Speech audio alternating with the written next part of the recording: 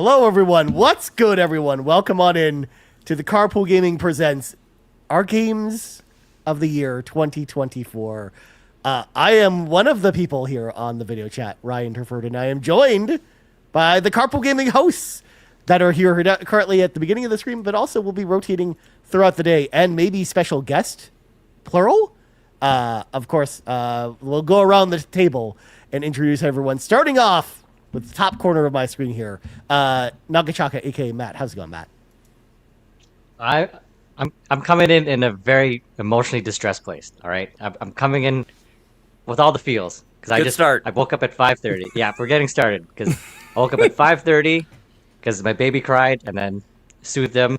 And instead of being responsible and going back to bed, I was like, no, I'm gonna play some 1,000 Times Resistant. Oh man, that chapter I just finished just hit me in the feels. So I'm in a weird space. That's all I'm saying. How Game-induced distress. Mm-hmm. How irresponsible to be up so early and how dare you? Who does that? Not me. Oops. We also have his Royal Baroness. Ron is here. Hello, Ron. Hello. And then we also have Fee is also here. Hello, Fee. Hello, good morning. I'm so excited to be here with all of you with my large coffee. Super Yeah. excited. Heck yeah. I came in dancing when I joined the call, and I'm really excited to just be hanging out with you guys for the next 10 hours. Yes, very nice. Or 10 days. However long it this'll take. takes. Yeah, Exactly. That's what Sean Don't said. put a limit on it. Yeah. I apologize. 10 hours isn't enough. I think we It may should be be longer. here until January 1st. Why not? Who needs Christmas? You guys Prison of our own design.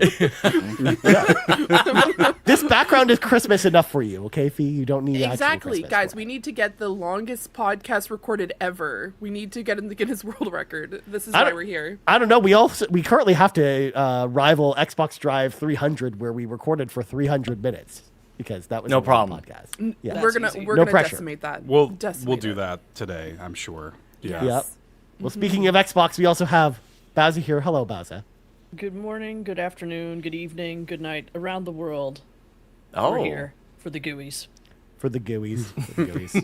Why has this become a thing? It makes me The sad. games of our year, not the year of our year, Ryan. Kind of turned into Bane a little bit there at the end. And there you Sean, I would like you to know that was Games my of our first year. loud sigh of the day, and I promise you it won't be the last. It's fine. I was sighing without anybody else hearing because nobody was on time. But it's fine. I've got my coffee and we're good. Lies. And by I the was way, here because that was before snarky. you. Lies. I'm not yelling at you. Don't worry about it. You know, everybody knows Nobody who was was on time. here on Hang on a time. second. I'm It's taking all a right. turn. I was the one that was late, Calm- everybody. I'll put it out Calm there. yourself. Calm My bad. yourself. Sean, I just want to say I think I took instant offense because I'm usually late, and so I automatically assumed Wait, you were I was talking- good. Yeah. I was good today. I'm taking a turn.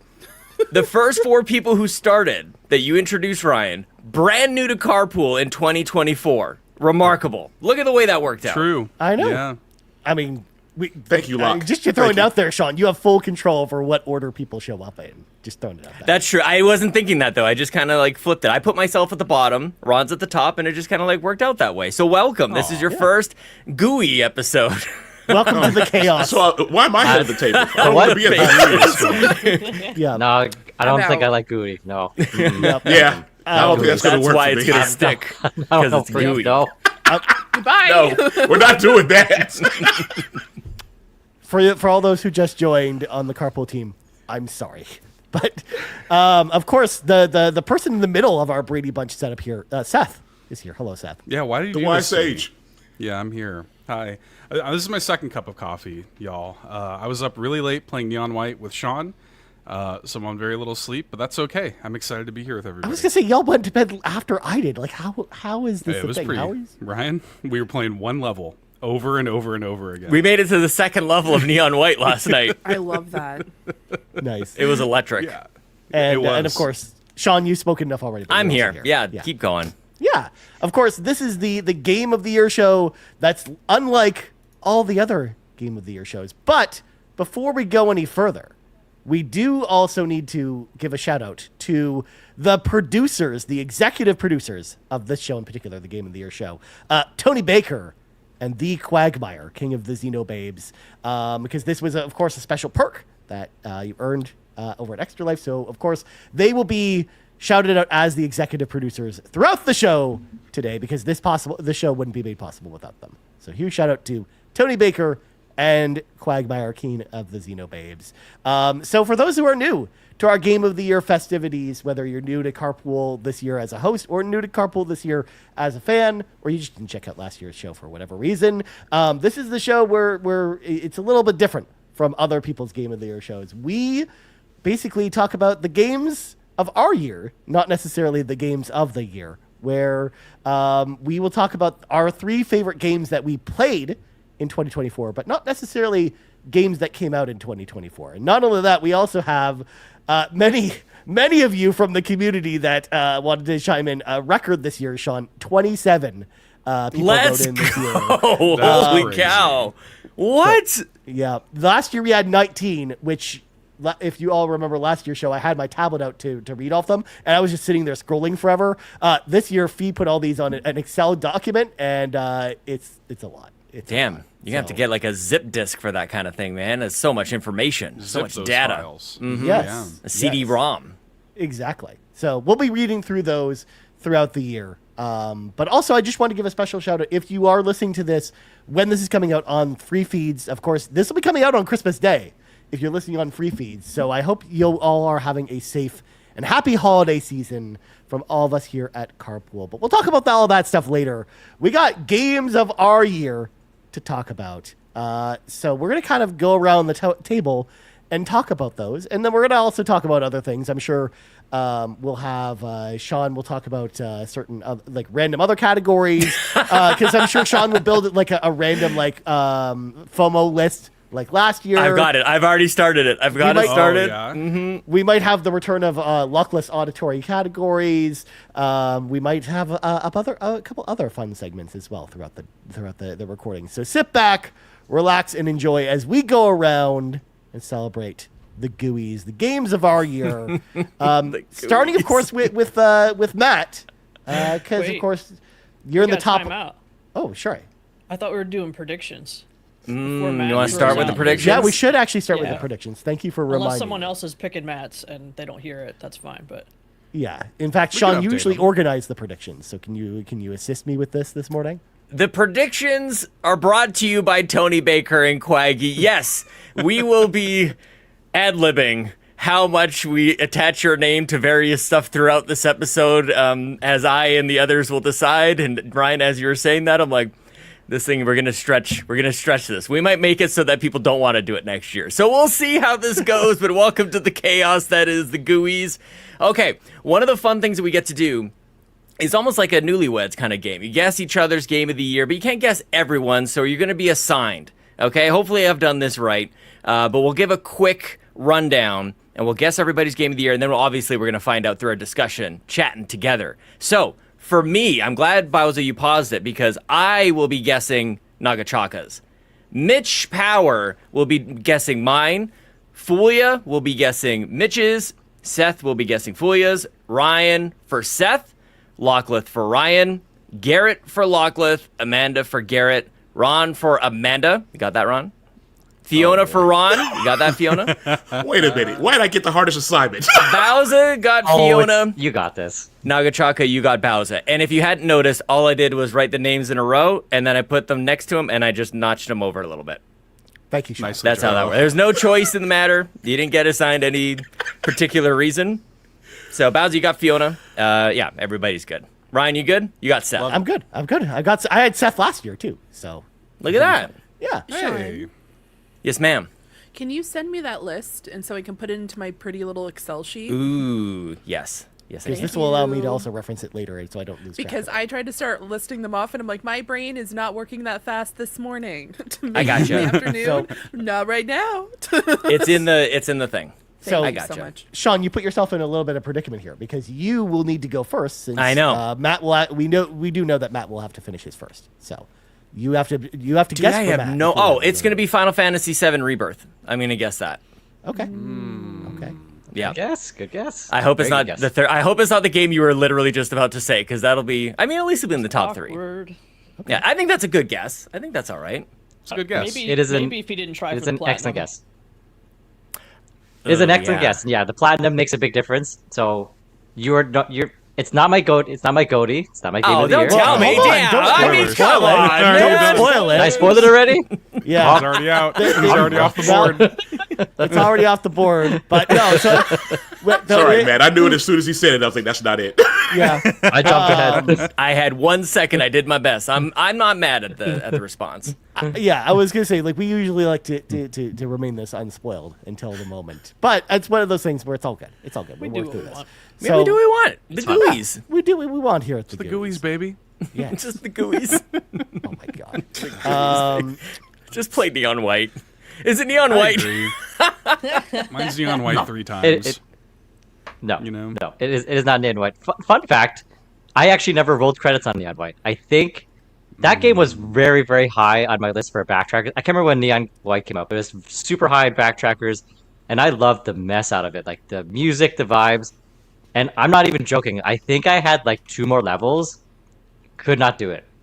Could not do it. I remember talking to Josh from the backtrackers about it. I'm like, I love this game so much, but I'm so mad that I cannot beat this game, and it's like tainted this memory of it now because I was like, I can't. And there's no accessibility, right? Like there's no story mode for the story mode king.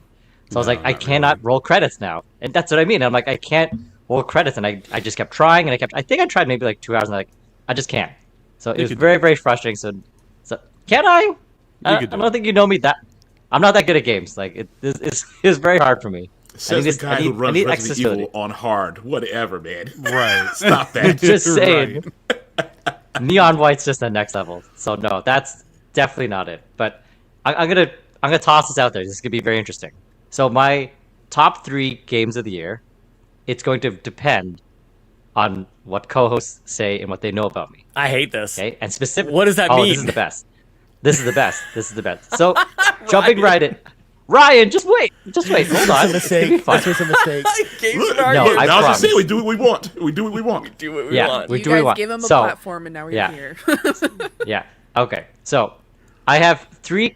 There's 3 games that I finished around 19 games this year. Okay. There is 1 game I still haven't finished yet. So normally I don't like to assign like a ranking for a game until I've completed it because, we've all played these games where like they're super amazing, we love it, and then it falls off at the end, and it's like, well, it kind of ruins the experience. Even though like I know it's not about the destination, it's about the journey and all that crap. But like sometimes when a game just really falls off the rails, like Yes, man. right, Ron, you know what I'm talking about, yeah. I know. Get him. You know what I'm talking about. Sometimes, yeah, but it just goes off the rails at the end. You're like, what just happened? So sometimes that can happen. So as of right now, I have not finished 1,000 times resist. I'm almost at the end. As of now, I am obsessed with this game. I'm completely obsessed. I'm so engrossed. There's so many things I want to unpack with it, but I don't know where to assign it. I don't want to say it's my game of the year because I haven't completed it yet. So there's 2 people here that I know of that have finished this game and know me quite well. People here know me well, but not everybody's played 1,000 times resist to the end. So specifically, I believe Bowser and Seth, the 2 of you have finished this game. Is that correct? Correct. All right. Yep. So you 2 know me very well.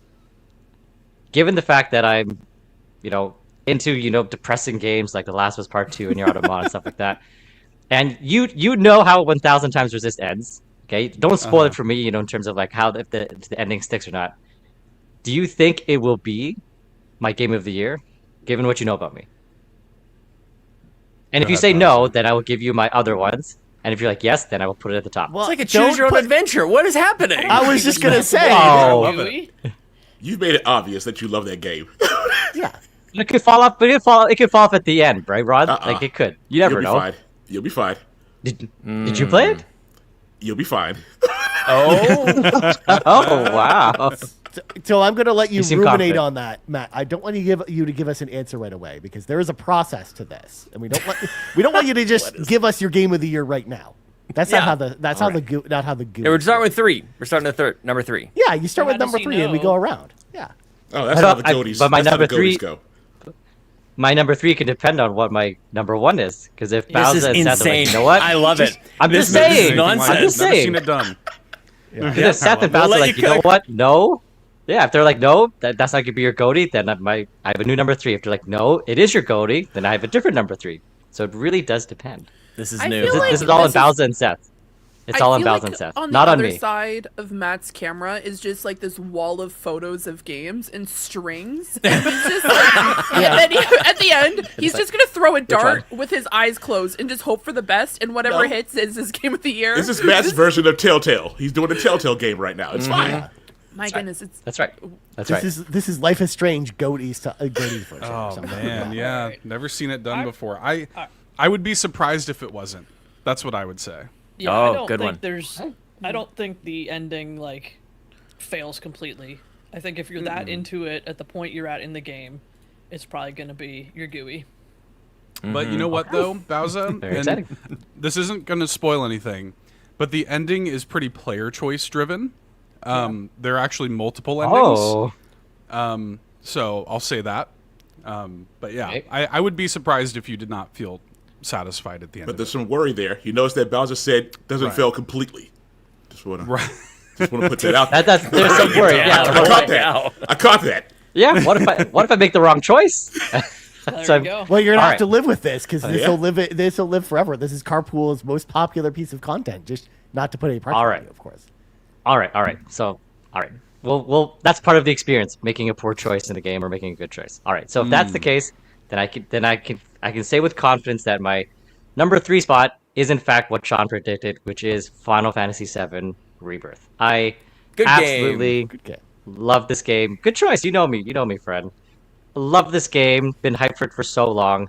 In my opinion, this is the one of the best definitions of a sequel, because they took what worked in remake and just made it so much better in terms of the storytelling and the combat. And if you haven't played remake, that is for me, what I've experienced, it has one of the deepest combat systems. And the fact that they were able to elevate that in Rebirth was very shocking. I was expecting it to be the exact same type of combat system, but the fact that they introduced so many different things with the pairings and things like that, I was just very surprised that they did that. And it added such a different element to it, and absolutely loved it. I didn't get to play it on hard mode yet because that's not unlocked till you actually roll credits, but I was doing my best to treat it like hard mode. I wasn't using any items, things like that. I was getting ready for the platinum. But if you've been following us on the PlayStation Drive, you'll know that I failed at the platinum attempt. It was very, very soul crushing. Not even because of the difficulty. I didn't even get there yet. It was I the didn't mini even get to the hard mode. It literally was the mini games, and not just the mini games itself, right? It's where they put the mini games. It is literally such a slap in the face to the players, because there's mini games throughout the entire game. But when you're literally near the end game, I think it's the second last chapter, the game is oh, by the way, if you spent all this time completing the mini games, you're not actually done. Here's an extra mode for all the mini games, and you can go back and do them on a harder difficulty, and do it. And just gonna dump it on you. Doesn't even make sense story-wise. Why could I play all these modes when I found the games in the first place? Why is it near the end when I'm trying to save the world and Sephiroth and Zack and fight Destiny and all this stuff? Why am I getting all the mini games at this point? It was just that was soul crushing. But so because of that, and what Bowser said, if I didn't go for the platinum, if I just played it, in a more organic fashion where I just picked what I wanted to play and just went for it, this might have been my goatee. It would have been a very, very difficult choice between that and 1,000 Times Resist. Seth, I'm losing here. I must have said something. It's I did the something. French captions on the video are killing me. They're sitting there saying "Allons-y," and I'm glad Seth said it because I was like, Don't know why they're there, killing but me, we're dude. leaving it, man. We're going with the killing me, French dude. captions. I hope this I is was like, this oh. is the thing. Look, we said around the world. We're international around here, okay? For the audio listeners, we are currently watching a trailer for Final Fantasy VII Rebirth with Oh, French my captions goodness. on. That was Great. I was gonna fix it. I'm gonna leave it. That's great. Allons-y, Allons-y. Tifa. Very good French, Seth. Oh, qu'est-ce que c'est? But Final Qu'est-ce que Fantasy, c'est, Sephiroth? yeah, but Final Fantasy VII Rebirth, you're number 3, huh? It is. Yeah, we It is. got I still 'em. enjoyed it despite its flaws, but no. Good. You know me. You know me, Sean. Very good. Very good. Yeah. Yeah, it That was was number 3. Yeah, I don't know that I would. I think I see where your number 1 is going. I don't know if I would have gotten that. That's a bit of a surprise, but that's good. I like it. I like Yeah. this. I also appreciate, if I can, Ryan. Of course. I appreciate Nagachaka doing what I probably would do, which is come not totally prepared, but put a spin on it like it's for the content. I like it. I see it, and I like it. I approve. Yeah. I was gonna say the GUIs are always full of chaos, so always adding another chaotic element to it is appreciated. Nicely job. Yes, nicely job. So Matt, before you go any further, I want you, of course, we have to finish our predictions because we started this with predictions where Sean predicted Matt's and then he just went into his number 3. We should go around the horn and get our predictions out of the way first before we let Matt continue with his GUIs. So Matt, you would need to actually guess Bowser's Game of the Year. What do you think Bowser's Game of the Year is? This is fun because I haven't picked it yet. It's great because you can just spin a wheel, Ron. This is perfect. Just put it on a wheel and make a guess like that. No. Want me to put all 51 games on the wheel and let you spin? No, I don't do wheels. That's not my would. thing. No, Absolutely not. I do not do wheels. I'm pretty confident that none of the Backtrackers games will be Bowser's goatees.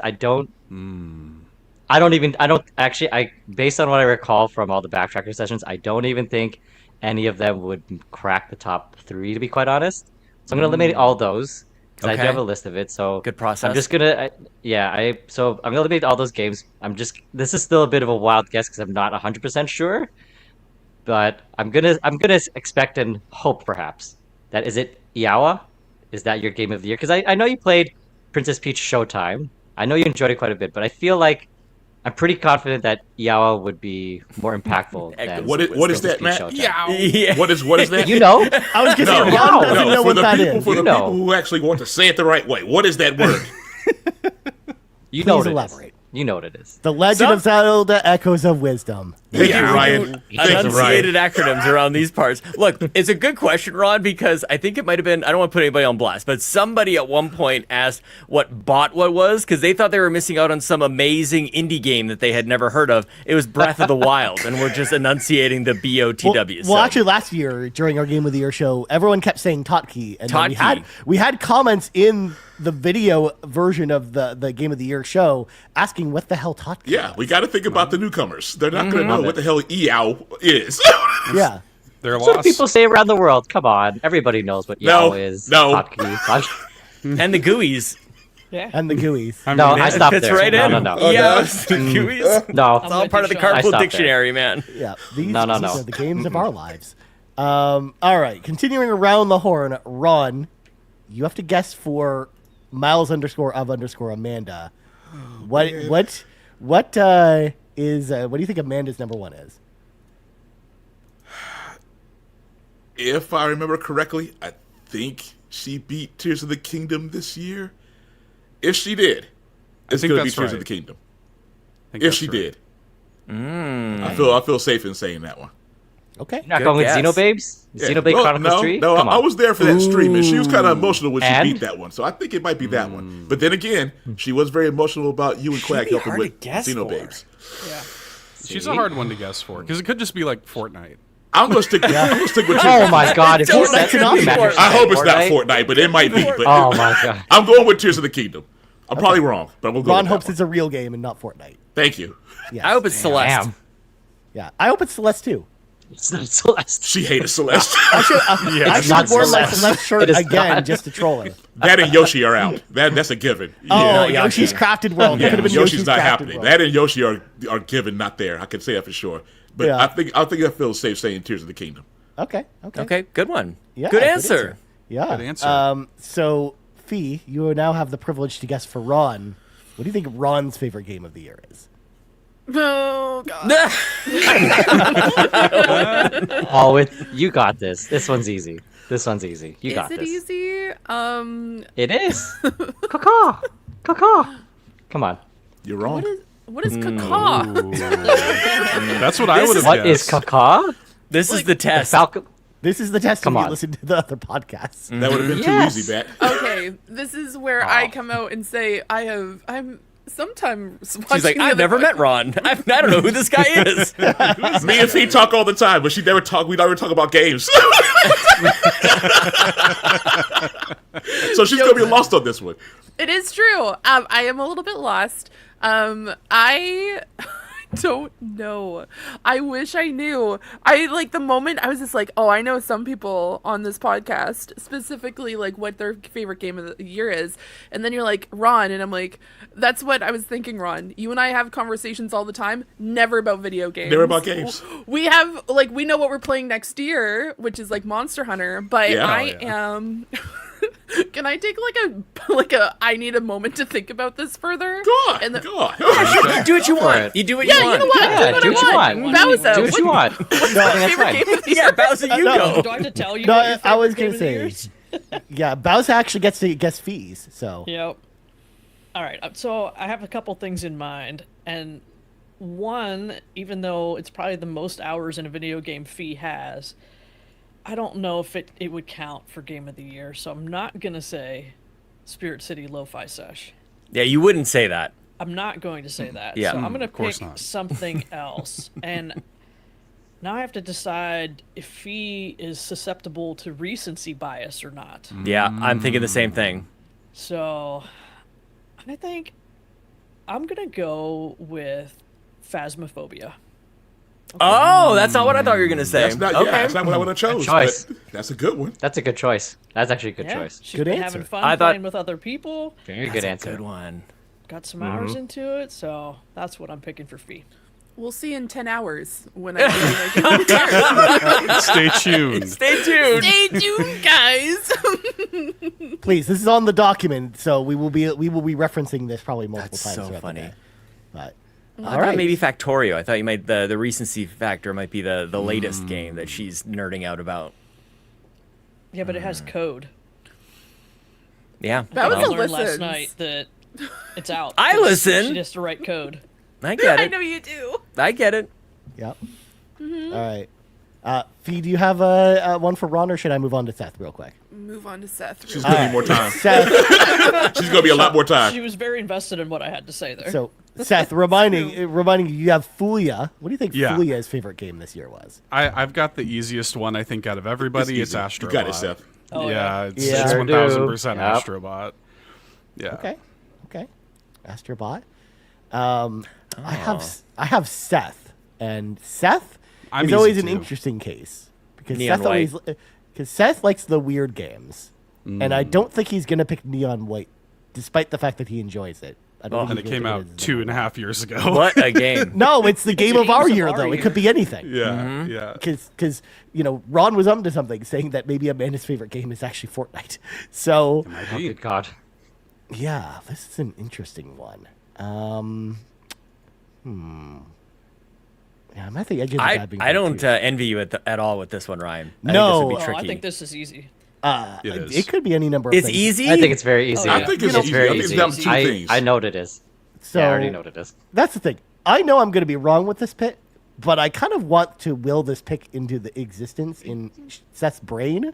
And I'm going to say RZ is Seth's That's favorite. one of the ones I was thinking. I know that it's not. Yes. But I want to say that it is because I want it to be. I So, love that pick. I'll say that. Yeah. I love that. Oh. I mean, I love that game too. So, Sean, you get to pick. Oh yeah, you already picked for Matt. So that fully. I'll go again. No, I'll do it over. No, Fee, we're back to you. You now have to pick for Ron. You don't have a choice now. Wow. My gosh. This is going to make me seem like such a jerk because I have no sweet clue. That's okay. We put you up to this, so don't feel bad. That is true. That is 100% true. What came out on PlayStation this year, guys? It's not gonna be Fortnite. I can tell you that much. Man, I No should say Fortnite. Fortnite. And it's not I should- Concord. It's not Concord either. Stop giving your hits wrong. Who cares? Or We're all wrong Suicide about it Squad. anyways. Just Or pick a Suicide game. You know Squad. what? It's not You know that. what? You know what? Ron's favorite game of the year was Astrobot. That came Nice. out on. Yeah, we're going with Astrobot. Did you say Astrobot? Oh my. I haven't even played it yet. Wow. Definitely played it.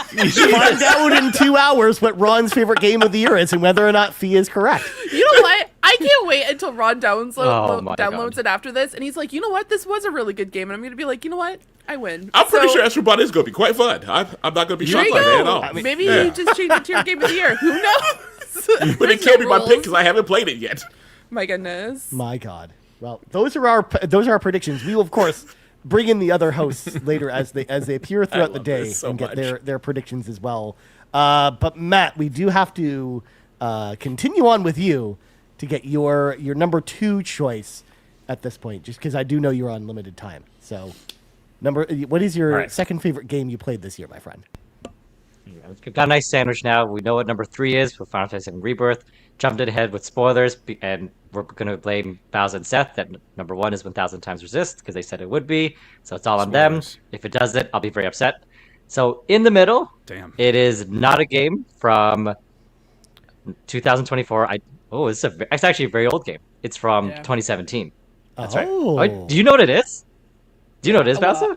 I think it's one of those Resident Evil games. Oh, that's actually a very good pick. That's a very good pick. I wouldn't do that just because. Now it is. I played. Yep. No, I wouldn't do that. That's like a game I played all those games a million times. I wouldn't do that. I wouldn't do that. No, it is a game that I think I started last year, but I did roll credits in 2024. And yeah, so obviously this one would have been it probably would have been my goatee if Seth and Bowser were like, nope, 1,000 times resist falls off the cliff. It's pretty bad. So this would have been my number 1, and it is Xenoblade Chronicles 2. I know a lot of people don't like this game, and the criticisms are fair. Ron, I know you love this game as much as I do, so you're welcome. Because singing high praises. You should have picked Xenoblade. You should have picked Xenoblade. Oh no, not a trailer. He's the king. Oh god. Make sure it's in French subtitles. Please make sure it's French. Yeah, make sure there's French subtitles, please. But yeah, I absolutely adore this game. There's a lot of issues with this game. Like if you play in handheld mode, like good god, like it's not just slow in terms of frame rates, which is like most Nintendo Switch games on handheld, but like I want to say it's like 540p or less. Like I'm not a visual person, but even I'm like, this game looks like disgusting in handheld. Like this one is like, you better play on the dock. So there's a lot of issues with that, and like this is one of the most atrocious like navigation systems I've played. Like in an RPG, like you cannot figure out where you. I like how you're saying you're starting off very bad here for this to be a one on your goatee. Hey, number 2.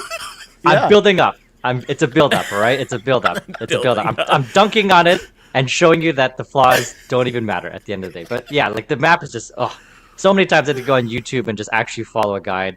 So those are the 2 biggest like egregious things that were very, very frustrating with the game. But despite all that, despite all these bad things, it is still my number 2 because my goodness, the story slaps. Like I love all the Xenoblade Chronicles games for very different purposes.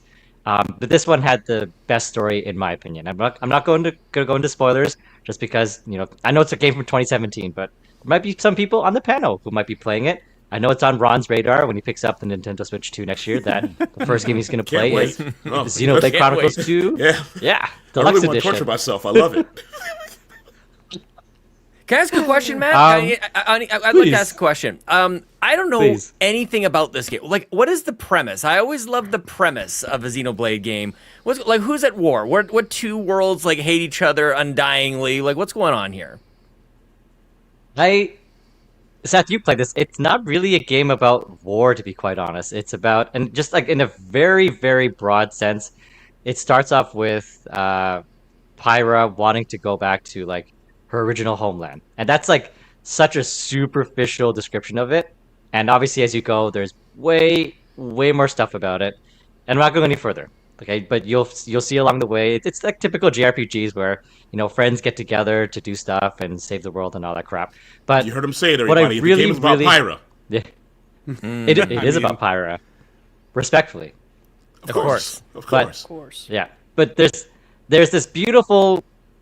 Very a beautiful tragic relationship between the blades and the driver. So Rex is the driver, and his blade is Pyra, kind of like his weapon and things like that. And they explain this very, very beautiful, but very, very like depressing and tragic relationship dynamic and how it works. And that's not even the main story.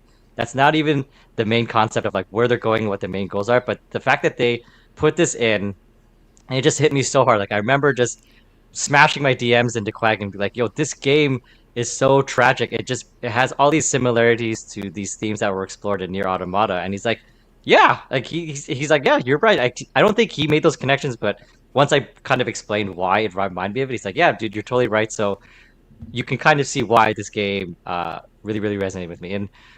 And for me, the ending sticks the landing. Like I love Xenoblade Chronicles 1 and 3, but those ones, in one way or another, the ending doesn't land in 1 or 3. It's either like this story is so outlandish, even for a JRPG, this is too much.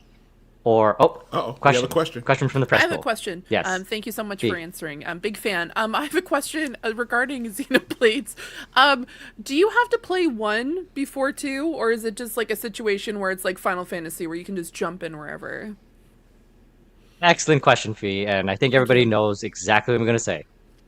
It's one full experience. You really should play all of them. However, Yep. I'm glad. It's such a good setup, Ron. Like, I'm not gonna slam dunk. She alley-ooped it. Come on. Yeah. I had to take it. Come on. No, but you can technically play each of them in any order. They are separate contained stories, but there are like little Easter eggs that kind of make it a connecting world. But if you don't like I played 1, 3, then 2, and I was fine. So you can jump anywhere. It's an interconnected standalone. I like it. I appreciate it. So Fee, what you you're don't saying, have time for 300-hour games. Just What are you talking about? I had enough time to play 1,500 hours on one game this year. We're here. Yeah. Let's pretend we don't know anything about I was gonna say, no. Fee, don't you play Final Fantasy 14? How many hours did you put into that? Yeah. Whoa. Oh, Final damn, I Fantasy forgot 14 about is a that quality game. Don't put that in the same have- sentence Yes. with Xenoblade. Hey, I have maybe Xenobabes is 1,800 quality. hours in Come on. it. And that's a game I actively played. It's 1,800 hours, give or take. yeah. if you can do 1,800 1,800 hours? I mean, Not this year. Just imagine. Totally. Yeah, that's not I can imagine that's not that much. That's not that much No, in that's low. MMORPG. I mean, yeah, Icky. like Sean, you don't want me to tell you what my number is for that game. 18,000 hours for Ryan. If only. 18,000. It's actually pretty close. Oh to the my 10 god. It's actually pretty close to the 10,000 hour mark. Good God. So, Yeah. Sophie, you could jump into Xenobabe. You could do 300 hours. Yeah. You'll do that in your sleep. I'm You doing can do it. But no, Fee, please don't. let's Please go. I'm in. I mean, people are will. going to find out soon, Sean, because we talked about this at Extra Life, but Xenobabes 2 should be a thing maybe next year. So I think people are going to be playing this more next We're year. I X. think. It's on the docket. Yeah. Yep. And X. Thank you, Bowser. And X, Yes. All yeah. the Xenobabes. Yeah, X. That's All the those one Xenobabe Xenoblade movements. game I actually like, is X. So There you go. Yes. My favorite segment, Now, not the Ryan. games we have been playing, but the games we will be playing. 2 Xenoblade games coming on deck. Yes, I love Yeah. it. Yes. Yeah. Aren't you glad you joined, Ron? This all the Xenobabes. I'm sorry. My brain started going to a safe space. I don't even know what happened. I don't know. Safe space. yeah. Braun But no. safe mode. So much, dude. I feel bad for No, Ron. I'm going to get through it. I I'm loved okay. it. He's No, got I his loved it. affirmations in the middle of the show. Yeah. He's I'm in a safe meditating over space. there. I'm okay. I'm happy. Yeah. I'm going to make it through, dead. everybody. It's going to Well, be okay. That's great. Yeah. No. Good answer. Good answer. Love the game. Loved it. Yeah. Loved it. Yeah. Nice. Well, there you go. So Xenoblade Chronicles 2, Matt's number 2 game. See, I like what you did there. You put Xenoblade 2 in the 2 slot. I'm shocked. I thought Drakengard was going to slip in there, but I was wrong. I Clearly, forgot that's about the that. story. Dude, that game's rough, man. You already know this. Dragon Guard 3. You know that game's rough.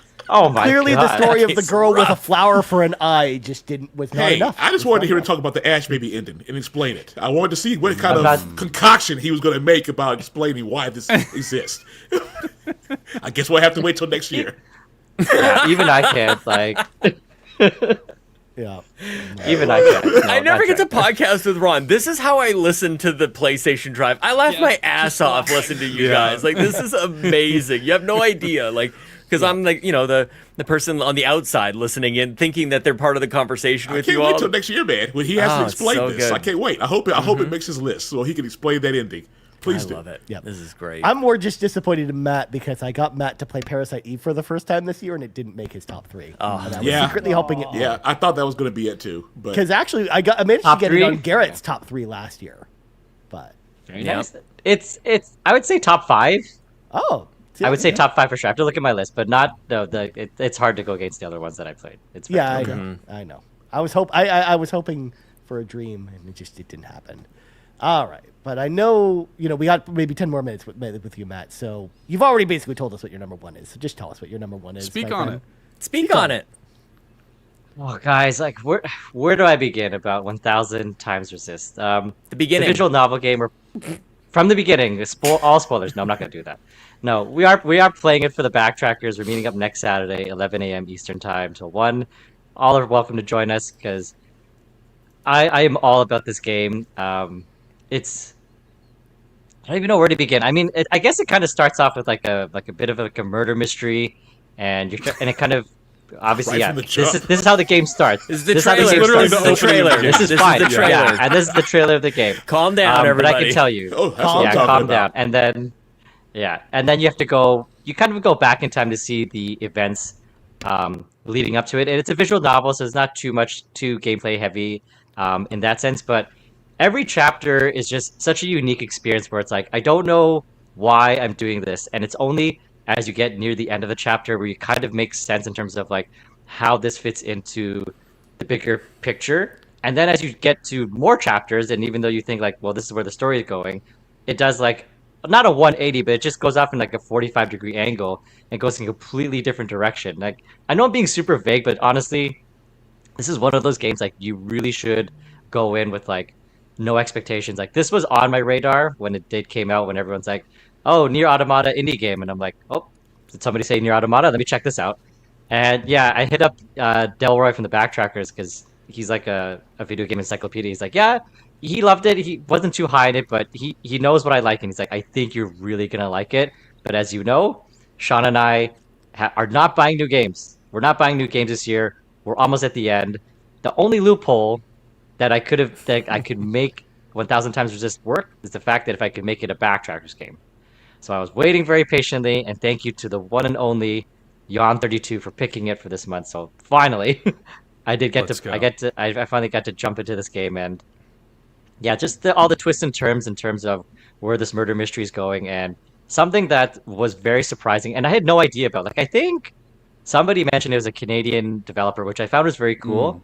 I had no idea that this game was made by a Chinese Canadian developer, and the fact that he incorporated so many elements of the Hong Kong experience into this game, and it just caught me off guard so much. Like, I haven't had an experience like this since Sleeping Dogs, where I was like, oh, it's just so cool to see like this mainstream game incorporating like Hong Kong culture, and just like the fact that in this game, like there was this one part early on, it's not a spoiler, where one of the characters says something in Mandarin to the protagonist, and she's like, I don't know what you're saying. And in my head, I'm like, yeah, I don't know what you're saying. I don't speak Mandarin. And then she's like, aren't you like a Hong Kong person? And she's still saying it in Mandarin. I'm like, what is she saying? And then she changes the phrase into Cantonese, and then the person's like, oh, now I know what you mean. And I'm like, yeah, now I know what you mean. And it's just like this, yeah, if you speak those two languages, you know exactly what I'm talking about, just how that reference hits. And it's just, so that's been such an interesting piece. And I don't want to go into spoilers. Look, if you want the full experience of how much I love this game, join us for the Backtrackers, because otherwise you're missing out. Because I'm going to go in deep into that game about how it's such a love letter to that culture, and just the fact that it's not even the main storyline. Like, in my opinion, at least, I don't think that's the main purpose of the story, but it's just like organically part of it, which I think is a beautiful thing, as opposed to being like, forcefully, like, we're just going to force this into the story. Like, it just fits so organically. So just seeing that, and again, just being this beautiful murder mystery, and obviously there's lots of themes and talking about, parenthood, the Chinese Canadian immigration experience, like a possible pandemic. This bit of a spoiler-ish in the sense that, like, what's the purpose of life in the terms of, like, I'm gonna stop. I'm gonna full stop there. But it goes pretty hard. Slams on the brakes on himself. Yeah. Yep. Yeah. I had to. But listen, Ron, I know you have this game. You need to take it off the wheel. You have this and game? Just play it. Ron has this Craig game. got it for me. Oh, you got to play it. But the rules of the wheel dictate. Oh, the wheel. Right. Well, here's the thing. I haven't put it on the wheel because I haven't decided if I'm just going to play it. It's not even on the Put it wheel. on the wheel, so it's not on the wheel yet. Oh, geez. You got a week. See, It's off the board. There are some games that Ron will bypass the wheel and just play them. There are exceptions, and I feel like 1,000 times resist needs to be one of them. Dude, come on, do it for Quag. Do it for Quag. I might do it for Quag. I might do it for Quag. Yeah. I mean, I hear it's a really pressure. good time, Ron. You know, Oh my Nope. God, Ryan. just take it off the wheel. Nope. Not allowed. All right, I'm sorry. I'm See Oh, yourself I was out. going to boot him out, but I didn't want to mess up the stream. I didn't want to be rude. He booted himself out of there. Come on back in here, Ryan.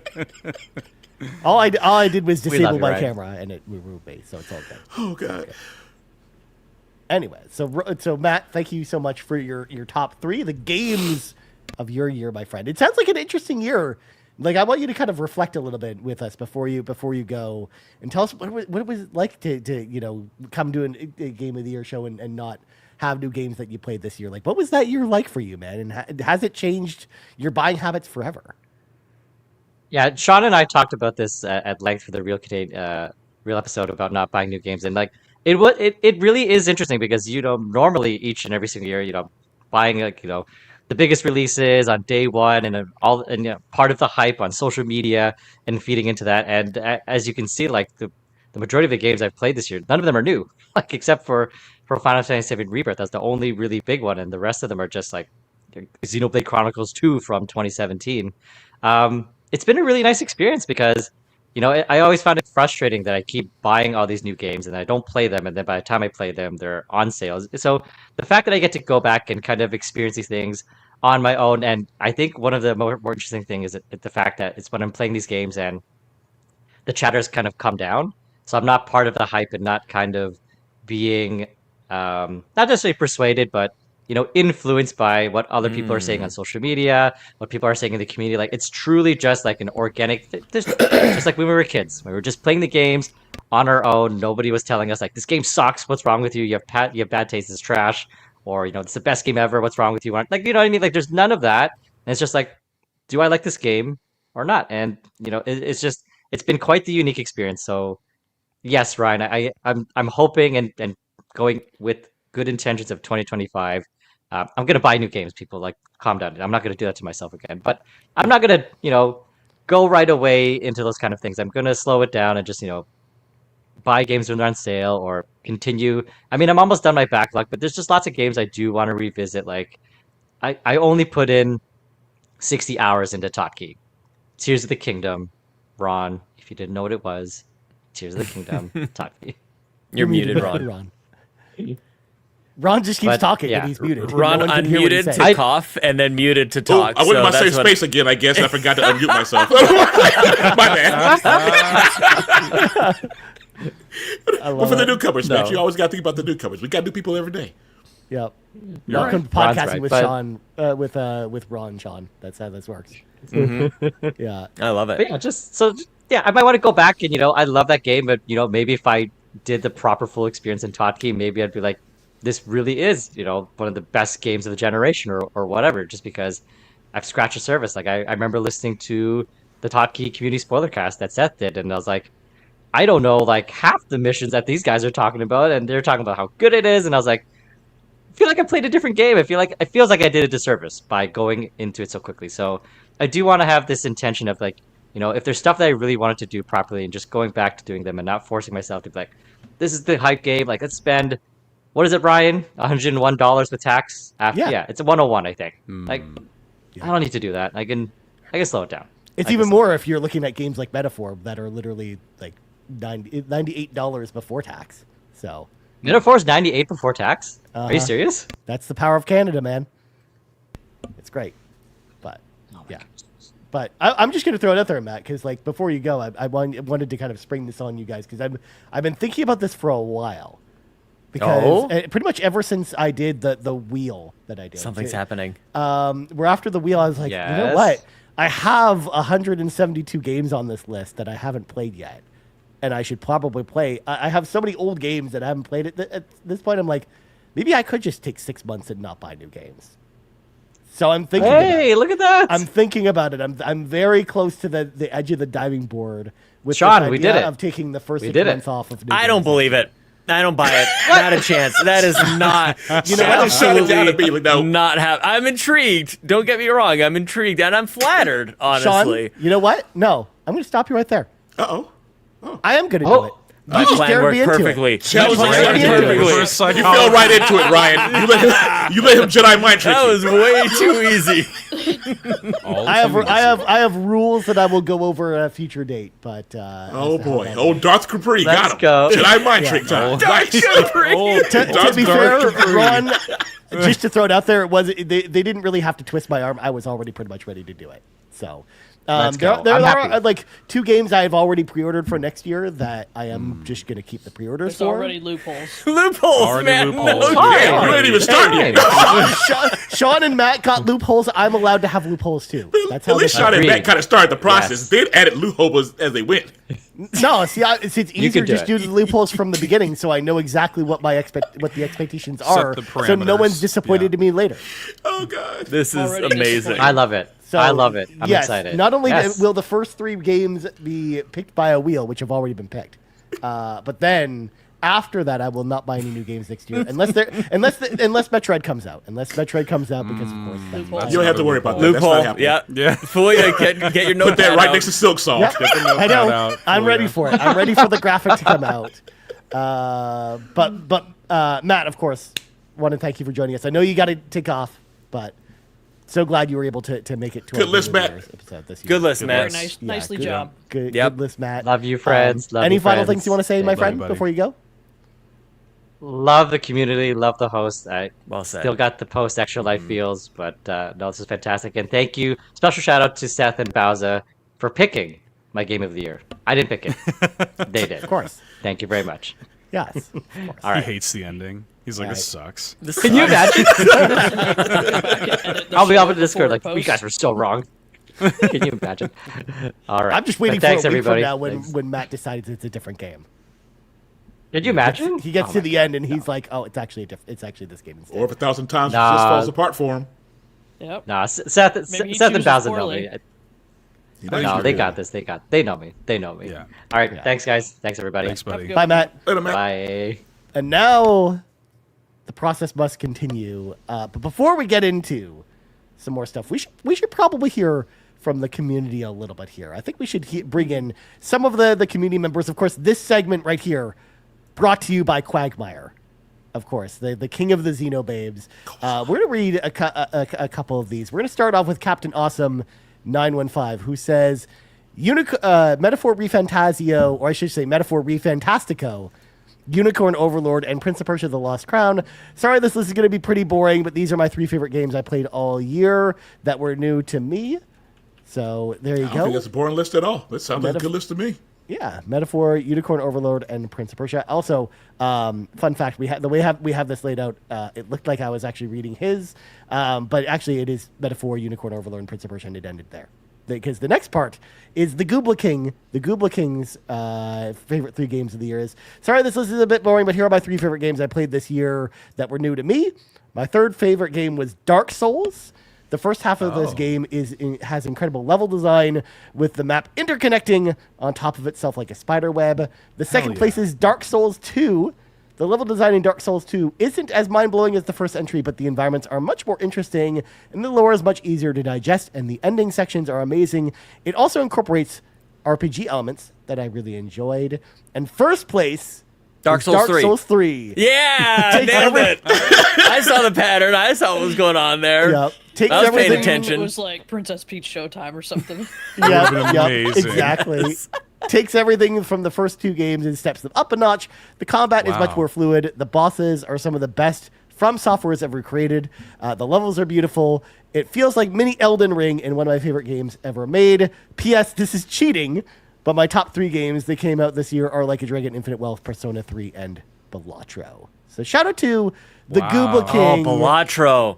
Balatro's making an entry into the Yes. games, Ryan, my category that I like to start.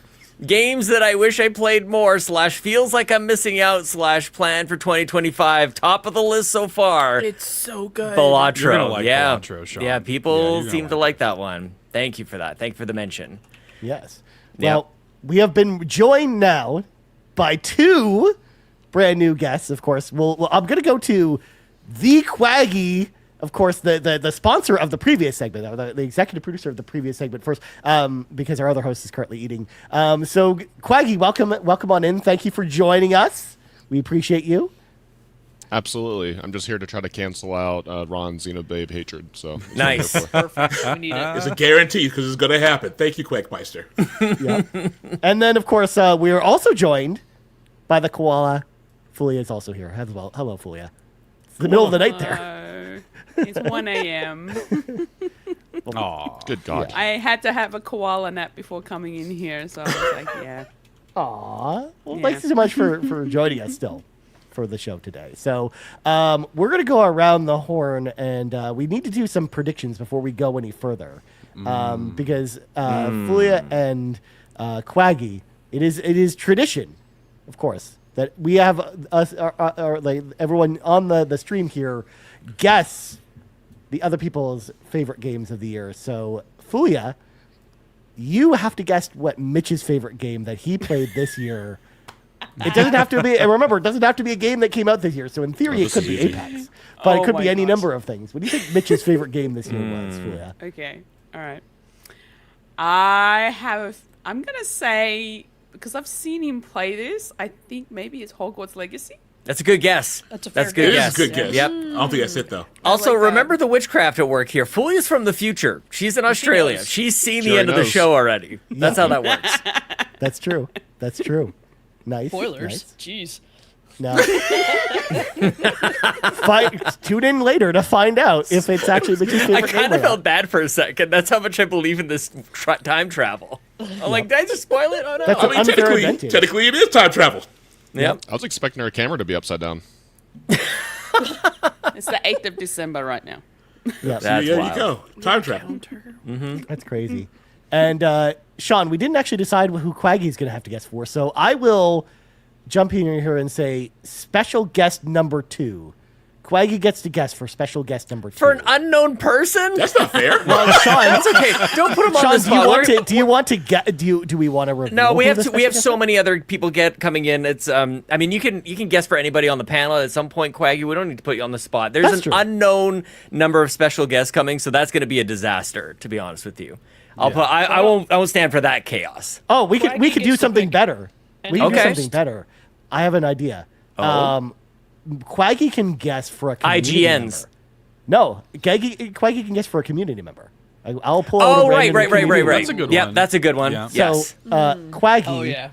I want you to guess what Croco Kyle's favorite game of the year is.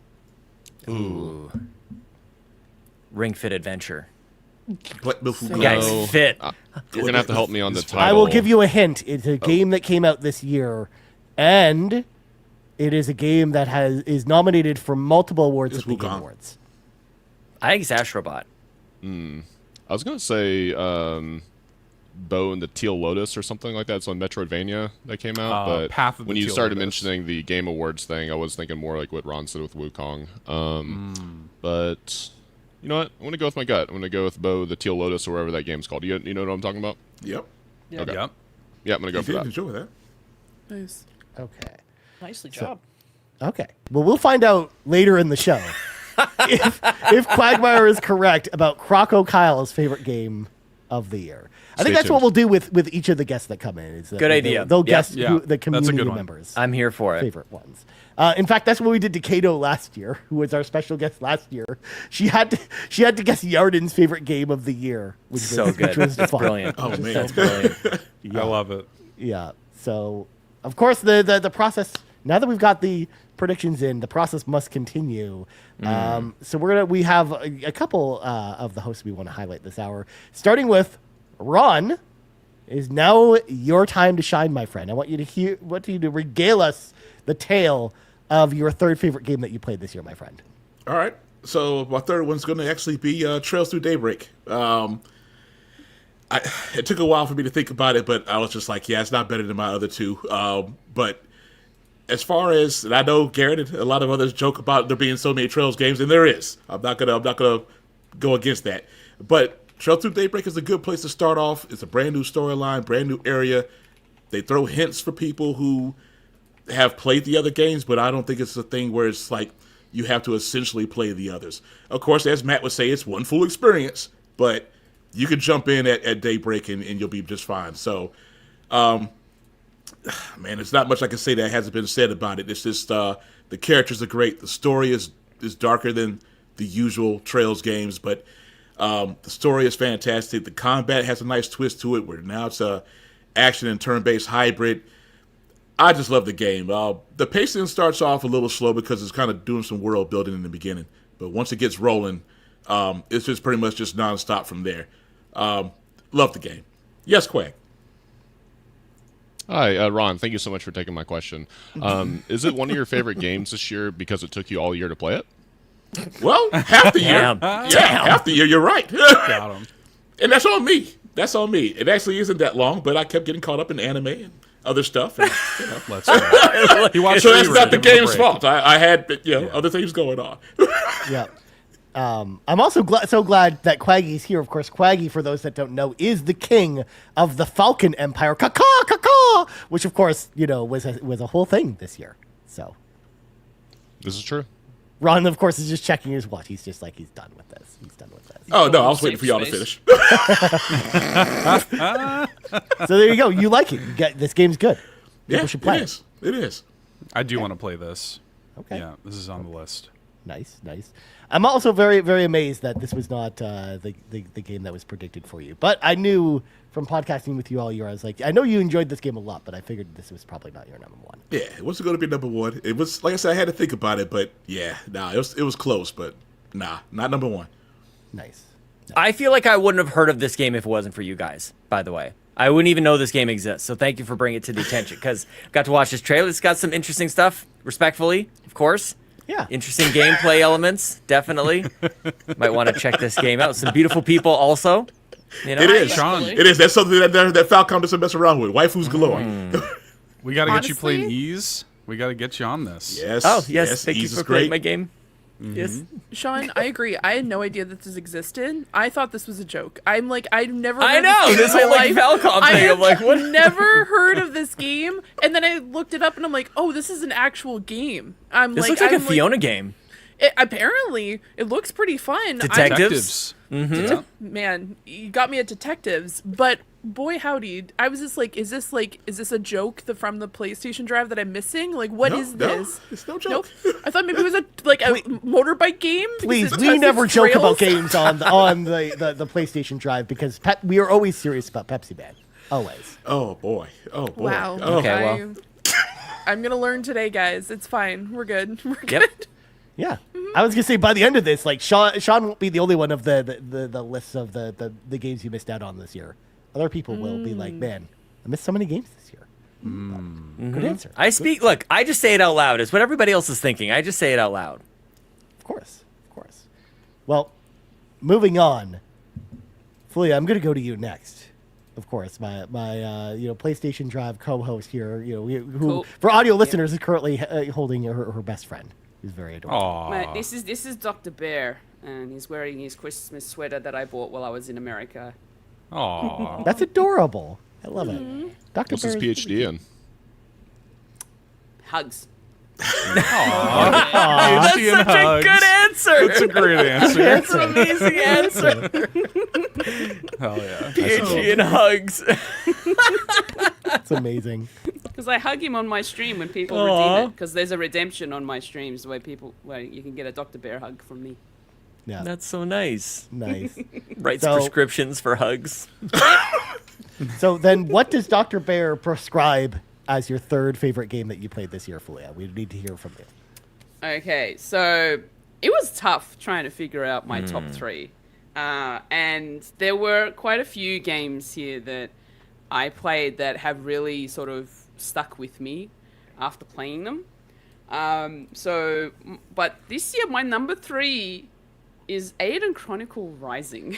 Oh, Wow. Now that's shocking me. I wasn't expecting that. I remember you talking a lot about this game earlier in the year. Yeah, so I think I may have put in probably over 50 hours into this game, and I really enjoyed the gameplay for this game. I had so much fun learning about all the different characters. The story was really cool, and I don't know what it was. It might have just been the whole side-scrolling look to it all, and just being able to go with a party of 3 all the time, and the fact that there's a kangaroo character in there. Let's Like- go. What's not to like? Some bias there. little bit. So yeah, I absolutely loved playing through Aiden Chronicle Rising. It was just so good. I don't know what else to really say about it. Like, it's just I didn't think that it was a game that was going to be in my top 3. Let's just put it that way. Yeah. Especially, what's funny about this too is like you were playing this in anticipation of playing the big game, Iodine Chronicles 100 Heroes, but then I don't think you ever ended up playing that game. No, you it's were sitting on enjoying my this game shelf, so much. still sealed. Yeah. 2028. Yeah. I will get around to it, I promise. Yeah. But I'm yeah, so just, confused. like- I need explanation, because especially as the person bringing up the trailers, and I typed in Iuden Chronicles and like 14,000 different things. I hope this is correct. What It we're is. showing Right. here. Yes. Yeah, that's What what is Right one, going yeah. on? This looks like a gorgeous game. I feel like Ryan, you and I probably talked about this on the Xbox Drive together last year. I feel like it's on Game Pass. I need details. What's going on with this thing? Someone, So- anyone. I don't know if I'm going to be very good at explaining. I Maybe will Ryan explain real quick. Yeah. So the Iodine Chronicles 100 Heroes is kind of like a spiritual successor to Suikoden. And Okay. when they were doing a Kickstarter to fund that game, one of their Kickstarter goals was if we made a certain amount of money, we'll make this side game that's kind of like a prequel to that big game that plays totally differently. And that's what Iodine Chronicles Rising is, where it's essentially a prequel to the main 100 Heroes big RPG. But it's like an action RPG, kind of starring 3 characters from a small town that are kind of trying to rebuild the small town by helping, raise money and complete quests and things like that. So yeah, it basically just came about because Iodine Chronicles 100 Heroes was a big success on Kickstarter, which is just like a cool I love story. that. Yeah. It kind of reminds me of like that a Bloodstained Curse of the Moon game, because that only came out for the same reason, because that was like a side spin-off done simply because they made money on Kickstarter. And in fact, it was made by the same company, because this was an Inti Crates game. Oh, nice. So they made this as well as Bloodstained Curse of the Moon and some other games. Mega Man 9 and 10 specifically are my favorite games from them. So yeah, this is a cool game. I remember, this came out a couple of years ago, Sean. Yeah. We talked about it on Xbox Drive back in the day, because it was a Game Pass game day one when it came out. There it is. Yeah. Okay, it's all coming together for me now. Thanks. Oh. Neat. I didn't know this was a side scroller. I thought it was like a turn-based, like in 100 The main Heroes? game. That is the main game. 100 Heroes is main the game turn-based is. one. Interesting. Yeah. Okay. Yeah. So, all right, that's a good pick. Nice pick. Nice Surprise pick. pick. I wasn't expecting that. Yeah. God of War. That was a Like God of War surprise. snuck in there. Yeah, weird that it wasn't God of War. Weird, it wasn't. Not- It's a number. It's No. number 1, Sean. It's got to be. Yeah, it's still coming. That's Yeah. right. It's still coming. It's still There's coming. still time. There's Let's still do room. it. Yeah, number 1, God of War. There you go. Spoiled it. Sorry. Yeah. All right. Spoiled it. Well, speaking of spoiling it, Quaggy, the Quaggy, king of the Xenobabes, I humbly decree to you, kind sir, what is your third favorite game that you played this year, my friend? So, third game. This one was a game that I was originally not really that excited about. I had played, obviously, Breath of the Wild and Tears of the Kingdom, and I kind of thought like open world games were kind of already peaked.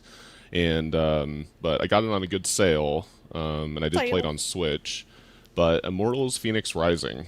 I let's was go. Love that. Yes. pleasantly surprised by this game. Honestly, there's even parts of it that I think actually is better than Hotkey in Breath of the Wild. Like, I think the combat in Immortals: Phoenix Rising is infinitely better than, I agree. than both Breath of the Wild and Tears of the Kingdom.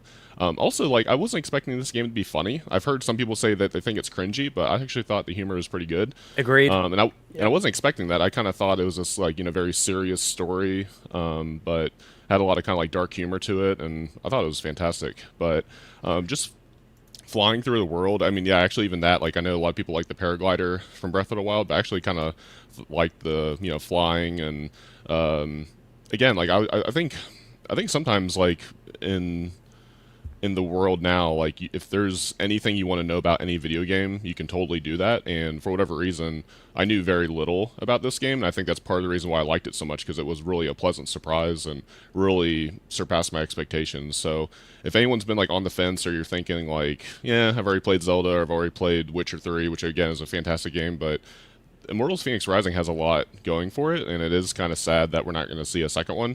Yeah. But definitely check it out. I even played the DLC. I played the base game on Switch. It actually ran fairly well. I did buy the DLC on, I played the DLC on PC. The PC version does kind of have some issues, but I was still able to, get it to work. And actually, the game looks gorgeous on PC. I'm sure it looks good on Cross-save. Series X, and it is cross-save. Yeah, that was the best part. Is that literally could just, and actually maybe since I have the camera for a moment. More games need cross progression, cross play. Like it's 2024. Come on, guys, let's get this going. If you want people to double and triple dip, you got to do that.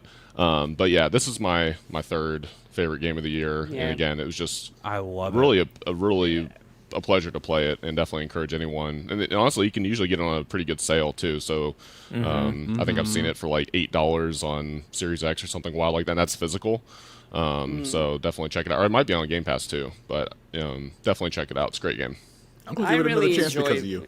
Yeah, Oh, I it's such really a good enjoy game. playing a lot of this myself. I haven't finished it actually, but it's definitely something I want to go back to. But it's a really great game. Yeah, I played it on Stadia, and it was really good cloud game wise. It was shown in the trailer at the very end. Stadia, rest in peace. Oh yeah, there it is. F's in the chat. F's in the chat. F's in the chat. No, but I love that game as a Greek mythology nerd. I just like the banter was really funny. And also I was listening to a book called Mythos by Stephen Fry at the time, and it was just the humor, like the comparisons between the two. You're just like, okay, this is like some deep like jokes that people might not understand because they don't they haven't read through the actual Greek like mythos, I guess.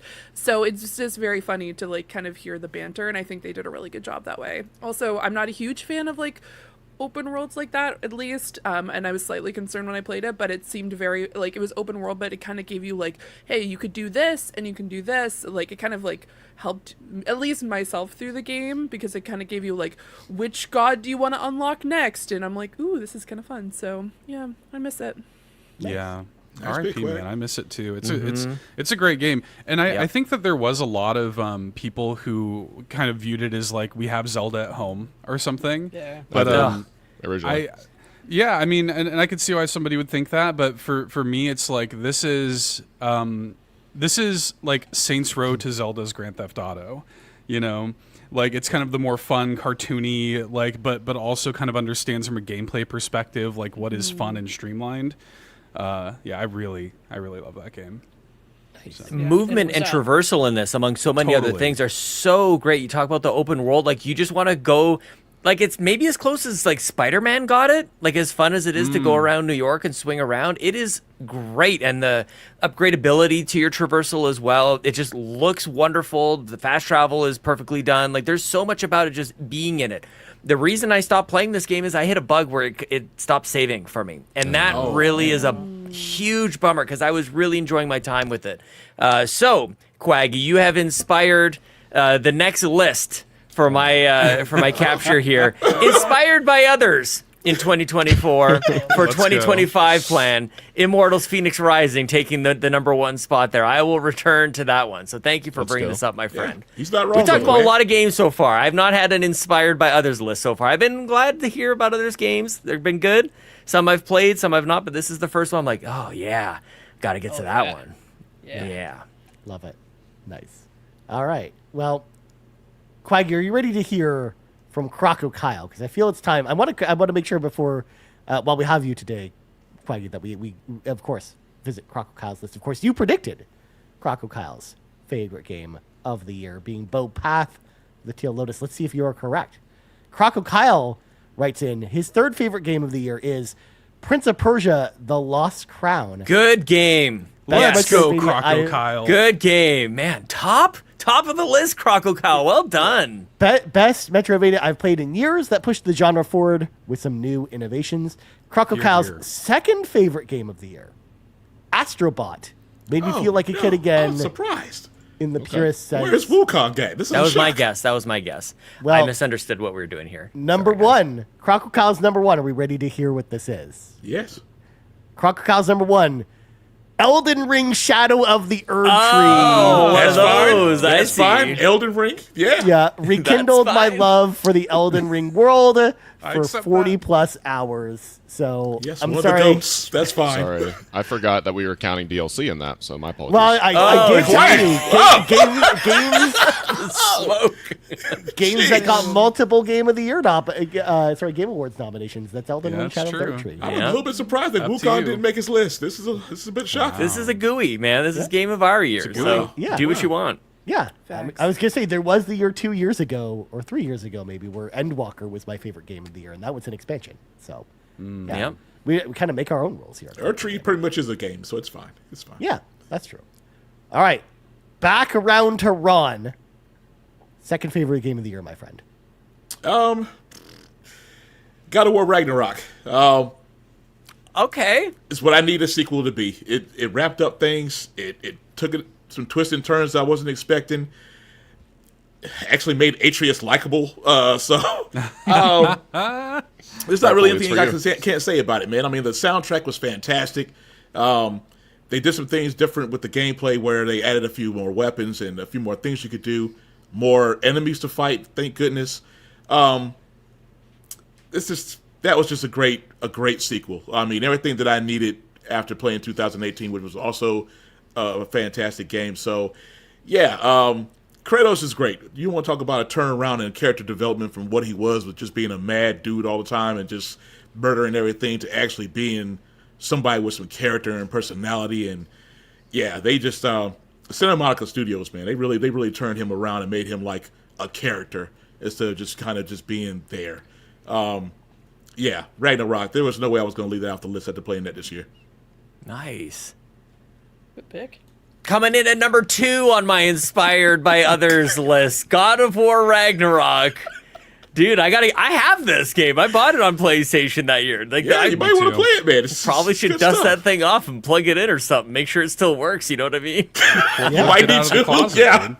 Yeah. Sean, you need to play it on your new beast of a PC you're building. That's what I was gonna say. It's on There you PC go. now. Oh, You can play it well, there. But Yeah, I that's already, true. like, I'm going to double dip on a game that I haven't played. I bought it on PlayStation already. But then you have to play with the DualSense controller. You don't want to do that. That's true. I can't even Hey, grip now, that come thing. on now. Oh, Just boy. excuse me. Yeah. It's the Lasts for Duke 3 controller hours. of the 2020s. You know what I'm saying? What? It's enormous. This thing. Wow. It's the Duke.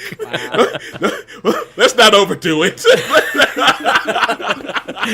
Okay, I can leave now because I got to make Ron hyperventilate for a second, and I'm here for it, man. What an experience. This is living. Look at that thing. It's enormous. Goodness. I mean, what are you talking about, Sean? It's not that big. The Xbox controller. What are you The talking about? OG Xbox controller was ridiculous. I have huge hands. That thing is a murder weapon in the modern game of Clue, okay?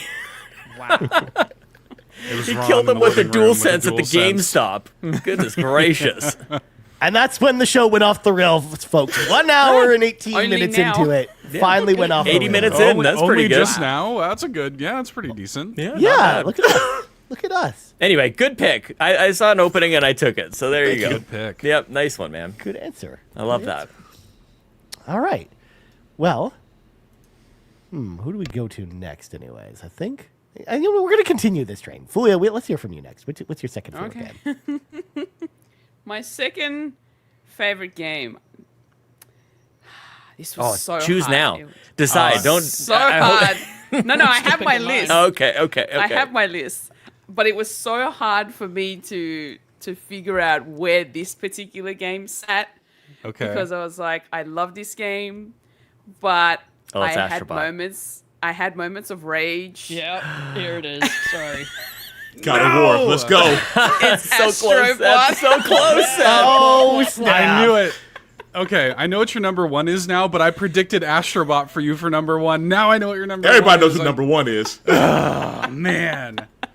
I love this game. It is adorable and just so much fun. And the platforming just really had it for me. And I absolutely just love playing through this. But there was just some of the I'm gonna say the speed run levels that really got to me a little bit. Yeah. Yep. And I was just thinking, I don't know how. I'm like one bot away. I am one bot away from finding all of them. I'm stuck with this one particular level that's really just pissing me off. But it's such an adorable game. I absolutely love it. The mechanics of it is just really amazing. And it's just finding all these cute little bots dressed up as different PlayStation IP. Most of which I didn't really recognize, to be fair, because I haven't really played as many PlayStation games as I could have in my past. But you didn't recognize Mr. Mosquito when you saw him?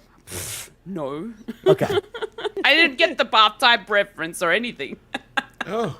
No intelligent cube love over there. You didn't recognize Dart from Legend of Dragoon? Oh my god. I had no idea about Polygon Man. Even threw me off, and I was like, huh? So yeah, no, Astrobot is amazing. I think my favorite levels, and this is gonna sound weird coming from me, but my favorite level was the God of War area. It's pretty sick. It's pretty sick. But she hated the game. I don't understand. I loved the God of War level as much as I didn't have the biggest love for the first, the 2018 game of God of War itself, but it was still good fun. Nice. Yeah, I loved that one week where you came on the PlayStation Drive where Ron was expecting to hear a God of War update, and you gave him the God of War update being you played the God of War level and asked I was so disgusted with that. Which is basically the same. It's basically the same thing. It's the same game. It really isn't. It's not the same. You got what you asked. No, I didn't ask for that in particular. And I didn't like being called out on the week that I didn't end up playing God of War at all. Well, you try to be sneaky about the things, and you gotta get called out sometimes. That's just how it goes. No, I don't appreciate that, sir. Good God. All right, cool. Well, Astrobot, great game. Maybe we'll talk about that more later with some other people's picks. Maybe. But Cwaggy, I'm going to go to you next, my friend. What is your second favorite game you played this year, my friend? I need to see if I have any cover, because I have a feeling after I say this one, I'm going to have to run and hide. This game, again, I guess there's a little bit of a trend. It's just like I didn't know much about it. And I'm a sucker for a good sale, and I think it was around the summer sale when it had came out, and it is a PlayStation 4 game. Came to PC, and it's Days Gone. Oh shit! Let's go. Okay. Justice for Days Gone. I'm with you. The disgust. Somehow the disgust was worse for this than Xenoblade Chronicles 2. Oh man. So, I will admit, I'm one of the few people here in 2024 that I guess isn't tired of zombies yet. I do understand that there's a lot of zombie fatigue in video games these days. I was just about to say zombies. Actually, they're you can't fool us. I know a zombie when I see it. That is not a zombie. That is definitely a freaker. But again, I think it's because I knew so little going into it that it was just such a surprise. I just really enjoy, basically the game I've been looking for ever since the TV show came out is The Walking Dead. I really think the first 3 or 4 seasons of that show is fantastic, and I've just really, we've had so many Walking Dead games, and I think almost all of them have been trash except a couple of the Telltale games, but I'm looking for that, just trying to survive in the apocalypse, fighting off zombies, freakers. And I think that's probably why I resonate with this game a lot more than other people would, because I'm actually one of the few people that actually like State of Decay as a franchise, even though I think 1's better than 2. But, this is definitely like a Quaggy game for me. I really think the first 2/3 of the game is just fantastic. I feel like if anyone's played it, the last third, that last area you're in, I kind of starting to see the wheels come off a little bit. I just don't like the direction it went in. It just kind of, without spoiling it, it just seemed like, is this really something that would happen in the apocalypse? It just seemed a little too, out there, I guess, for me. But sure. again, like just the whole surviving, I really thought the combat was pretty good. Again, I haven't played The Last of Us, so I wonder if that's part of it too. If I played The Last of Us first, if my thoughts and opinions on Days Gone would be different. But I remember Matt mentioned it would be. He ain't lying. That's a game. You'll see what the story talk is. about at the end of the You'll see year. what the story is then. You don't get to ride a Well, I've seen the motorcycle in show. Last of Us. Just saying. Yeah. It's fine. Yeah, I've seen the show. I know the story of 1. I am curious to find out if I'm going to be in part 2 or part 1 camp once either the show or if they decide to finally release the PC port of 2. But I mean, it's one full experience, anyways. So. Yeah. No, there's only one game. both. There's only one game. There's not full experience. Don't worry about that. Continue, please. I will not. So- say That's right, Ron. this. 2-7. so It's the again, game of our year go. 2024, and we're arguing about Last of Us 1 or 2. This is how it always amazing. happens. It goes to show how man. part 1 was great. I love it. Yeah, I'm with you, Ron. I'm with you, buddy. So I just, I had to, again, this might be the last podcast I'm on, since I'm, trashing DualSense and everything, but I wanted to make sure that I had my moment of for justice for Days Gone. Let's so go. It's a great game. I thought it was You going to should be play it. Jackie's talk about Final Fantasy 12. I'm a little love bit it, shocked. I actually thought it might have been Concord. It could have been Concord. Oh, rest in should've been peace. Oh, what a year. Just Dang. pour one out for Concord. This is like in the Oscars when they roll the tape on everybody who's passed away this year. Memoriam. The Yeah. in memoriam roll for Concord. Yep. And X Defiant. Man, we could legit do it, actually. Yeah.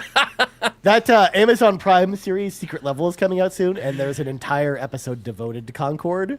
But it was written and put out there before Concord was killed. So I'm very, very interested to see that episode of Secret Level. To see what they were actually planning for this game. Probably talking about how hyped they are for the future of Concord. Oh my god, it's going to be great. But, yeah. Gonna Good make me pick. cry. Thanks. Good answer. Our favorite grave Oh, gone man. too soon. Yeah. Yeah, gone Exactly. too soon. Good Nice, pick, sweet Quaggy. sense. I'm with you, dude. I platinum Days Thank you. Gone. I quite There we enjoyed go. it. Yeah, Like I it was a quite great enjoyed game. it. Wait a minute. Seth, you sit there and finish Days Gone, but you ghosted on Ghost of Tsushima? I finished Days Gone, dude. And you know what? Let me just say this. Let me just throw this out here. As Okay. long as we're Okay. as long as we're Uh-oh, throwing here out we go. strays. All right. I think Quaggy, when you play Last of Us, the story of Last of Us like trounces Days Gone. There's like no contest. Sure. Yeah. But I think you'll like the gameplay of Days Gone far more than Last of Us. I don't Like think it's a Last of controversial Us, thing. Yeah. Like Days Gone is more like arcadey. Like it's kind of like, I don't know, the combat's pretty fast. It's got the open world thing going. I like the motorcycle. Like I think you'll like the gameplay of Days Gone more. Well, that's good. That's interesting because that's kind of why I stayed away from The Last of Us, because like I did want to play it for the story, and when the show came out, I'm like, oh well, perfect, and I can just experience the show without having to play the game. And honestly, I'm itching for part 2 so much that it really depends what comes out first. If they do release a PC port first, then maybe I'll just jump on that, or if they just do HBO, then I'll resub on that. So Good pick. Good answer. I'm liking Quaggy's picks here. Me too. Yeah. You got Yeah, some of they're my really good favorite picks. all-time games coming up. Nice. I mean, I'm still expecting Fortnite to be number 1. I'm very, very excited about this. But Please, we God. didn't really get to predict Quaggy's number 1. Don't do that to me, Quag. I'm waiting. I'm here for it. Yes. Well, let's hear from another one of our community members. Let's hear Solo's favorite games of the year. So Solo says, of course, first of all, under shoutouts, Solo wrote PlayStation for Anniversary Fun. I don't know what that means. I don't know if that's actually a shout out, but I wanted to read it out because Love it it. was listed in the shout out section.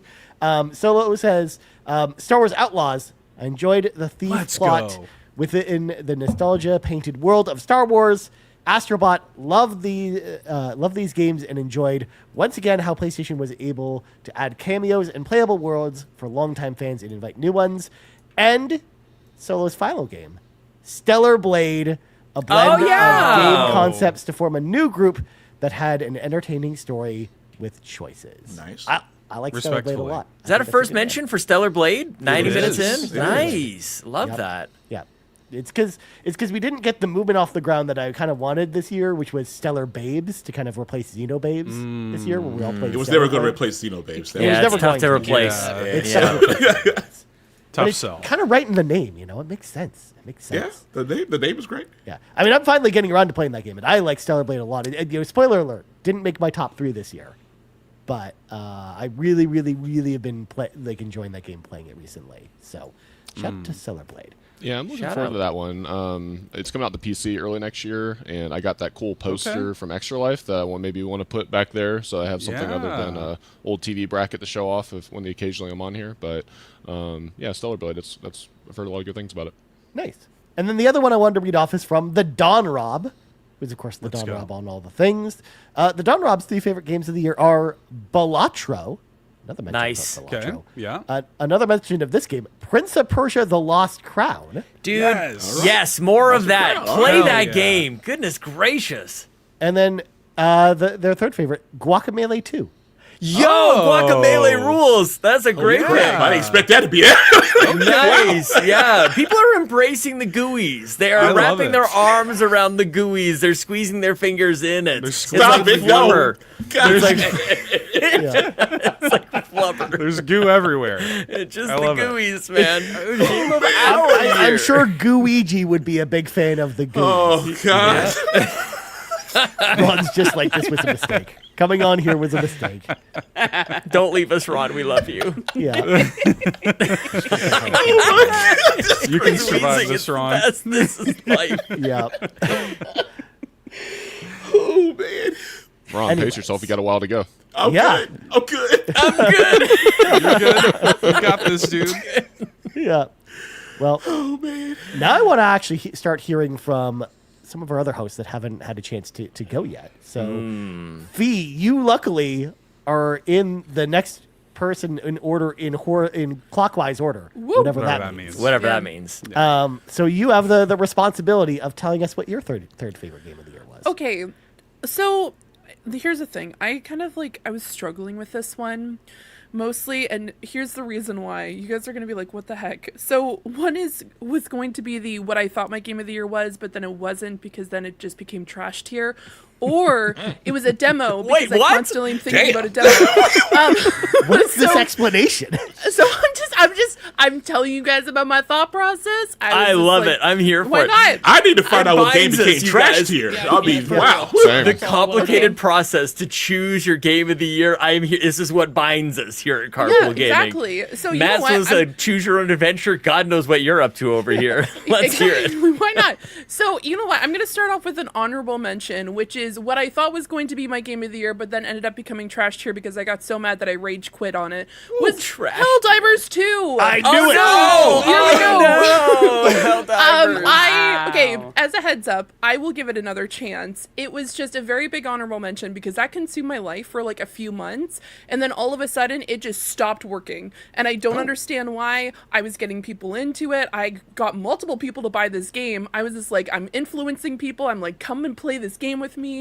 I am a death captain. I will show you guys the ropes. We'll have a lot of fun with it. And then all of a sudden it just stopped working properly, and it was the night that we were going to do a post Xbox gameplay show where we were going to play this game, and then everything was just falling apart. So I'm not going to say it like completely like went off the rails. It's just I thought this was going to be my game of the year because it consumed my life for so long. Yeah. And I was just like, you know what? Like, man, I'm having so much fun. I wasn't expecting it. I played Helldivers 1 and I enjoyed that game. Was not expecting to love Helldivers 2 the way that I did. And then, like, I even started writing, like, this is going to be my top games of the year. Like, back when it was out, I was just like, you know, like, when it first came out, I'm like, this is going to be my game of the year. Stop the count. You should have ended the year right there. I should have ended the year right there. That's it. I should have just been like, the end of, like, May should have been when I should, like, but here we are. I was gonna say, like, that's gonna be my honorable mention. I apologize, Ryan. I know you were looking for my third. No, I'm here for it. I was gonna say Sean does this all the time. Coming in at my number 3 on games I wish I played more / feels like I'm missing out / plan for 2025. Helldivers 2. Thank you very much for mentioning that, Fiona. And for those keeping notes at home, wondering what happened to spot number 2. That spot went to Star Wars: Outlaws. I got to play that game more. They finished it, I guess, so I'll go back to that one. They're still working on it. I guess They're it's still the working game on it it. was Oh, they're still supposed to be, working. I Yeah, guess. so I'll get to it whenever they're done it. Yeah, They did Eves, you let me remove- know. They did finished our remove game. the instant death from being spotted in stealth now. Yeah, in the that stealth fails. Yeah, Yeah. they removed See, that. But this we're is already why I past wait that 6 anyway. months to play new games most of the time because of this kind of stuff. That's why I just don't need to play the games for the first. Way 6 ahead of the months. curve on this one, you guys. Hashtag Sean was right. Great honorable mention, Fee. Bring the chaos. Whatever list you want to do, it's the GUIs. You know what I'm saying? Also, as a heads up, guys, I am making a spreadsheet with everything that we're talking about today. This includes Game of the Year mentions. Let's It go. includes an entire tab that's called Sean's tab, because I know Sean's going to come up with some crazy business. I got my own. Okay, we'll compare Yeah, notes. and you know Strong what? tab, man. After, what I want to do after is I want to make a entire, like, chart, because we were talking about espionage yesterday, Sean, on the Xbox Drive, so why Ooh, not? pie We charts. should do Yeah. pie charts Pie of, like, charts. what people's favorites Game of the Years were. So I just I want love to put it. that as... We're making it mathematical and nerdy this year, guys. Infographics even coming your assign- way. Yeah. Can we even assign like a type of pie to each person's pie chart? Like Ron's pie chart is like pumpkin, and then Oh, no, I hate pumpkin Fee's pie. Let's do I want blueberry. pumpkin. Yeah, I call Blueberry pecan. pie. Nice. I call pecan. Yep. Yep. See, everyone gets a Pecan pie pie, absolutely. in the shape Well- of their pie chart. But I mean, I might have some of Ron's blueberry pie. That sounds great. We could sit down for some Hey, blueberry pie. Big pie. Bounce into my little pie.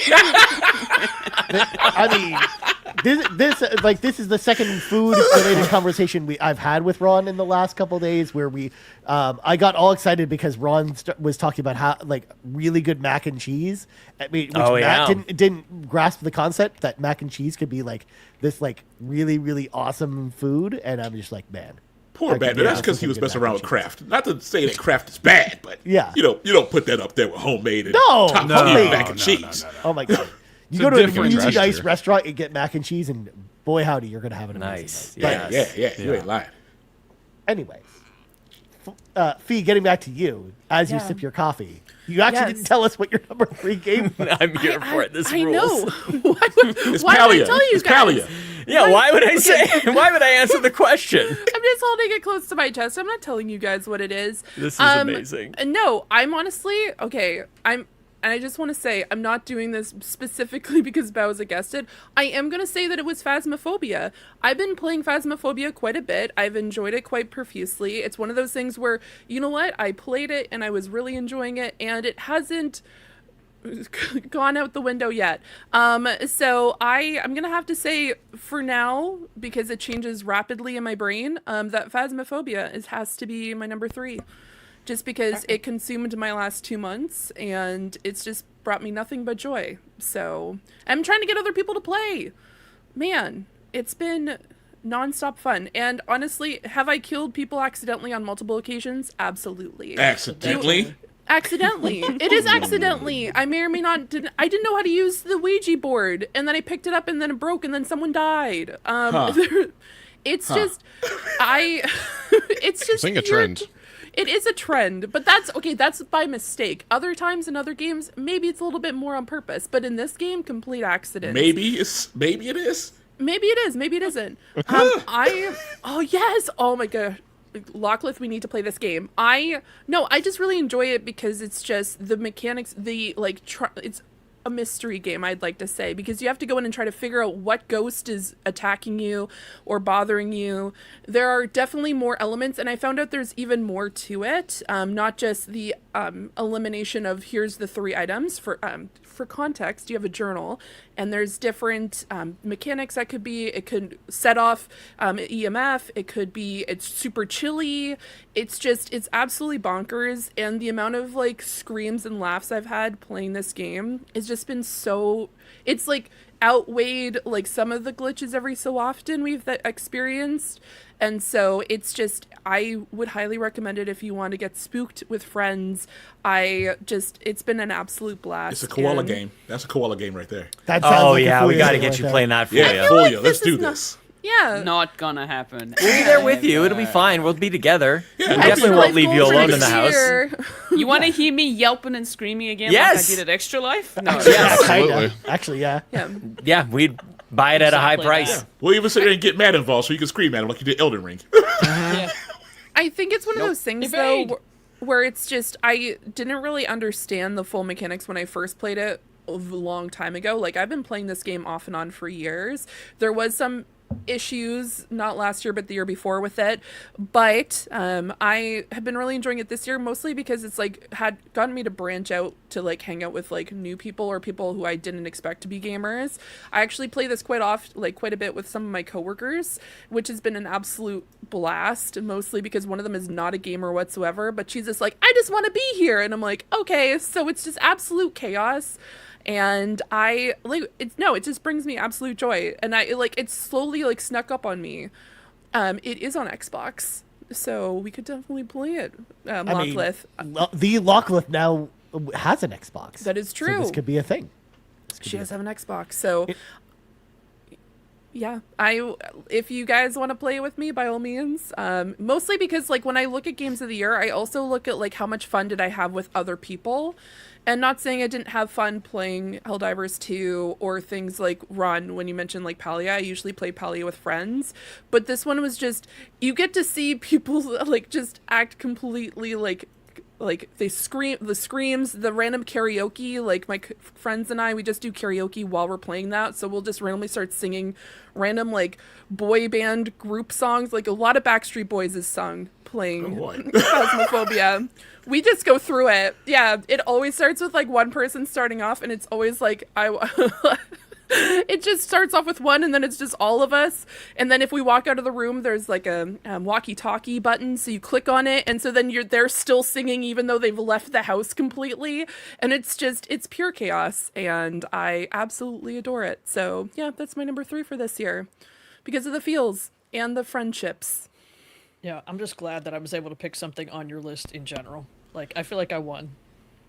Yeah. Nice. You have good call. A very wide range of tastes in games, like every week on the Xbox Drive. It's something completely wild and different. And Bowser, because nice job, 2 and 1 are going to be all over the place. So see, I'm happy it was on the list.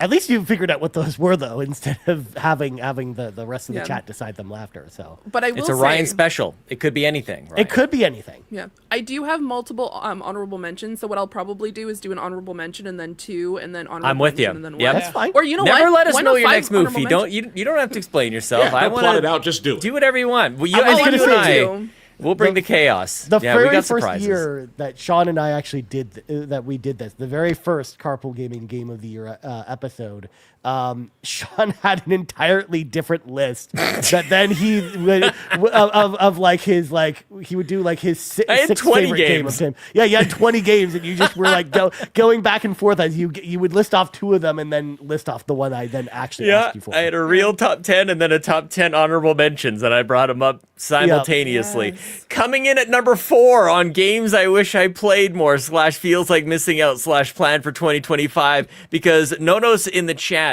mentions this. Please stream this together. Yes, we will play this. Phasmophobia coming in at number 4. Not games I have played, but games I hope to will have played in 2025. Yeah. Nice. Thank you, Fee. Well done.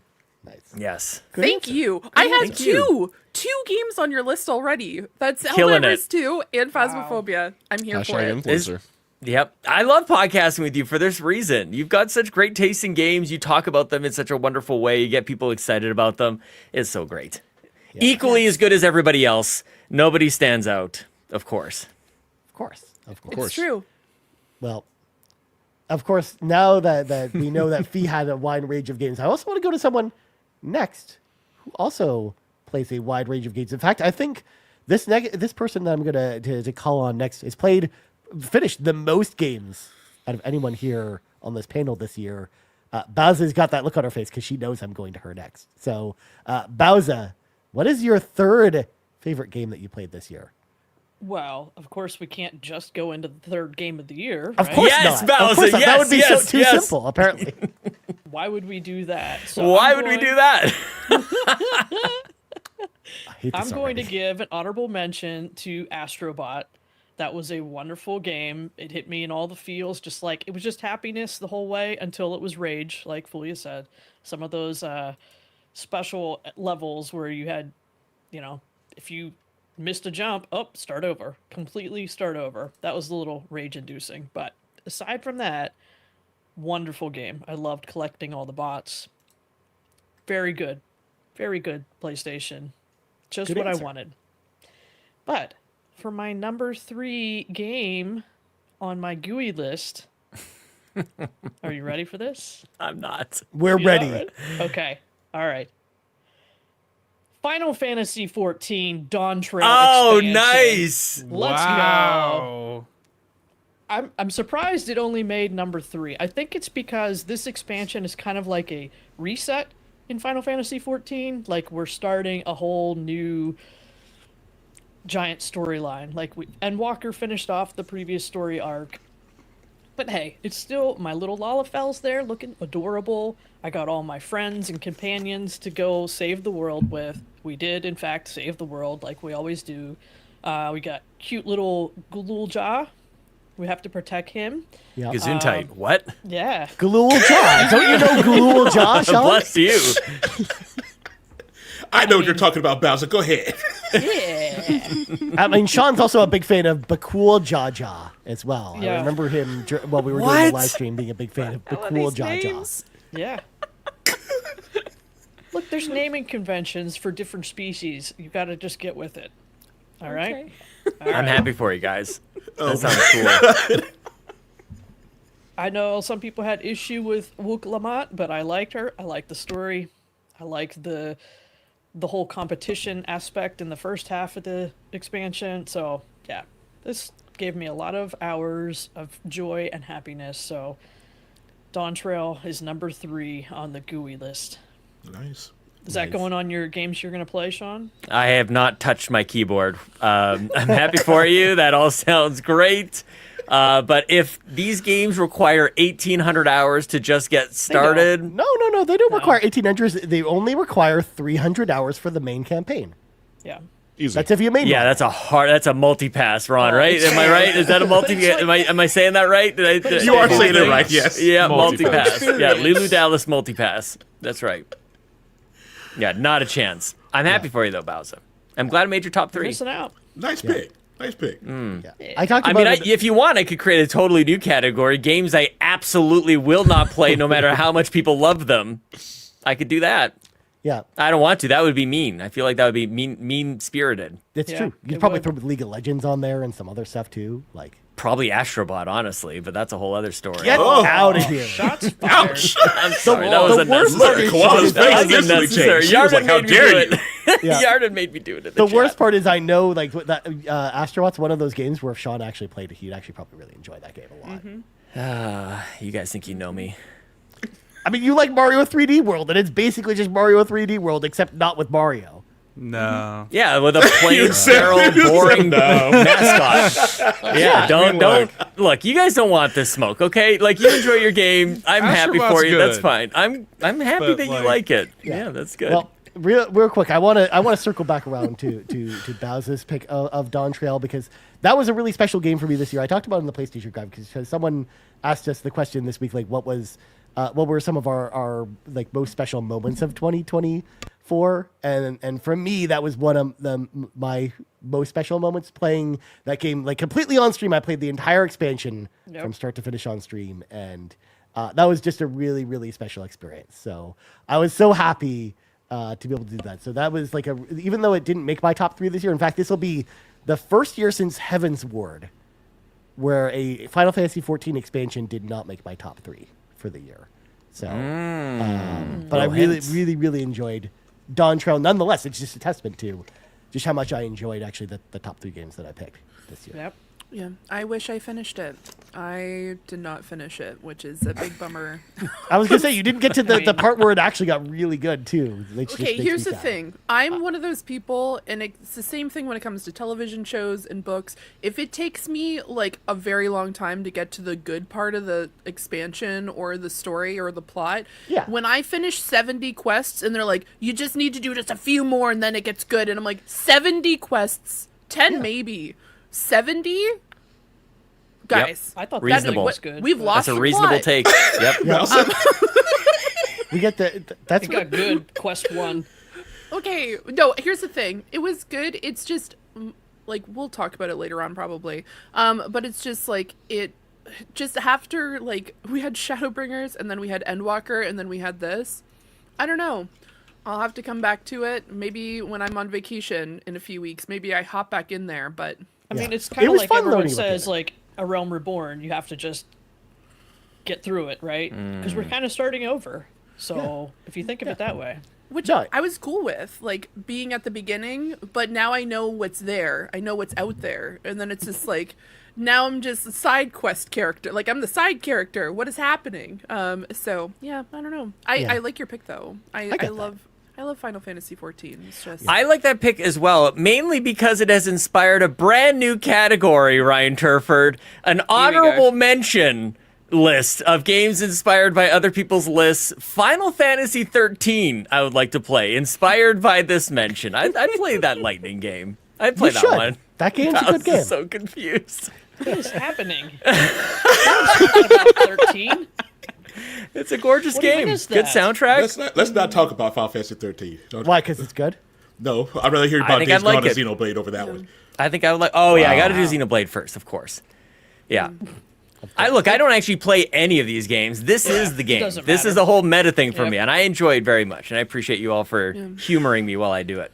I do have to say, I did create the Sean's absolutely never ever gonna play list. So that is it's on the docket. Because if I did play those would be added to another list that I have on the go. Why did I play these so much? I've got 3 games in that category.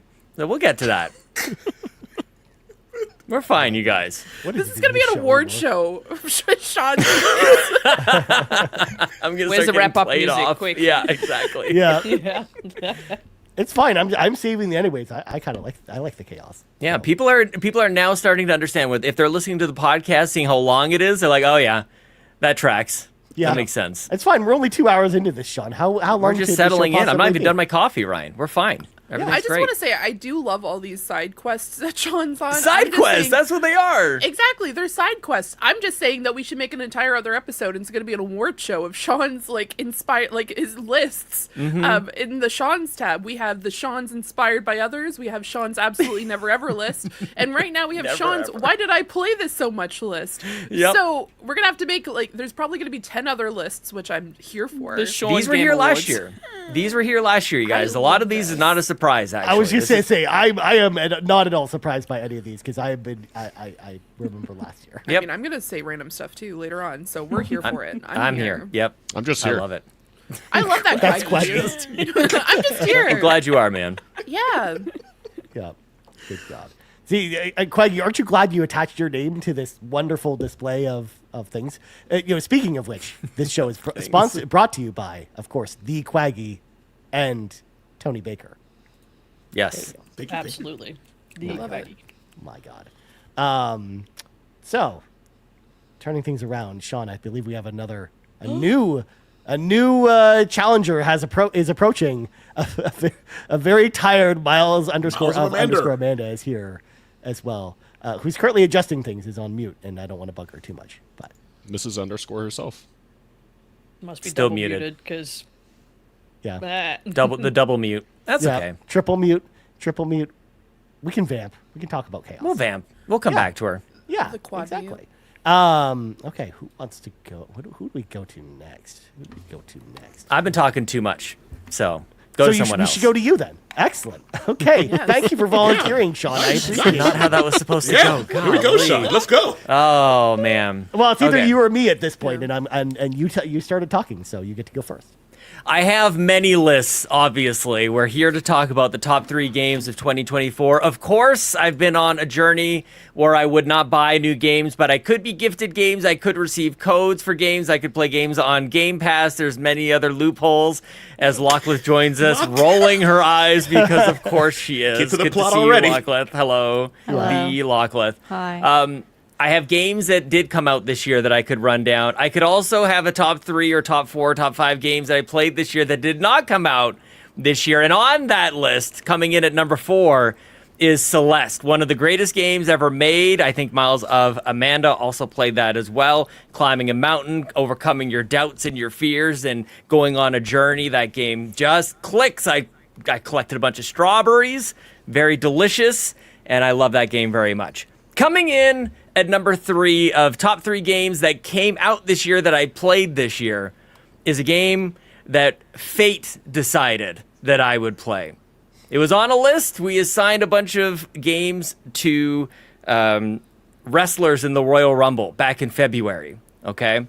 And this game was assigned number 15 of the wrestlers that were coming in on the Royal Rumble. And wouldn't you know it, number 15, Cody Rhodes comes in with a hot chance to win that whole sucker. And wouldn't you know it, Cody Rhodes wins, and by doing so, selected Space Marine 2 as the game that I would be playing next. Now, it didn't come out anywhere near the Royal Rumble, so it had to go on the plan, and it was the one game on the list that I didn't own. That was the challenge, and it was going against my whole thing of not buying games this year. So it put things at risk, but I did receive some gift cards for my birthday. I turned 40 this year, believe it or not, and I was able to use that to get around the problem that was caused by this loopholes. fateful night, man. And Space Marine 2 did not. Let's get to the actual game. Yeah. Space Marine 2 did Spend not more time disappoint. talking about the process of getting the game. Yeah. But talk it was about a the special process moment, though. sometimes. Like, So good. watching the Royal I'm Rumble here to for see it. who would win was so cool this year. It's like, oh yeah, we're at my number 3 game. Space Marine 2, I know Bowsy played this as well. A few others in the community played this. Just a back-to-basics action game. Over-the-shoulder kind of Gears of War looking, but like for 2024. I was really looking forward to this. These Warhammer games, I feel like they kind of come and go. And some people take notice of them, some people don't. And there would seem to be a lot of hype around it. And there's an ongoing mode that I'd actually like to add to my my plan for 2025 to continue to play this game. But a nice tight campaign, really good, interesting missions, a lot of great action. Probably one of the best looking games I think that I played this year. Actually, my number 1 might be a better looking game. But Space Marine 2, very special, not just because the game itself was really great, but the whole lead up to it, man. Just, it was a game of our year, game of my year, emblematic of the entire experience, Ryan Turford. Absolutely, yes. That led to a really special moment at the beginning of the year with the Royal Rumble. Like it made it just so much more interesting to watch. And it was like, Oh, yeah. will Cody take it so that Sean is forced to buy a game? Yep. And that's exactly what The happened. drama. Yes, exactly. Yeah. I think this one could have been higher up my list if we had played more of the co-op missions. For together. sure. Yeah. So there's potential for this one to shift around. Same. Yeah. Good pick. Nice. Good answer. Good answer. Well, as we welcome in 2 brand new hosts, we have, of course, a tradition that we've been doing since earlier today, of course. We have to have the new hosts who have entered pick the game of the year or predict the game of the year winners for certain people on the panel here. So, Lockleth, you were assigned me, and Amanda was once again 2 years in a row, mind you, assigned Garrett as the person to guess for. I got I'm lucky. thrilled. I remember Last that Amanda, because I rewatched last year's episode pretty recently. I remember Amanda, when she first heard Garrett last year, was so excited to guess Garrett last year that I can tell you're equally excited about this year. So this is gonna be fun. So Lockleth, I'm gonna have you go first. What do you think my favorite game of the year was? Easy, Ryan. Simple. Could not be simpler. Slam Dunk? Pepsi Man. Oh, good pick. Good Got answer. him. Good Got answer. him. You got it. Yes. But I didn't technically Nailed play Pepsi it. Man this year. Yep. Doesn't matter. It's been the game you talk about the most. I Definitely. mean, you're not wrong. I Yeah, have playing fun. it is irrelevant. She's right there. Game of his life. In fact, keen listeners of the PlayStation Drive will note that similar to Seinfeld, how it's Seinfeld, they always made a reference to Superman in every single episode of Seinfeld. In every single episode of the PlayStation Drive since I have joined, we have referenced Pepsi Man at least once every episode. That is a thing. Did you say we? This is Yes. this is a French class. This is We a as French a class. we as do not a do that. podcast group, yes, have contributed to the power of Pepsi Man. So okay, Pepsi Man, I guess, is Lockleth's pick for me. Oh, yeah. Okay, so Amanda, Hi. what do you think Garrett's favorite game of the year is? From what I know about Garrett and his excitement about me playing Persona 5 Royal, I'm going to go, was it Persona 3? Reload? Reload. That's what I'm going to go with. Okay, Yeah. that's a good pick. pick. I know Garrett actually really liked that game a lot, so you might actually be correct. All right, we're hoping for the I Nicely think it might be job, Amanda. Metaphor. Did he play Metaphor? Wait, He's still I don't playing even know. Metaphor. He's know not. what He's that not finished is. that game, so I don't actually know. Shut up, Lachlan. It's not even your turn, sir. I've been guessing for everybody's, okay? I know. It's good to you put do him what on you want, record. whatever. I do. Yeah, that is. I mean, to be fair, that is kind of Sean's thing. So, but cool, good does what he answers. We'll wants. find out. Let's see here. By the way, just throwing it out there since y'all missed this. Ron guessed for Amanda, and Ron's guess for Amanda is Totki. But again, don't spoil if this is correct or not. And Lachlan, let's see here. Who guessed for Lachlan? Oh, Garrett has to guess for Lachlan later. So we'll find out. We'll find out if we guess. Stay tuned. Stay tuned No. for that later. So I think next we're going to kind of round things out. Quaggy, I'm actually going to go back to you as as our special guest, of course. I want to know what your favorite game of the year is. Now, I know we didn't officially predict Quaggy's thing. So our esteemed panel here, do we have any guesses before Quaggy tells us what his favorite game of the year is? Do we have guesses as to what Quaggy's favorite game of the year is? Horizon Zero Dawn. Horizon Zero Dawn? Okay. That's Fortnite. a nice one. Fortnite. Fortnite. Yeah, Fortnite. I'm actually Yeah. going to say Fortnite as well. Yeah. Quaggy, what do you think? Are any of us correct? Yes. But before we get there, I Yes. actually prepared a list. Yes, of my top sir. 5 Pin it. because Okay. the post show teased that it could be up to 5 games. So I prepared 5 games. So damn it, I'm going to say 5 games. Yes, Let's sir. go. As you should. Yes, Let's go. sir. Okay. So I guess honorable mention, or I guess also my number 5, is a Final Fantasy game. It is not a Final Fantasy game that we've talked about today. I believe Ron maybe mentioned it, so I guess I'll give him a little bit of kudos. It's Final Fantasy 12, the Zodiac Age. Okay. Honestly, like I haven't been the biggest Final Fantasy player. This is only the 3rd Final Fantasy I've played, and only the 2nd I've finished. I've played 4. I played, I think, 1 on the Game Boy Advance, and it wasn't very good. And 12 is probably my favorite of the 3 that I've played. And honestly, probably my favorite thing, and again, I think this is like a trend for me of things I just didn't have like a lot of expectations for. If anyone is a big Xenobabe or just likes Xenoblade in particular, this is the game that kind of started it all. I think Definitely. Xenoblade has a lot to appreciate from Final Fantasy 12. I think it's just interesting that they did such a hard pivot away from, I think now like Final Fantasy is almost more like an action RPG. But this is really where that auto attack combat started. They have this like gambit system like where you actually like kind of program the AI to do what you want it to do, like heal at a certain percentage. It gets really like in the weeds if you want to jump into it. But I actually found the story pretty enjoyable, and actually, if anyone's played it, Balthier, he's probably one of my favorite characters in gaming, period. He's just witty, charming. As the young kids would say, he has the riz. And I've really enjoyed that game. If I did have like one caveat, if you have any interest in playing this game at all, you probably need to play it now because it is starting to show its age. And if you play it in like 10 years, you're going to probably think it's too old. But Final Fantasy 12, the Zodiac Age, is my number 5. Good Play it pick. before it spoils. Yeah. Exactly. Yeah, it's Milk getting in close. your fridge. Just It's get going after it. rotten. Yeah. And then number 4, Horizon Zero Dawn. It's a little ironic. I played That this. means Fortnite is number 1. I finished credits, or rolled credits on this literally like 3 weeks before the remastered one came out. So that was a little interesting. My old PC wouldn't have been able to run the remastered one anyway, but the timing of that was a little funny. But I'm not going to speak a whole lot about Horizon because honestly, again, the reason I think I liked it so much is I had no idea even what the premise of this game was. And I don't even want to mention that because, who knows, maybe someone else doesn't know. But if you like open world games, and you like a game with a good premise, then this game is for you. I am looking forward to playing Forbidden West next year, but I'm just going to leave it at that. It's a great game, great story. I didn't see a lot of that coming. All right, so number 1.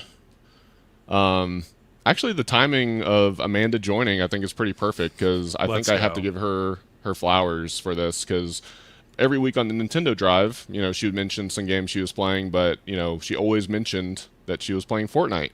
And I always kind of rolled my eyes at the time because I did play Fortnite, I think, back in 2018. That's when it had build, and I'm like, I think I played 2 rounds. I'm like, this ain't for me. And, but yeah, she kept mentioning it. I think she even kept mentioning zero build. And I'm like, you know what? I'll give it a shot. It's free. It's free, free is Halo Infinite, right, Sean? So I thought I'd give it a shot. And honestly, like, I was just blown away by how enjoyable it was. It almost kind of brought me back to my time in college when I played a bunch of Halo 3, played a bunch of Call of Duty 4.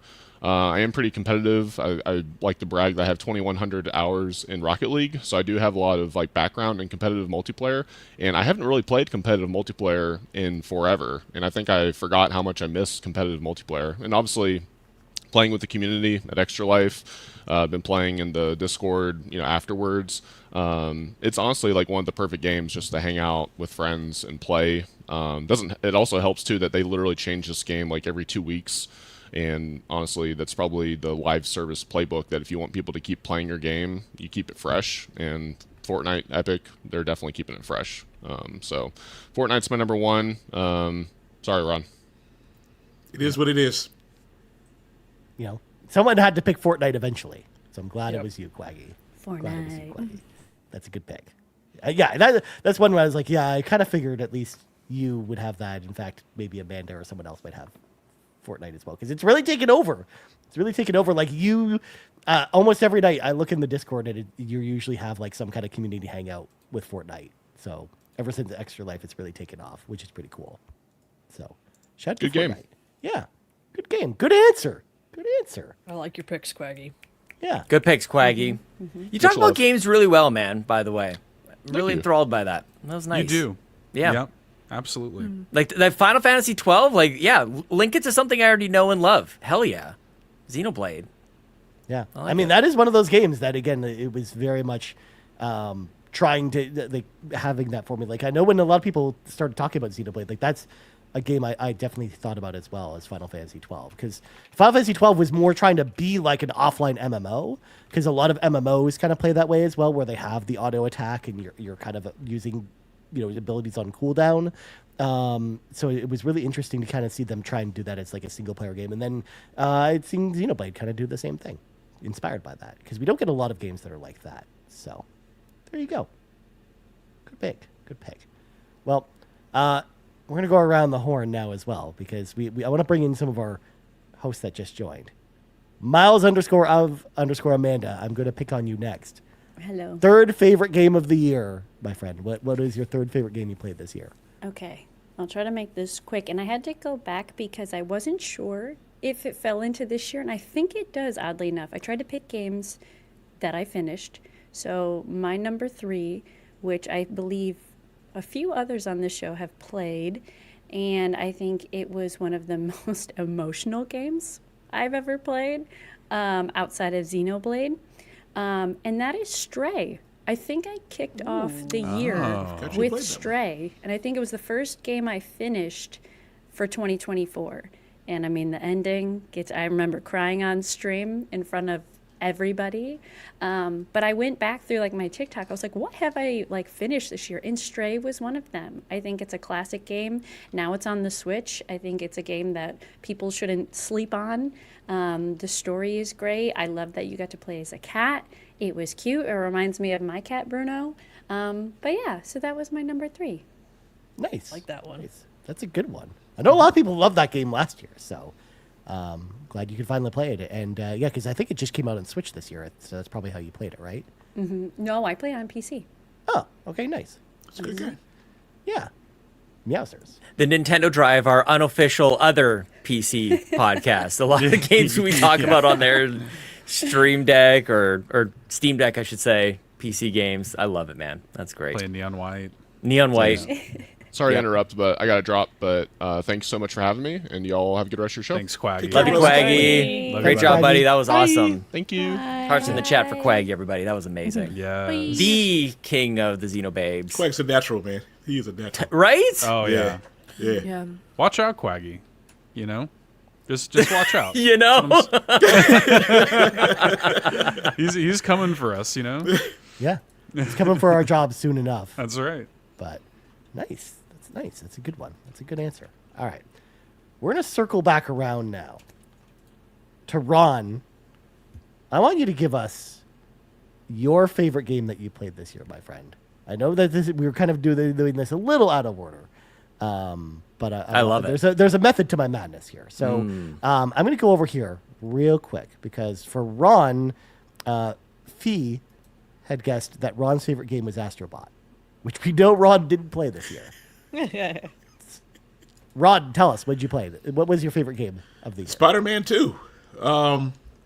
Let's go. I already knew it was going to be great. I had all those expectations already in tow, but man, I did not go in thinking it was going to probably be Game of the Year. I figured it was going to be top 5 for sure, but the way Insomniac handled everything, they built on Miles more. The relationship between him and Pete not being able to juggle everything like he wanted, they just handled everything so great. Insomniac has grown so much to the point where they are, to me, the top dog as far as like Sony first party goes. They just been all cylinders for them, just hit after hit, even with the Ratchet and Clank games. But Miles, I can't speak on what they have done with Miles enough.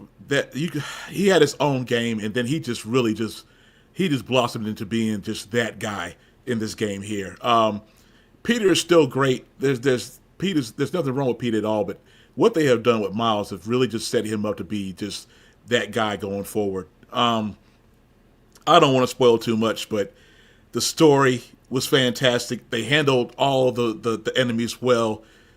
Just everything. The gameplay was great. Him and Pete played enough alike, but they also had their own little differences where the different gadgets they used, the superpowers they used, it felt a little bit different when you played each one of them. Miles, of course, is a bit more athletic, does a bit more slicker things when he fights, and it was just one of those games where I actually felt the pacing was great. I didn't want it to end. Really looking forward to seeing what they do next with this, but that was easily my game of the year by the time it was done. I never thought that anything else was going to probably come close to it. Okay, nice. Yeah, I knew from the second you talked about this, picking up this one this year, that I figured that this is probably going to be your number one.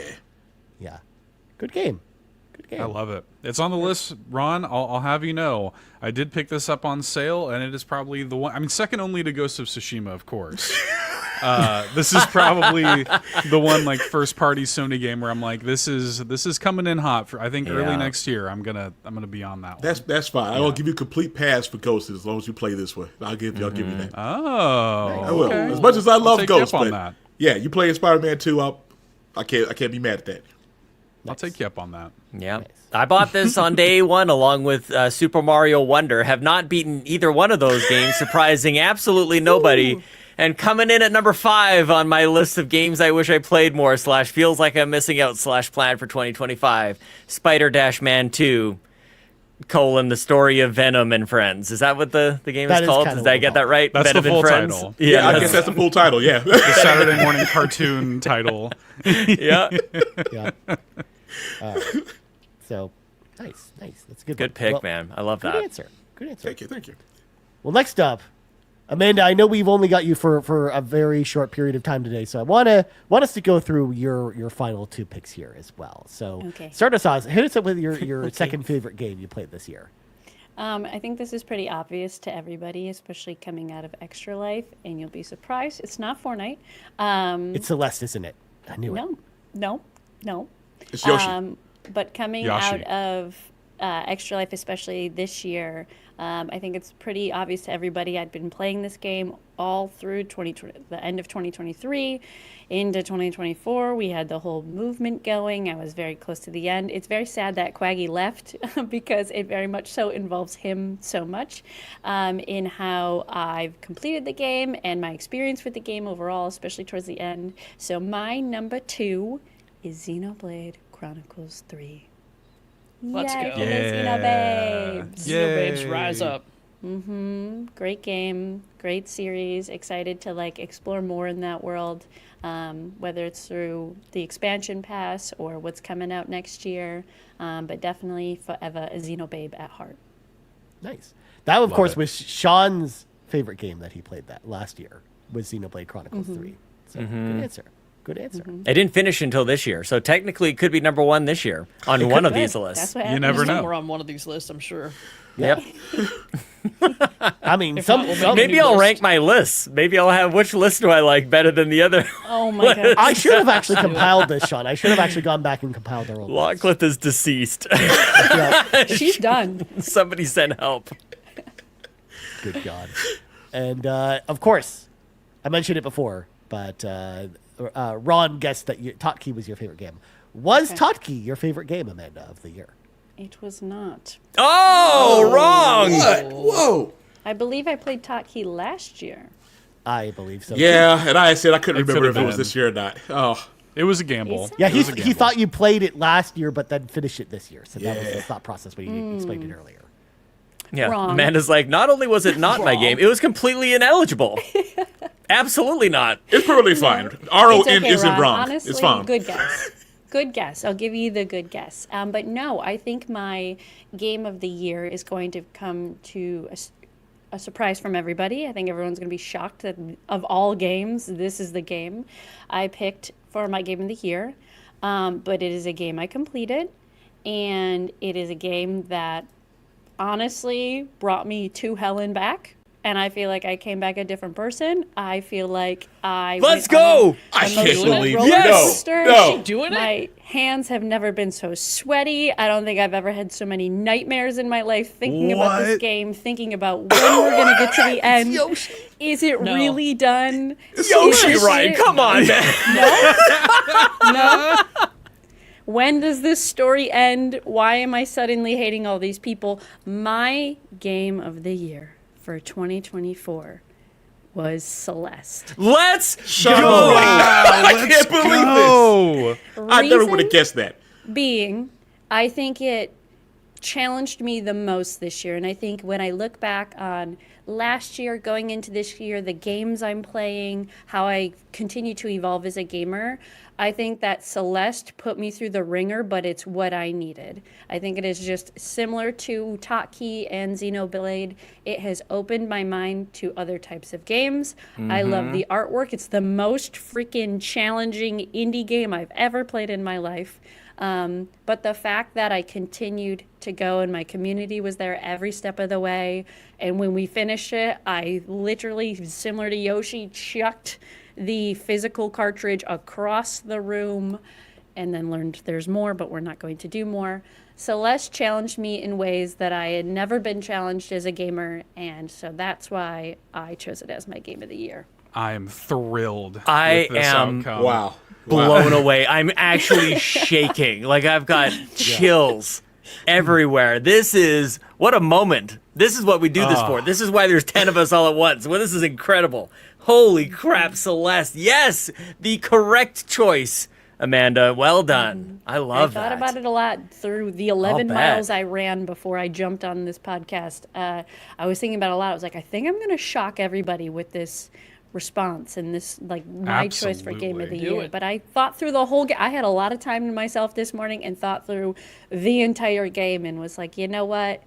I wanted to be challenged this year. I'm continuing to be challenged this year, but I think out of all of them, Celeste is the most memorable of them I all. love that. Yes. I That's love what it's all that. about, man. Yes. I don't recommend anybody play it unless you really want to be stressed, but That's me. I like There you that. go. I like that kind of game. You can do Okay, this. I mean, it's hard even with assists on. yeah. And that was the other thing. Similar to Xenoblade, there are moments where I really worked with like the slow-mo, but I tried my hardest to not modify it. And I was like, no, like I wanna figure this out. And again, shout out to my community, because my community every step of the way was like, do this, do that. People were like taking screenshots and sending videos of them flying through levels. I remember watching Sean. I'm like, how the heck do you do? What are you doing? And then you did it. Game? You did it. She did. You did all those things. Elden Ring 2025. Yeah. Or now that you're ready, Amanda, I will then teach you the ways of wave dashing in that game, and then watching you just blow through all the levels like crazy.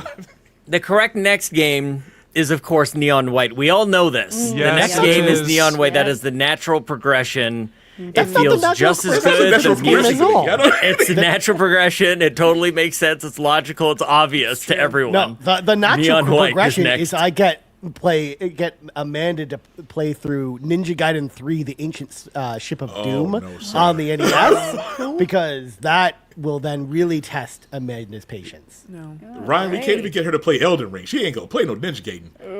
Oh, come on. It's an action platformer. It's really also, hard. I don't know what that is, so I'm just going off of like the complicated name. It's like I don't know those but words it's about you're 1,000 times It harder. sounds complicated. Yeah. I don't know. But real quick before I jump out, I do have some honorable mentions. Yes, of course, that I think are worth calling out. Yes. So, as we all know, 2024 was the year of the girls. So, Princess Peach Showtime, great game. Let's go. Played.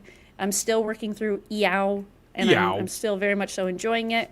But also, I did play I can't even say a good chunk, some of Persona 5 Royal, which was a good game.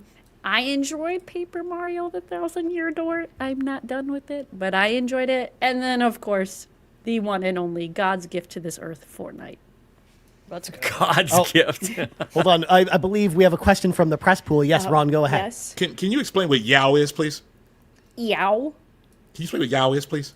Yao or Eow? The Legend of Zelda Echoes of Wisdom, or Echos, if you will. Wisdom, the added H. Thank you. Yeah. But it should be referred to only as Eow. Echoes of Wisdom for the newcomers. Thank you. Thank you, guys. No, the people know. If you're here, you know. No, thank you. No, thank you. Multi-pass on the Yao. You would be surprised how many people who are new to our content listen to this particular episode. Yeah, it's true. Ron is a voice of reason. Amanda, before you go, Yes. what flavor pie are you? Whoa. This is important to the lore of GUIs. Yeah, we decided that everyone's getting a pie Apple, chart. plenty so of caffeine. We're naming a pie. Apple, caffeine, keep you awake. Also great. Very caffeinated. Very caffeinated, very ready to go. Yep. Excellent. Apple. Apple, Love all the it. way. But Very ready okay, to go. well, I need to jump.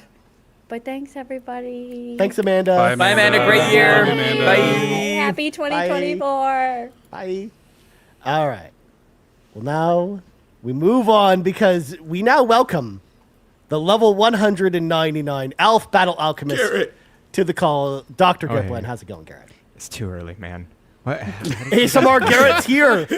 How did you guys Let's wake go. up? Like, I don't know, 3 in the morning. I just see this Discord chat just rolling on forward. I'm just like, whatever. Okay. Just don't go to sleep, Gary. Just play Neon Yeah, White just all night. Stay play Neon White. Just play Neon White. One That's it. level. We made it to the second level. What is up with this obsession with this Neon White? Like, I see Have you played it? It looks I got schizophrenic to influenced me. into it. Oh, okay. I just want to say I haven't even played it, but I am the biggest fan of watching other people play this game. Yes. And so I'm telling everyone to play it so I can watch them play it because I can't play it myself because I'm going to get motion sick. So I just inadvertently get motion sick by watching others play it. And it looks so much fun. I watched hours of Seth and Sean just playing the same level, and I think it's just ADHD brain that I'm like, this is nice. I like the You like the flow of competitiveness it. and the Yeah. repetitive. It was fantastic. It's like a speed run, just on steroids, though, because like you Yes. can be done Not on with the level. steroids. It's natty. You go through like a second and a half, and you're like on the other side of the map, and I'm just like, what's going on? You're like flipping car. When I first saw Neon White, it's a card game. I'm like, cool, it's a card game. That's Yeah. awesome. And Yeah, then nope. I see the actual level going through. I'm like, this is not Yep. any card game I've ever witnessed in my life. That's how people So, tried to sell it to me. They're like, "You like card games," and I'm like, "I love card games." And This they're is like, not a card "But there's game." also speedrun aspect where you have Yep, to the jump speedrun around," and part. I'm like, "Oh, that is not what I'm here for." Oh, it's but first person, and you're gonna vomit all over your screen. Oh exactly. If I could play it where I just did like the Little card bomb. game aspect, and then I gave the controller to someone else to do like the first person aspect, We by should all play it means. together. Bowser. With the Xbox assists, you can do the card part, and I'll do the running around part. Bowser, this is legitimately Just the most play. magical like words I've ever heard. Find a way. Yep. I love this so much. We found a Game way. of our year 2024, Neon White getting a special mention throughout. I love it. I have Really? goosebumps. I love it. I'm so happy. Yep. Yes. So thanks for bringing it up, Garrett Bland. Yeah. Anyways, I love how Garrett finally Yes, is Garrett. using Just me keep us anyway. moving. Yeah. am I supposed to talk about my games of the year? No, right not now? yet. Not Okay. yet. Because Okay. first of all, Garrett, Yeah. as each Yeah. new host enters, we Yes. have a tradition on the show that you might remember Yes. from last year. I remember. Each of the hosts must predict what one of the other hosts' favorite game of the year is. And Garrett, Yes. you drew Lockleth. The Lockleth. did. You must guess the Lockleth's favorite game of the year. So what do you think Lockleth's favorite game? Did I drew go this Lockleth? year. What? You drew I Lockleth. I don't even remember this. Ryan, when did we do this? right when the call started. Right when the call started. You've been assigned. You didn't You've been draw assigned. anything. There's no hat. There's no notes. He's like, I'm losing my mind. I don't remember this at all. I was going to You're say 2 giving hours me. ago, Sean explained his process for determining the names. So. Well, it was like 2 in the morning here, so I It's didn't- fine. I It's didn't hear fine. that part. So, can I think about it? Like, Good luck. You can stew on it a bit. You can do it. In fact, you know what, Garrett? I'm going to give you some time to think about this because we'll go back to the Sure. community. We'll do a couple community suggestions, sounds Good one, Ryan. and then we'll come back to you. I'm going to start with Rizzle29, who says Prince of Persia: The Lost Crown, Let's Look at that. go. Lost a crown. That's what. Yeah, getting man. Some shine. Yeah, dude. Yeah, Yep. dude. Astral Ascent, Oh, and Balatro. Okay. Another Balatro. What's going on here? Which, by the way, now that Garrett's actually on the call, Garrett, I actually played Balatro for the first time this week. really? And I'm just like, this is probably the most Garrett game I've ever played in my It's entire so life. addictive, dude. It's love it. amazing. Balatro is like, yeah, that's my Neon White. Like, Yeah. Okay. you I wonder you what go- Garrett's game of the year is. Well, I don't wonder. say it. Don't say it. Yeah. Yeah. But anyways, Balatro is really dope. Yeah. Yeah, by Oh. definition. mean, Garrett, by definition. I forgot to mention as well that Yes. it was, I believe, Amanda who picked for you. She picked Persona 3 Reload as your favorite game of the year. She was close, but Don't. Nope, Okay. don't spoil say. it. Don't say. I'm not spoiling it. Okay. Not spoiling it. So just throwing She's it out there. close. So All right. we got that. So that was Rizzle29's. And then Hambone Johnny, who says, who, by the way, is on Hambone Johnny on everything, says Final Fantasy VII Rebirth, Metaphor Refantastico, or Yes. Refantazio, and then Balatro. Oh, not again. Another Balatro. Wow. I want Balatro to win Game of the Year. I can't Balatro. believe Yes. it's Sweet, Balatro dude. and That Prince of happening. Persia is the Carpool Gaming's game of the year for the community, by the sounds of it. Yeah, Love it. Well, actually, we did that one year where when we after we got all the community suggestions, we then crowned Carpool Gaming's community's game of the year. So maybe we should do that this year. We've got enough Yeah. entries because for those that are just joining us, we of course got 27 people writing in this year, which is a record for us. So huge thank you Insane. once again for everyone who took the time in the community to submit your favorite games of the year. And we haven't even gotten to the long ones because some people wrote a lot of stuff. So I'm very excited to read some of these a little bit later. So I feel like I've maybe actually, you know what? No, I'll read one more and then we'll go to Garrett. Last one is one from Yon32, who actually wrote down Yon32 on his submission. YON. He says, Elden Ring, the base game, because why play games day one? Question mark. That's right. Tunic, Go Zelda Fox. I forgot about Tunic, man. Tunic. good pick. Nice Good one. pick. Yep. And then Yon32's third favorite game, Helldivers 2, in brackets, for democracy, is what he says. Yeah. Also, special shout out, Sean. Honorable mention from Yon32, Hellblade 2, because I don't want to be constrained to only name 3 games. That's right, There are man. no rules. Yeah, there Make are your no own rules. dude. Let's Yeah. go. It's your You do year. you. Yeah. So once again, thank you to all of our community members. Once again, that segment, of course, brought to you by the Quaggy and Tony Baker. So, Garrett Bland, have you now come up with a guess for I have a lot of random guesses, but I like it. The first thing that popped in my mind, and it's because I didn't expect Locklith to be into this game. It's Concord. Oh, good guess, Garrett. That's a good guess. Pour one Good out. guess. Pour one out for Concord. You pour Brick. one out for Concord. I know it kind of failed, but I know Locklith. There's no kind of fail to it, Garrett. Yeah, it's dead. Yeah, I mean it. Yeah, they He's being spread nice. the ashes, He's man. being nice. There's no kind of to it. So, I don't know. Ron. That's my one guess. That's a for- good for guess. Locklith. That's a good guess. It is a good guess. It really Man, is. you must have like a PhD or something. Look at the big brain on Garrett. And not a medical doctor, though. No, please don't ask me for medical advice. That's I'm not a illegal. medical doctor. Yeah. That's a good guess, and it actually tells me that I should not play those games ever again because I am bad luck. Never We take can play any Marvel risks. Rivals. Maybe we could do that. Yeah, do I I want to could kill kill it that for one. everyone? No. Yes, go for it. That'll be fine. There's other games. I'm so sick of Marvel. No, I'm not Yeah, going okay. on I'm that. kind of with you, Locklith. I'm I'm with sick you. of it. I think I'm that's sorry. what's Oh, Not dragging playing that it. one to the publicity as well. So I actually played Marvel do whatever Rivals you want. the last 2 nights, and I'm actually enjoying that game a lot. Here's like Stuff like Overwatch that. 1 vibe Yeah. going on. So Exactly. It looks I think it's cool. pretty cool. So, okay, nice. Okay. There you go. JB's just like, please don't kill Marvel Rivals for I me. might. Do not do it. Yeah. Okay. Cool. So who should we go to next? I'm gonna pick around. I'm gonna do this. I'm gonna spin around here. We'll pick someone at random. Fully, you're dead center. You're right in the middle.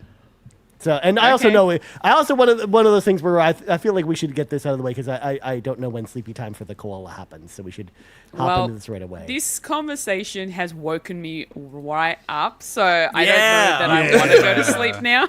Excellent. Well, that's a perfect excuse then to pick on you next to make you talk about your favorite game of the year. But before we do that, of course, the person that guessed for you was Seth, who said Okay. Astrobot, which we already know is incorrect. And I was wrong. I know what it is now. I but knew he was going to be wrong on that one. Husbando I was Simulator. between two. And I knew it was going to be either Astrobot or what I now know it is. You know who it is. Yeah. It was a gamble.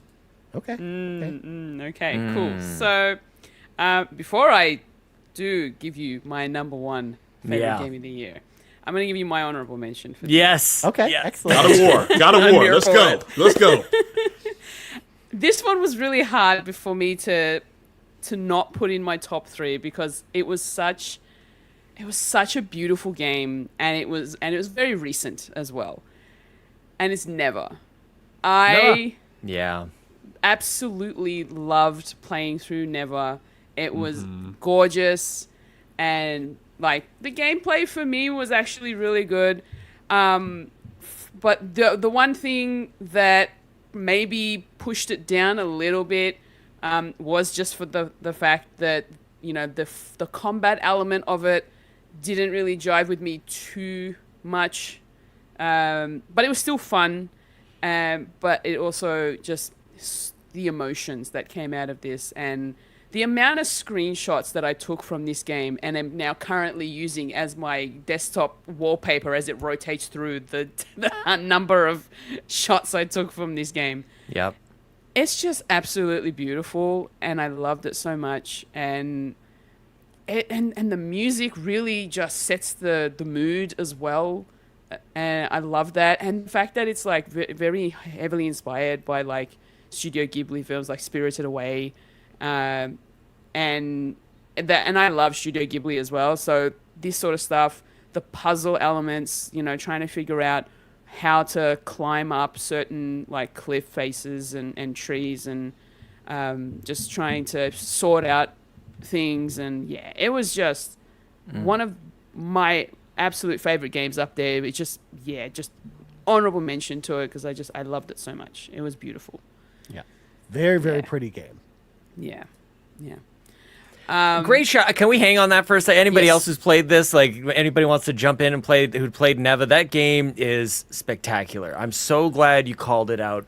We're watching the trailer as we're streaming this live, and it's like all the feels come right back. It's an absolutely gorgeous game. It's the one that you want to put in front of people who don't play video games and go like, this is what we're all geeking out about, by the way. Like, because games can do this. Because they can look like this and they can make you feel like this and the art and the music is so spectacular. I love Neva. This was a great pick.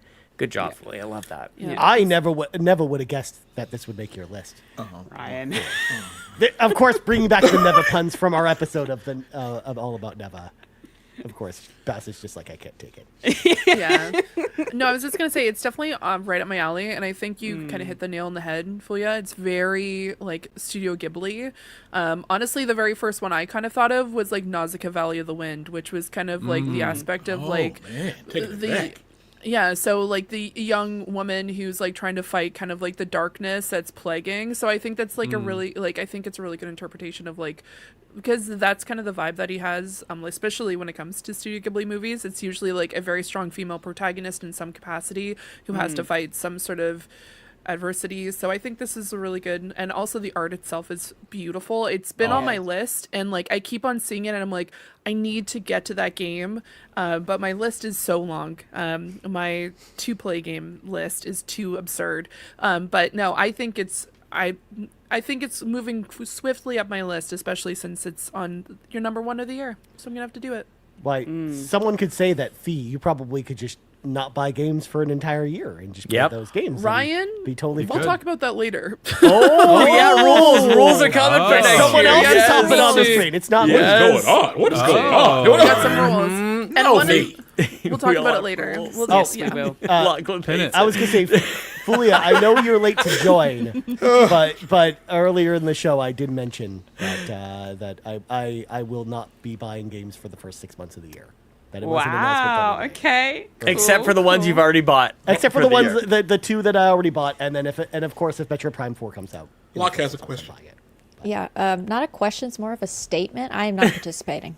Sorry, Locke. You're not the only expect one. this. You're not Don't expect alone. this from me. I'm getting an Xbox. A girl is gonna buy games. As you All you should. need is Game Pass. Game Pass. And I luckily have that because Uncle Mitch is Yeah. the best relative. Uncle Mitch. What a nice young man Wow. that Uncle Mitch is. Yeah, That's I my found out girl, it, Lockleth. That's my girl. Yeah. yeah. Found out it was an aunt this week, specifically when Mitch and I were arguing in the Discord, and then Lockleth called Mitch and I aunt and uncles. So that was Yep. that makes a lot of sense. And Congratulations. Thank you so much. Welcome to the family tree. Exactly. Siblings, or are they married? We don't know, but They're siblings. Well. They're siblings. Has Siblings, to be. 100%. Yeah, Yeah. that is yeah. We'll see. Yeah, we'll see. Nice. So, Fulia, getting Okay. back to you. Yes. Your favorite game that you played this year that is not Astrobot. Okay, so I've talked about this quite a lot on the PlayStation Drive, and I've mentioned it. It's one of my favorite games, and it's something that also impacted me because it's stuck with me ever since I finished playing it, and I platinumed it as well because I loved it that much, and that's Harmony: The Fall of Reverie. I go. absolutely. Oh, I thought it was gonna be Clive Fantasy. What? And no. See, thought it was played gonna that. That was be- last year. that was last year. Murder on the Orient Express. I was expecting that. I'm an old man. I can't remember what's last year and what's not. I did enjoy Murder on the Orient Express, don't get me wrong. But this game, Harmony just really hit me like as a game that, because I love story-rich games and visual novels especially, and this one in particular gives you, how do you explain it? Like you have to make choices, and those choices can impact the future chapters. So whatever objectives you've got ahead, you might end up not being able to go on certain pathways the way that you want to because of the choices you make in previous chapters. So you'll end up with consequences. And those consequences could be pretty bad as well. And there's a lot of political topics being talked about in this particular story as well. It's essentially a story between the aspirations of humanity, how the aspirations impact the world in general, and the fact that they need to find the new sort of what do they call it? Yeah, they need someone kind of leading the aspirations in the world of reverie. So that's where Polly, who's the main protagonist, kind of goes in and out of. And yeah, it's an absolutely amazing game, and just that's the other thing too. Like the choices that you have to make really make you think, like, and it does impact certain characters, especially the human characters. There are deaths that happen in the story that you really would have rather didn't happen, and it makes you very sad. Compared to the deaths that you're super glad that happened. Yeah. But yeah. That you're stoked about. Yeah, that's great. Good riddance. I didn't mean it in that sense, but you know. But the other thing I will also mention, and Matt Murray comes in with this, the soundtrack to Harmony, The Fall of Reverie is amazing. It is so good. Oh my gosh. Like I think the soundtrack for Harmony was in my top played albums of the year when I did my YouTube music wrap up, and yeah, it's such a great soundtrack. It really sets the mood of the story as well. So it was so good. I absolutely loved Harmony. Definitely worth checking out. Yeah. I picked it up because of you, Fulia. Like, Fulia has been talking about it like all year, and I grabbed it on sale. I've got to play it. I've listened to a bunch of the soundtrack. It's incredible. Lena Raine of Celeste fame, the same composer as Celeste, did the music for this. Yep. And it seems special. So yeah, it's really good. There were points where I did cry in certain points, but it's just such a special game. It is really good. And this was a game that came out last year, and I only just sort of randomly came across it on the PlayStation Store at one point, and I was like, okay, yeah, let me check this out. And yeah, it's so good. It's just so good. Nice. Love it. Yeah. Cool game. Yeah, and especially too knowing how much you love Dannohh, after making Life is Strange True Colors, and then now this was kind of their follow-up after that. Like, yeah, it makes perfect sense. So, nice. Good answer. And games that Sean is now adding to his list because it has a soundtrack from Celeste. I literally was gonna mute. I just hit the mute button. I'm like, I'm not gonna do it because I don't want to get. I saw you add it to your spreadsheet, sir. I saw you. You can see it in real time. I know you. I know what you're doing. That's why I'm laughing so much. It's coming in at number 4 on Inspired by Others list. Harmony: The Fall of Reverie. That game looks gorgeous. You did a wonderful job of spotlighting that game. That's what I love about Carpool Gaming, that we got 12 hosts. We got 9 of us here right now, which is nuts. And there's so many games that I didn't get around to. Maybe games I will never get around to. At least I get to experience them in this way. That's what Game of Our Year is all about. Boy, that was awesome. That was great. So yes, Lachlan, you're right. I did add that to one of my lists, and later maybe I will be ranking which lists I like more than the other lists. We'll find out. What list is the top tuned. list?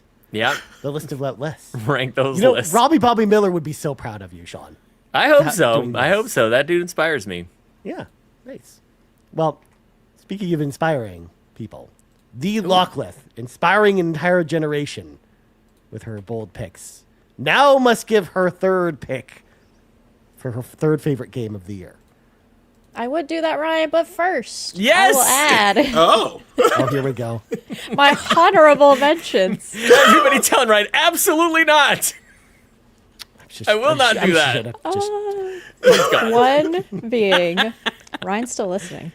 One being that, I got to give it up to the girlies, like Amanda said.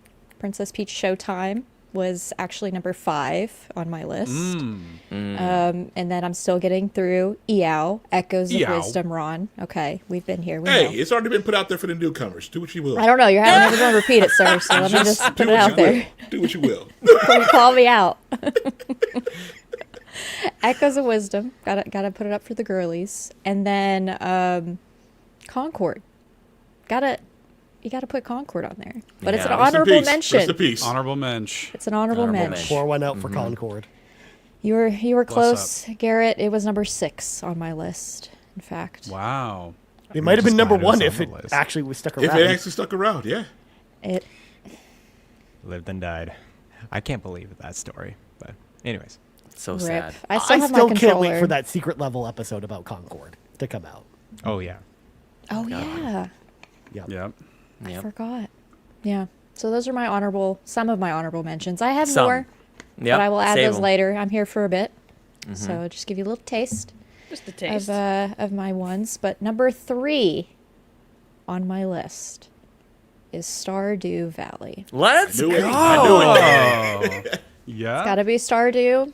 I finally officially dove into Stardew this year because of the update, the 1.6 update. It's out on Switch, so I've been loving a new farm. I basically have 3 farms going at the same time right now. It's not overwhelming whatsoever. I'm fine. Classic. Yep. But it's such a fun game. I've been streaming it. Everyone knows what Stardew Valley is. I really don't have to go into the weeds with it. The Nice. soundtrack is one of my top things that I listened to this year. Yeah. It was such a good soundtrack. I listened to it all the time, clearly, because the top 3 songs were just Stardew Valley songs. So had to put it on my list at number 3. I haven't finished year 1. I haven't finished a full year yet, but I'm getting can there. you finish that game? I don't even know. You technically can, but it's kind of one of those things that you can just carry on You through choose. Yeah. When you You finish know, that You game. choose your through ending. Folia's future and onward, So Yeah, eventually you can Yeah. make beer and honey and whatever. I don't even know. Yeah. You can roll credits like Animal Crossing. You know? Yeah. Have KK Yeah. Slider in the background. Yeah, exactly. It's going to take me a lot longer to roll credits on Stardew Valley than it is on Animal Crossing. But yes, definitely had to add that as number 3. Nice. Nice. Good answer. Good Love answer. that. Yeah. That's a cool game. Now, Garrett, you're up next. And Seth, you're probably noticing a pattern here. We're hitting up all the people who haven't done their number 3s yet. So Oh, I'm you're on, here for you're a on deck while. after Garrett. Okay. So, All right. Garrett, Yes. hit us with your 3rd favorite game that you played this year, my friend. All right, 3rd favorite game. I only played, I don't know, or finished 12 or 13 games this year. Okay. Which is fine. I played many others. This one really caught my attention. So this game actually, Game Pass forced my hand because they were like, yeah, we're gonna, get this game out of Game Pass in 3 weeks or 4 weeks or whatever the timeline is. Okay, let me get into it. Let me play it. Because I've been itching to get into this series, and Seth is going to love this one. Fuga Melodies of Steel 2. What? It's Yes, such a good Garrett, let's video go. game. Sean's like, what is this game? Developed by CyberConnect 2. This is a furry game, let me tell you. It is a furry game. It is a first. Okay, wait. Which one? What is it? A sequel? Is it the first one? Or there many? Two. there's Two? Okay. I'm There's- looking up the there's- trailer. Thank you. There's 2 games in the series. This is like a direct sequel to the first one, but it's basically the same kind of. It's like an on-rails turn-based role-playing game, party-based role-playing game. Where Yes. basically you have this crew, this party of kids together, and they all have different kind of attacks and buffs and debuffs, and they control different parts of this huge tank that you're housing. And basically you go through let's say a level or a stage on rails. You go from one stage to the next stage, fighting against these enemies. And there's just a lot of heart to this game. There's a great story behind it. Story's amazing. Yeah, I was completely surprised how well that story is.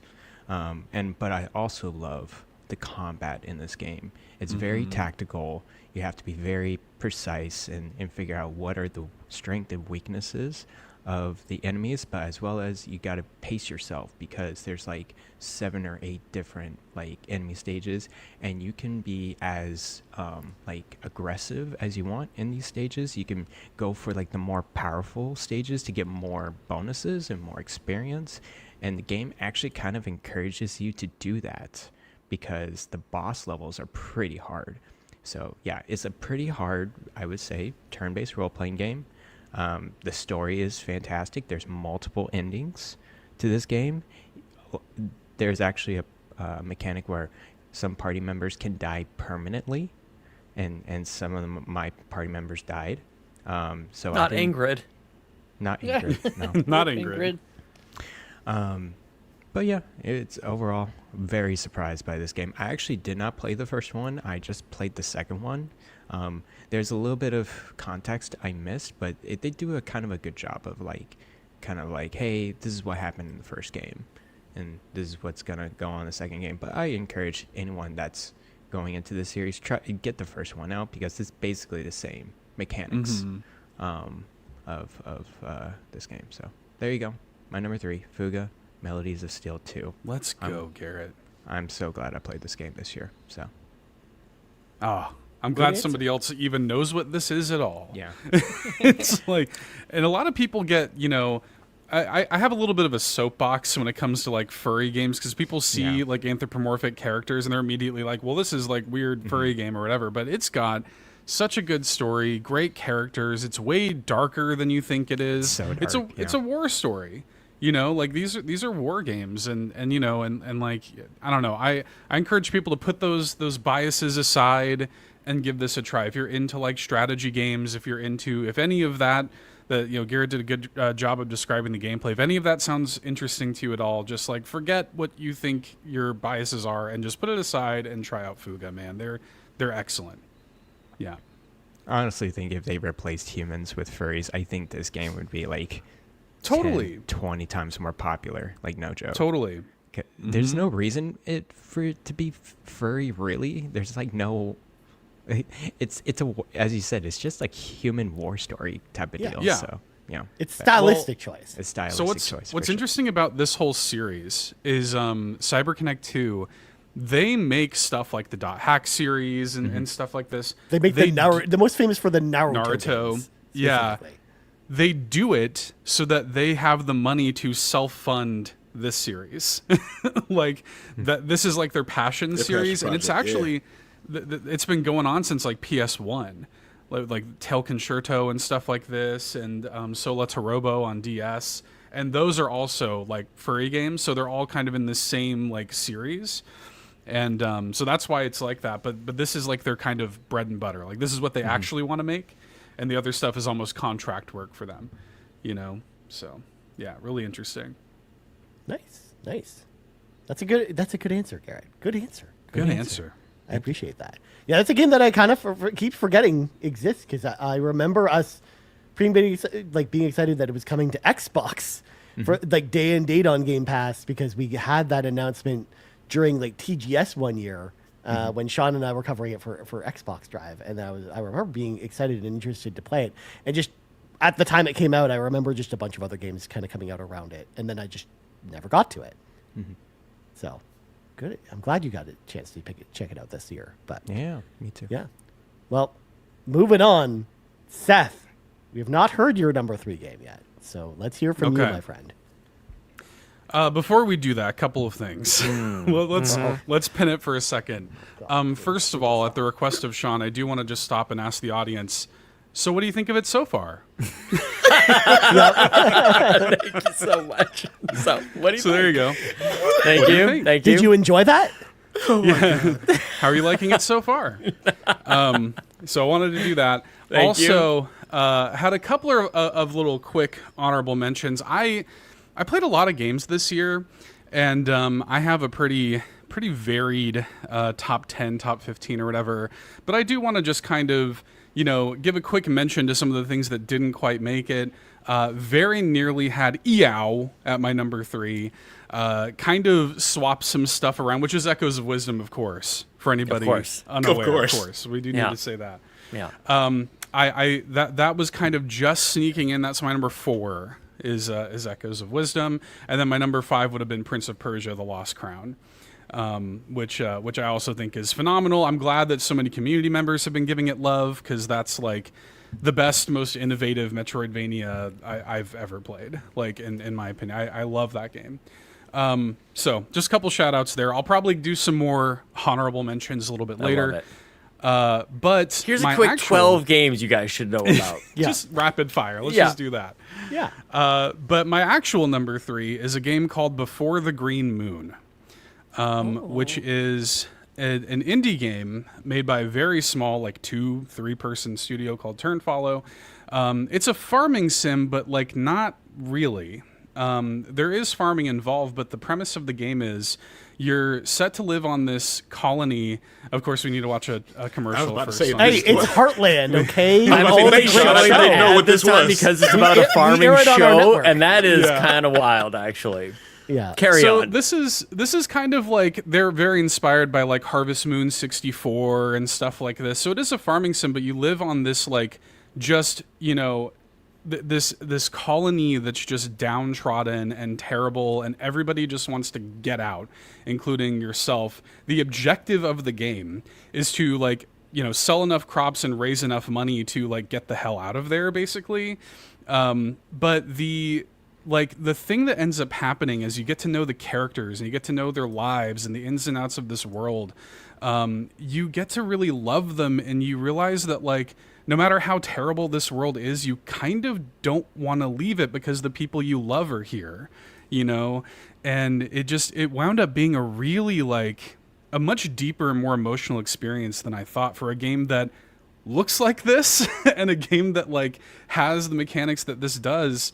It's got so much heart and personality, and I just like I was totally swept up in it for the 10-12 hours I spent with it. I absolutely adored it, and it's also one that like I feel like is going to go under the radar for a lot of people that would enjoy it. And I you look at the game and like visually it's like ugly, but it's kind of the point, like they want you to look at this world and say, oh, I want to get out of here, but you end up coming to love it. Like you end up coming to love everything around you and just appreciating the things about the world that make it something worth living on, And I was really touched by that game, so I wanted to shout it out. Nice, man. Nice. Yeah. Good answer. Good game. Good answer. Good answer. Yeah. I also love, Seth, that you bring in a little bit of the weird, a little bit of the games. Gotta do a little bit of the weird. Because I hadn't heard about anything about this game until you started talking about it. So I appreciate that about That's you. because Lockleth didn't play it yet. Yeah. Yeah, that's Lockleth true. will, and then everybody will play it. Yeah. Everyone will know then. Yeah. It is a farming sim, so Yeah, I say, as soon as she said farming sim, you probably knew she was in. I've seen Yeah. I've seen your video on this, so it does look interesting. Nice. Yeah, I love I can't wait for next year when Lockleth makes it famous. That's how Now that Seth has played it, Lockleth can play it, talk about it. Welcome to what we just discussed before you mentioned that, Sean. Yep. Yep. Sean was late. Just want to reiterate it. Yep. Well, Seth, thank you for that. I appreciate it. But now we have to welcome on in Mitch Power Your Dreams. Power is here. Hello, Mitch. Of course, I made sure to do that right as soon as you started taking a sip of your drink. I appreciate that. Thank you so much. Oh, you sound great. I sound awesome, don't I? You can definitely tell it's definitely morning time for Mitch. And he's also sick as a No, dog. he's been I'm sick sure. for That's also months. big too, Still wrestling with the sickness. Yeah, bro. It's just I finally broke down and was like, cool. Let me make an actual urgent care appointment. Oh, Before I am no. coughing. So oh my God. yeah, I'm over it. I'm done. I'm so sorry, my over it. friend. It's all good though. So I sound way cool right now, right? you do. You do We got sound the Louis Armstrong thing going. You might want to stick you with so it. nice. much. I Yeah. appreciate you. Yeah. you sound totally rad. Thank Like you. the game, totally rad. Now available on your 100%. NES home console. Mitch, you just sound like you should be on Red Dead Redemption. You sound like one of those like gruff cowboys that's just like Thank you. just like real angry, and then you I got a you know. long way before I get to my destination. There you go. You're welcome. Yeah. There we go. Red Dead Carpool. Let's go. I'm just passing through Don't town. even tempt me, Ron. I'm gonna convince everyone to play Red Dead with me, and we're all gonna play online. That's great. Do it. I We think already- all of us need to actually play like the story first, Fee, because I've apparently played a couple none of us times. have. So. We don't need to. We I'm can just good. play Red Dead Online. That's what I do all the time. Okay. All right. I mean, well, we can play the game though. Mitch, as tradition, as a host enters the chat, they are responsible for guessing a certain other host's favorite game of the year. And you, good sir, have drawn Sean Capri as the person you have to guess for. So, Mitch, I want you to let us know, what do you think Sean Capri's favorite game he played this year was? Cat Quest. Cat Quest 3? Ooh. That's a Okay. good pick. That's a good guess. That is a Good good guess. guess. It's a good guess. Yeah. It's I was wrong, about but to it's say, think carefully before you choose, because I will judge your decision and how much you actually were friends and stuff. So, but that was a good guess. Wow. So, That's a good guess. yeah, I mean- you guys aren't doing that with everybody else. You're not like judging the other person on like how well they know you. That's just me. That's cool. Okay, Yeah, that's it's just fine. you. It's just you. Okay. If that was the case, then me and Free would never be just friends kidding. again. I'm joking about it. Me and Free would never talk again if that That was the wasn't case. serious, of course. Gosh. That'd be Robbie, just talk about narcissistic and everything disgusting. Yeah. I love how Sean backpedaled so damn hard. He's Yeah, that's not what everybody I'm else is doing. doing that. I'm just kidding, guys. I'm just kidding. I'm Yeah. not joshing death at all. Yeah. Honestly, Jesus. this is just highlights to me that we need to have Ron and Fee podcast together more often. I feel like this needs to be a thing. It might be a thing. It Yeah. might be a thing. There's been So- talks. Mitch, just to throw it out there, Fulia was assigned to guess for you, and she guessed Hogwarts Legacy. Please do not spoil whether or not that is the correct answer. I'm just letting you know that is what we guessed. So, I don't judge her. Don't worry about it. That's fine. not yet. Not yet, anyways. Not yet. Well, I would like you to power your dreams, Mitch, by talking to us about your third favorite game that you played this year, my friend. All right. Well, my third favorite game I played was Hogwarts. Oh, I knew it wasn't number one. I knew Damn it wasn't it. number one. Yeah. Yes. There it goes. It had to Yeah. be the top 3. So yeah, He's no. only So played it 3 definitely. games this year. Sounds so damn it. I mean, here's the thing. I could easily do the thing of like, oh, hey, Apex is number 1. But I didn't go those routes or anything. I actually didn't go with any of the games that I'd normally play every day, all day. No, Hogwarts was a great game. So here's the biggest thing. Up until, because it came out last year, right? Now, I had not seen any Harry Potter anything until December of last year. Whoa. Because I just didn't see Harry Potter stuff. So, and on my extra live stream that year, I made it a stretch goal that I'll do a watch along with for every Harry Potter movie in my Discord, and we did. So I actually, after watching all those movies, I was like, hey, everybody said Hogwarts was good. Let me start playing it. So I actually played it like right at the beginning of the year after I got done watching all the movies, and I don't know of any one person who likes Harry Potter and Hogwarts and all that who said that game was bad. Like, everybody who is into that world loves that game. And overall, it's a good game as far as just combat, upgrading your abilities. Like, it's got the traversal, by the way, once you unlock the ability to have like your broom or all that just flying around. That, in my opinion, made the game a lot better. Just getting from place to place is like walking is boring. And I think that's the case with everything. You know what I mean? If you could fly instead of walk, wouldn't you? You know what I mean? Nobody wants to walk. That's boring. But no, overall, and again, I like the fact that like if you were very much into Harry Potter, then there were a lot of things that you caught, little side things here, little things here that was like, oh, I remember this, But even as a person who literally saw the movies one time each, and that's it. I didn't rewatch them. I didn't have any huge base of knowledge of the world, but at least I think if you went into the game without having any knowledge of the world, then you wouldn't appreciate it as much, right? Mm-hmm. Gameplay wise, though, it's totally fine. Like gameplay wise, it doesn't matter if you watch the content or not. The gameplay is awesome. Like they did a good job there.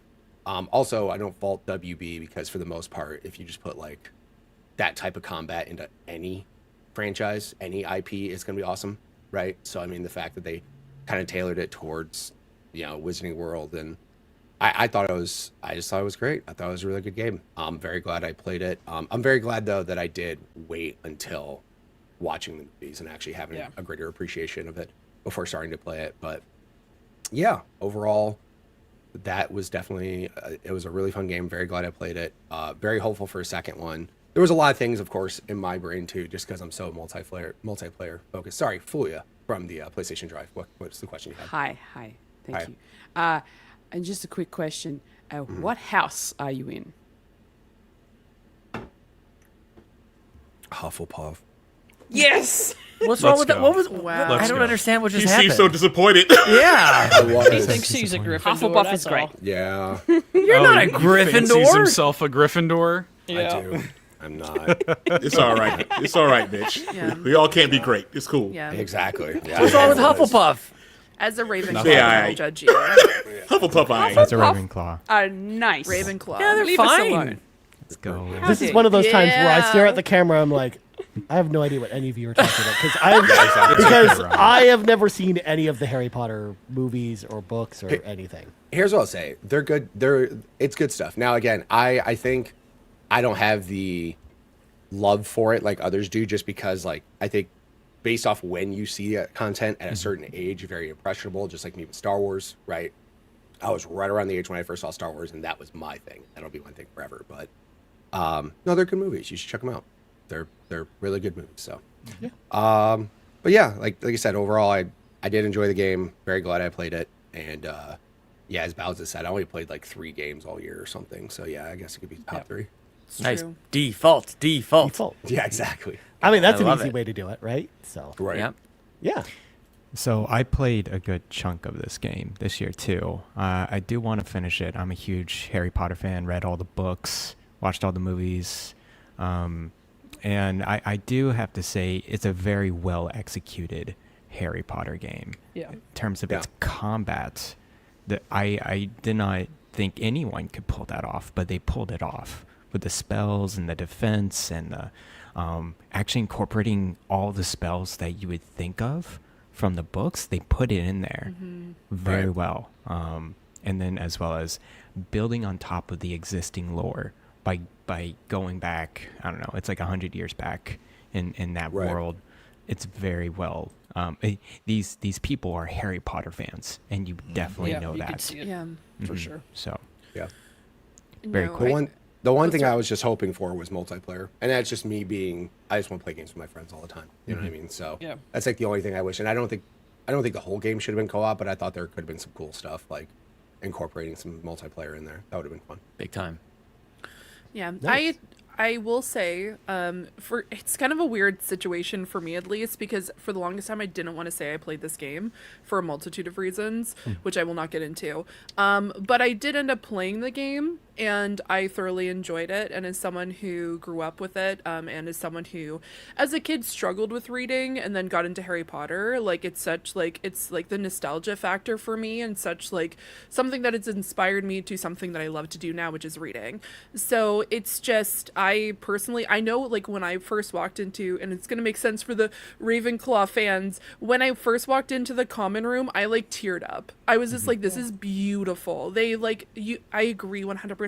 It's made by people who love the like books, and it's just people who like really thought this through. They could have slapped it together. It's a massive franchise, like when it comes to things like Marvel and stuff like that, which I kind of think sometimes when it comes to massive things like this, it ends up where they kind of say like, oh, we kind of are leaning on like the franchise and like the people's nostalgia to like make sales. But in this case, it was made by a lot of people who love this series, and they even, for example, like Quidditch, they realized like at the beginning, they're like, you know what, we could release it right now, but we want to wait. And we want to do something else with it later on because we haven't hit to this specific benchmark to be able to release it to what we want it to be. So I think like overall, I'm really impressed by how like the mechanics work, the fighting works, also like character creator guys, not gonna lie, I'm a huge character creator fan. So like there's new category. There's like best character creator of the year. Oh, next time. Exactly. There's just like there were so many parts of it, and I think that was my major struggle, was like there's parts of it that I didn't want to play because of certain reasons, and then there's other reasons why I really wanted to play it, and I really struggled with that. So yeah, that's me coming out and saying I played this game, which is really silly to say. I'm nervous to say I played a game, which is very weird for me. But yeah, I thoroughly enjoyed it when I did get to play it, and I want to go back and finish it up because I've heard really great things. But yeah, that's just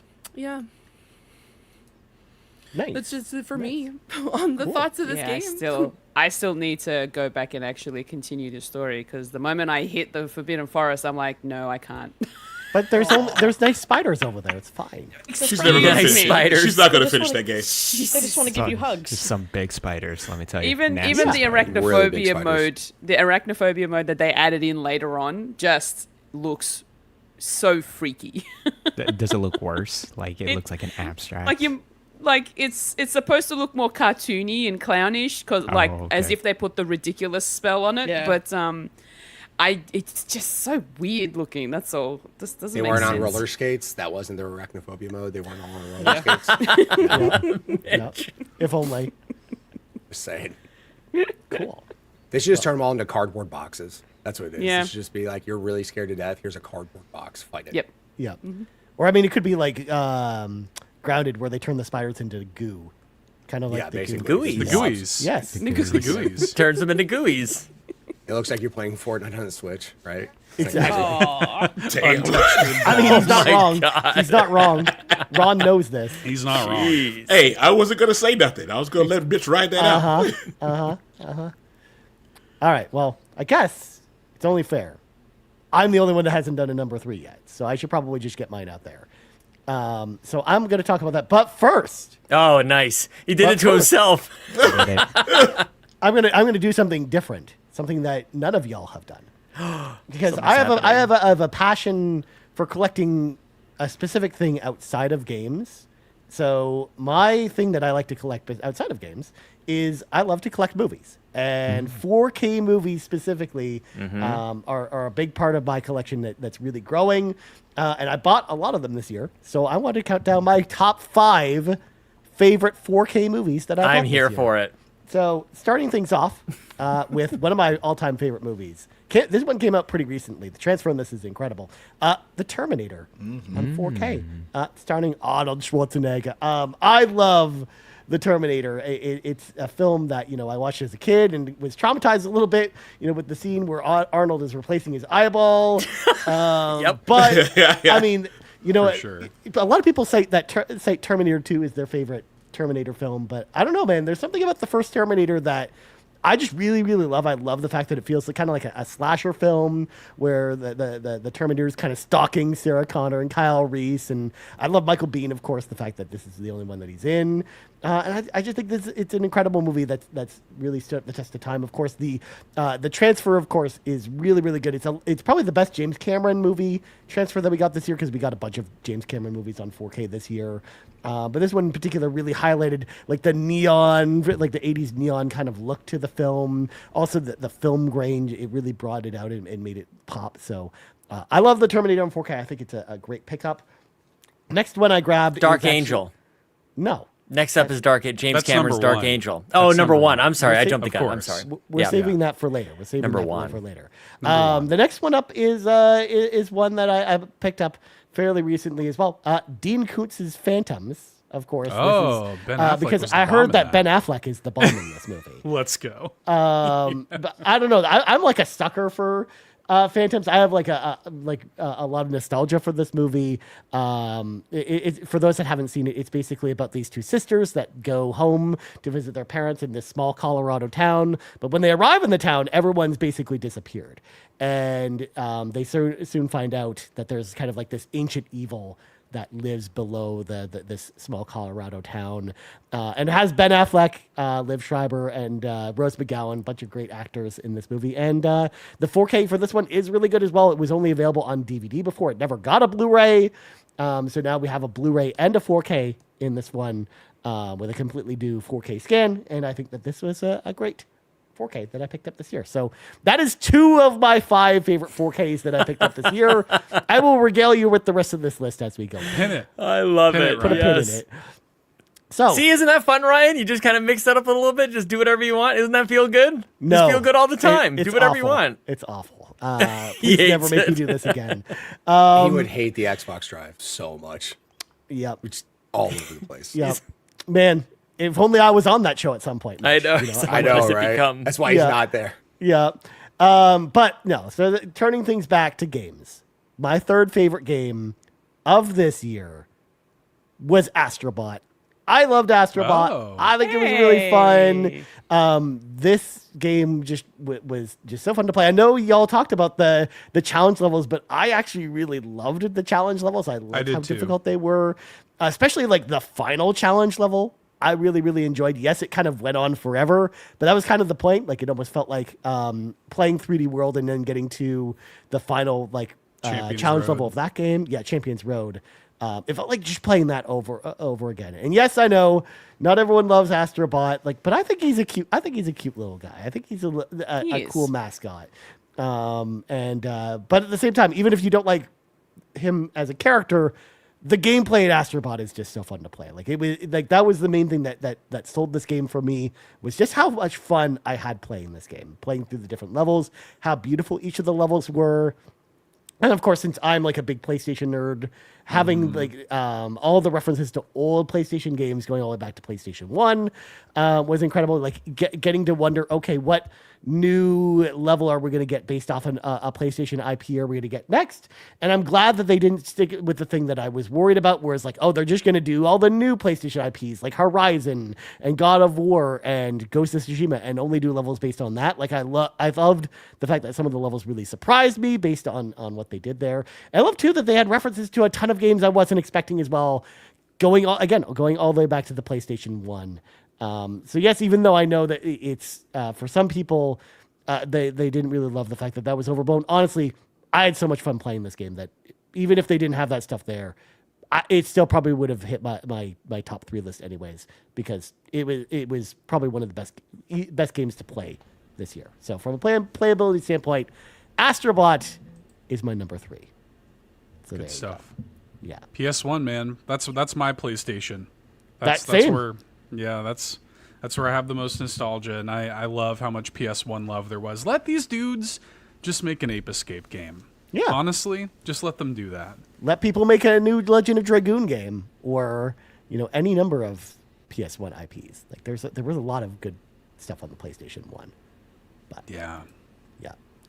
As we turn things around, I know again we have Mitch. We have you for a limited amount of time. So Mitch, power your dreams. I would like for you to talk to us about your number 2, your second favorite game that you played this year, my friend. Absolutely. My number 2 game was Elden Ring. Oh, I thought it was going to be number 1. Damn. Let's go. I thought it was going to be number 1 as well. I did not play Elden Ring at all. I was just one of those guys that and again, I wasn't because I didn't like it or I didn't want to play it or whatever. It's just, again, one of those games because all I do is play 3 games over and over. It was just one of those games that slipped through the cracks. And Buzz, who I've mentioned numerous times on the shows that I'm on, Buzz basically was just like, I need to see you rage badly in this game. Please play it. I want to see Mitch lose his mind, which is for comedy and content, which is totally cool for me. So I started playing Elden Ring. I just played a little bit more Elden Ring this year than I did Hogwarts, like just a little bit more, according to Xbox. But there are very few games, and I didn't beat Elden Ring, just to be clear. There's so much to that game, and there's no way I could beat it, just with the limited time that I have to play games as it is. But there's almost no game that I've played that has a feeling of beating a boss than that game. That game, you beat a boss, you feel like you could just run through a brick wall. You're like, I am so good at video games. Or I have just been playing this boss for 200 tries and I suck and I finally beat him. And it's just, there's this level of euphoria and you just can't believe it. And it's so good. And I don't know other games other than maybe Ninja Gaiden on Xbox, which again, that was that level of hard as well, right? Some of those bosses were extremely difficult too. So to have a game when you beat a boss and the exploration of the game is huge. The only thing I'll say, and this is just kind of my own fault, is if a game is too open, it's kind of a deterrent for me because I'm like, cool, can you just give me some direction, please? Just give me something. Just point me here. And thankfully Buzz was there to do that. And Buzz basically just said, go do this, this, and this. And then kind of just let me do my own thing afterwards. Because once I got to the point where I didn't feel like I was getting my face kicked in over and over and over and over, when I started feeling okay, I'm getting some progress on these bosses and I'm not just walking up to a boss and just getting stomped on, definitely felt okay, cool. You're starting to get confidence, starting to get, more confident in your abilities and things. Mm-hmm. And then I was going to bosses and beating them, some bosses 4th, 5th try. Yeah, that game is awesome. That game is great. And like I said, there's still so much I haven't played. I haven't played the expansion. But, yeah, overall, that game is a blast. And I'm very excited. I feel like it's the game that it's one of those games you can just kind of pick up and play.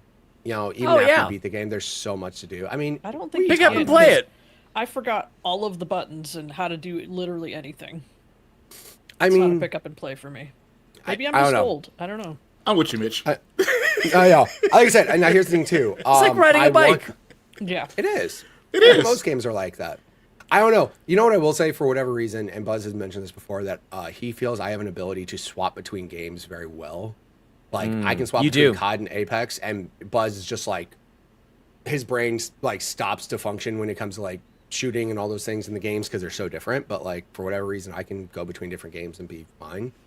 I will say I do want to rebuy it on Steam to play on my Legion Go, because it is very much like, I feel like that could be a game I could sit down and just play for an hour or two and just be like, all right, that's cool. The only thing that sucks is I wish it was cross save. That's the one thing I will say that's kind of like, dang, I have to restart it all. And Buzz is like, oh no, you have to restart one of the best games ever made. Oh no, what a shame. But yeah, that's what I would say is, I'm very glad I played it. I do want to beat it. But yeah, it definitely, a couple of those bosses, I beat them and I was just like so happy. Yeah. Just so happy. So yeah, Elden Ring number 2. Folks watching the video might have seen me like kind of smiling as you were and nodding along as you were talking about that. I played Elden Ring. I love Elden Ring. It actually coming in at number 7 of games I wish I played more / feels like I'm missing out / plan for 2025. Elden Ring, I own this game. I bought it last year. It's very good. It's on my PC. It's good. But the reason I was smiling to myself as you were talking about that, Mitch, I thought you were describing the experience one might have with Neon White. You play it over and over and over again, and you just get this euphoria. When you get to the end, you get a nice new shiny medal, you get a nice new time, you beat somebody else's time. Ooh, man, that sounded a lot like Neon White to me. I also Pepsi was all over again. I also was playing Neon White on this. My man. The show. Let's go, Mitch. The only thing that sucks is apparently Seth asked me if I was playing on Steam, so the leaderboards aren't crossplay, so that kind of sucks. They're not. That does suck. That does suck, right? Like, it should be a global leaderboard, but no, Neon White, like, yeah, that game's fun too. Yep. Elden Ring's better, sorry, but yeah. I mean, I'm not arguing with you. If you say so. Yeah, this wasn't for discussion. This was just for me to say. So that's great. Ryan Turford taking a much needed break, and so I'm in charge now. So be careful, everybody. He's the captain now. I'm the captain now. What a great movie. A new list for me. Movies I need to watch, rewatch again. Captain Christ. Phillips. We're done. Bowser. I feel like I haven't heard from Bowser in about 90 minutes or so. I would love to know your number 2 game, or whatever it is you want to do instead of that. Now is your time. Well, since you left the door wide open there, I can't just go to number 2. That's right. It's time for the potpourri section of Bowser's picks there. Of course, Potpourri? potpourri, a famous category on Jeopardy for random stuff. Oh, that's true. Yes. Oh, okay. I thought this was a. Isn't potpourri also the stuff you put in your bathroom? The potpourri. It's Yeah. poopery. Yeah. To prepare you for number 2. So there you go. That's something different. Jesus Christ, Seth. No, I was right with you, Seth. I was thinking the same thing. You put that in your toilet? Right. Okay. I don't know what's going on. Oh my goodness. Another one of my honorable mentions for the We're never going to get to do this again. Getting thrown off YouTube. Lego Horizon Adventure. Let's go. Love to see it. I think if you have the right expectations going into this game, you will be pleasantly rewarded for that. It wasn't going to be this earth-shattering thing. It is a abbreviated version of Horizon Zero Dawn, but Lego and little jokes and just go around and smash and bricks go flying everywhere, then you're in for a good time. I had a blast playing this. I love the way they incorporated a lot of the characters and the different weapons from Horizon, and it was just fun. Not a super long experience, but I had a blast playing it. I don't know why we're watching a Lego. The hot dog guy plays a pivotal part of the Horizon Zero Dawn story. Oh, I'm sure. I mean, I will also say, I encourage people, if you're listening to the audio, watch the video for this part, because if you just use your imagination just a little bit, it kind of looked like Bowser was doing the voiceover for the hot dog speaking into a microphone. So go back and check that out. That's what I was... Yeah. Just use your imagination a little bit. Live dubbing is hard, Bowser. I was impressed. It's tough to do that. Not easy. I'm good, I guess. Jeez. New talent uncovered. Yeah. Well done. All right. Yeah, I started playing this game recently as well, and actually, I really like this game a lot. Like, it's pretty fun. It's definitely not on my top 3, but I think I love the way that they incorporated some of the Horizon mechanics into it as well, like the stealth or knocking off the weak points of the enemies and things like that. Yep. Like, it just felt like the people who made this game just really, really love this franchise, and I think that it's fantastic as well. I agree.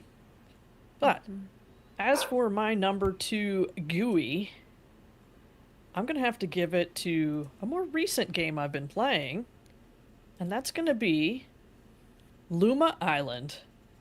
Let's go. Oh, okay. Sean, please bring up a trailer, because I don't know this one. Good choice. This is kind of like a little cozy farming game. Yep, that explains it. Listen here, Ron. Listen. Ron, shut up. Listen. My turn, Explains why I don't know nothing about it. All right. Poor Ron. Got a nice little character creator here. So this is a 3D farming game, and you have control of the camera, which is always a nice addition in things like this. I will say, I've talked about it on the Xbox Drive, but it solved all of my hang-ups that I have with games like Stardew Valley. One being stamina. Like, you don't have to eat. You can just work all day long. Work. Just while like you. sing this song. Okay, sure. Yeah. Yeah, I work hard. Workhorse. Can't be stopped. Workhorse. Cannot be stopped. Another thing, all of the shops are just always open. You can just go sell your stuff and buy what you need anytime, day or night. You don't actually have to go to sleep ever. You can just keep going. Like, it doesn't matter. We just do your own thing. Grow your own crops. Go down in the mines and get your materials. Just keep on going. It also has a job system, kind of like, I compare it to Final Fantasy XIV, where your character can do any of the jobs. Like, you pick your first one and it's free, but then you can go back and pick up other jobs later. And I think it worked out really well. Because there's kind of like different areas you unlock as you go. And once you get your first job into the later areas of like needing those materials, if you start a new one, you probably already have the materials from when you were in the first area. So it kind of like goes well to do a couple different jobs at a time. Really having a blast playing this game. And it has online multiplayer. So Locklith and I played this together in the Discord. And playing games with friends just always makes it even better experience. So big shout outs to Luma Island. This looks fun. Can I actually. change my third one from Stardew Valley to that? You can do whatever You do whatever you want. Do whatever you want. I Yeah. completely forgot about what I like about that game, Bowser versus Stardew. The shops always being open Yeah. is Now I probably wanna my go to most sleep. favorite thing. So maybe I won't play Stardew, and then maybe I'll play this instead. Yeah. I There think you go. Do it. I mean, it's got a lot of quality of life stuff. And like, you don't think about the shops being closed being an issue, but if you're looking for Marnie and it's a Tuesday, you ain't gonna find that girl. She ain't around. She's out. She working out at the whatever place, and like, I've had enough. I Goodness. can never find her. I need a chicken, Marnie. Where the hell are you? She's rock climbing, man.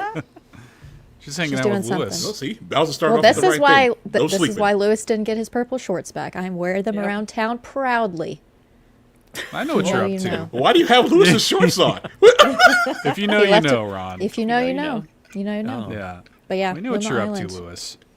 Yeah, we know. There is one thing that this is missing, and it may or may not affect how you feel about it, but there's not romance.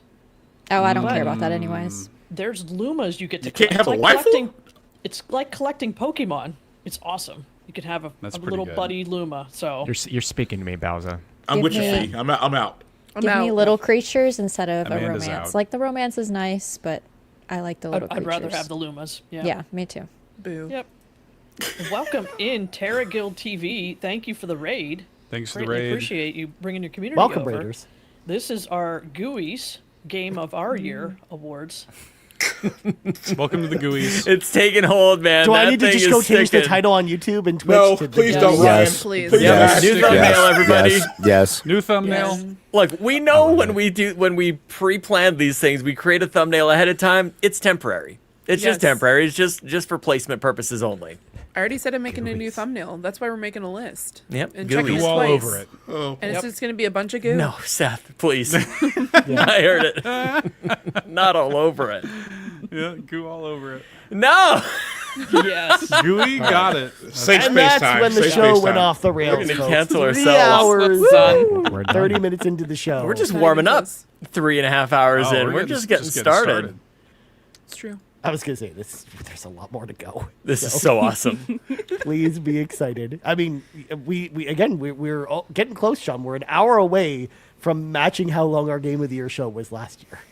Oh yeah, no, we'll crush it. Oh, No, that's it's great. great. That's easy. Yeah, settle in, in. folks. Just crush it like this. Yeah. Oh my God. Well, awesome. Moving on, real quick. We haven't done this in a while. I wanted to hear from the community a little bit before we move on to some more picks from us. I'm going to start off with Shy Guy, who we of course thank. Thank you, Shy Guy. Thank you, Thank you, Shy Shy Guy. Guy. Thank you, Shy Guy. Thank you, Shy Guy. Who says Splatoon 3 side order, 1,000 times resist, and Neva are Shy Guy's favorite games. Never. of Good the year. list. That is a good list. Hell yeah. Ah, Shy Guy. I never would have guessed this list from Shy Guy. Oh. Just never would have, you know? It just Right. never ends. Please. Stop it. Yes. You already used Stop that it. one. Sorry. And yet it continues. And yet it continues. Bowser, you could say it never gets old. Oh, it you does. could say Fee, that. don't It's join old. in. Don't do this. Yes, Fee. Don't do yes. this. I'm being completely honest with you. When Fulia said never, I really thought it was never. Never. Because with the accent, With the accent, never. I was like, Yeah. never. And I'm like, oh, no, that's an actual game. Well, never. true. It is how it's pronounced. Never. Never is never to us. So yeah, it Yeah. makes sense. Yeah. There you go. This. All right. Next up, we got Hoots with a Z at the end. They say their third favorite game of the year is Death's Door. Excellent Oh. Zelda-like for Memento Mori. Wrote a review about it. Go check out Catholic Game Reviews. Is their shout Oh, out. okay. Second up is Portal 2 Peak Immersion. I'll remember Wheatley and GLaDOS forever. And then their favorite game of the year, number 1, The Messenger. I played it in preparation for Sea of Stars. It's an underrated gem that got dinged too hard for its Metroidvania section, which is just an excuse to go and jam out to that killer soundtrack. I'm sorry, Ryan, I missed it. I'm doing 1,000 things over here. Whose list is this? Hoots. With the Z. Hoots.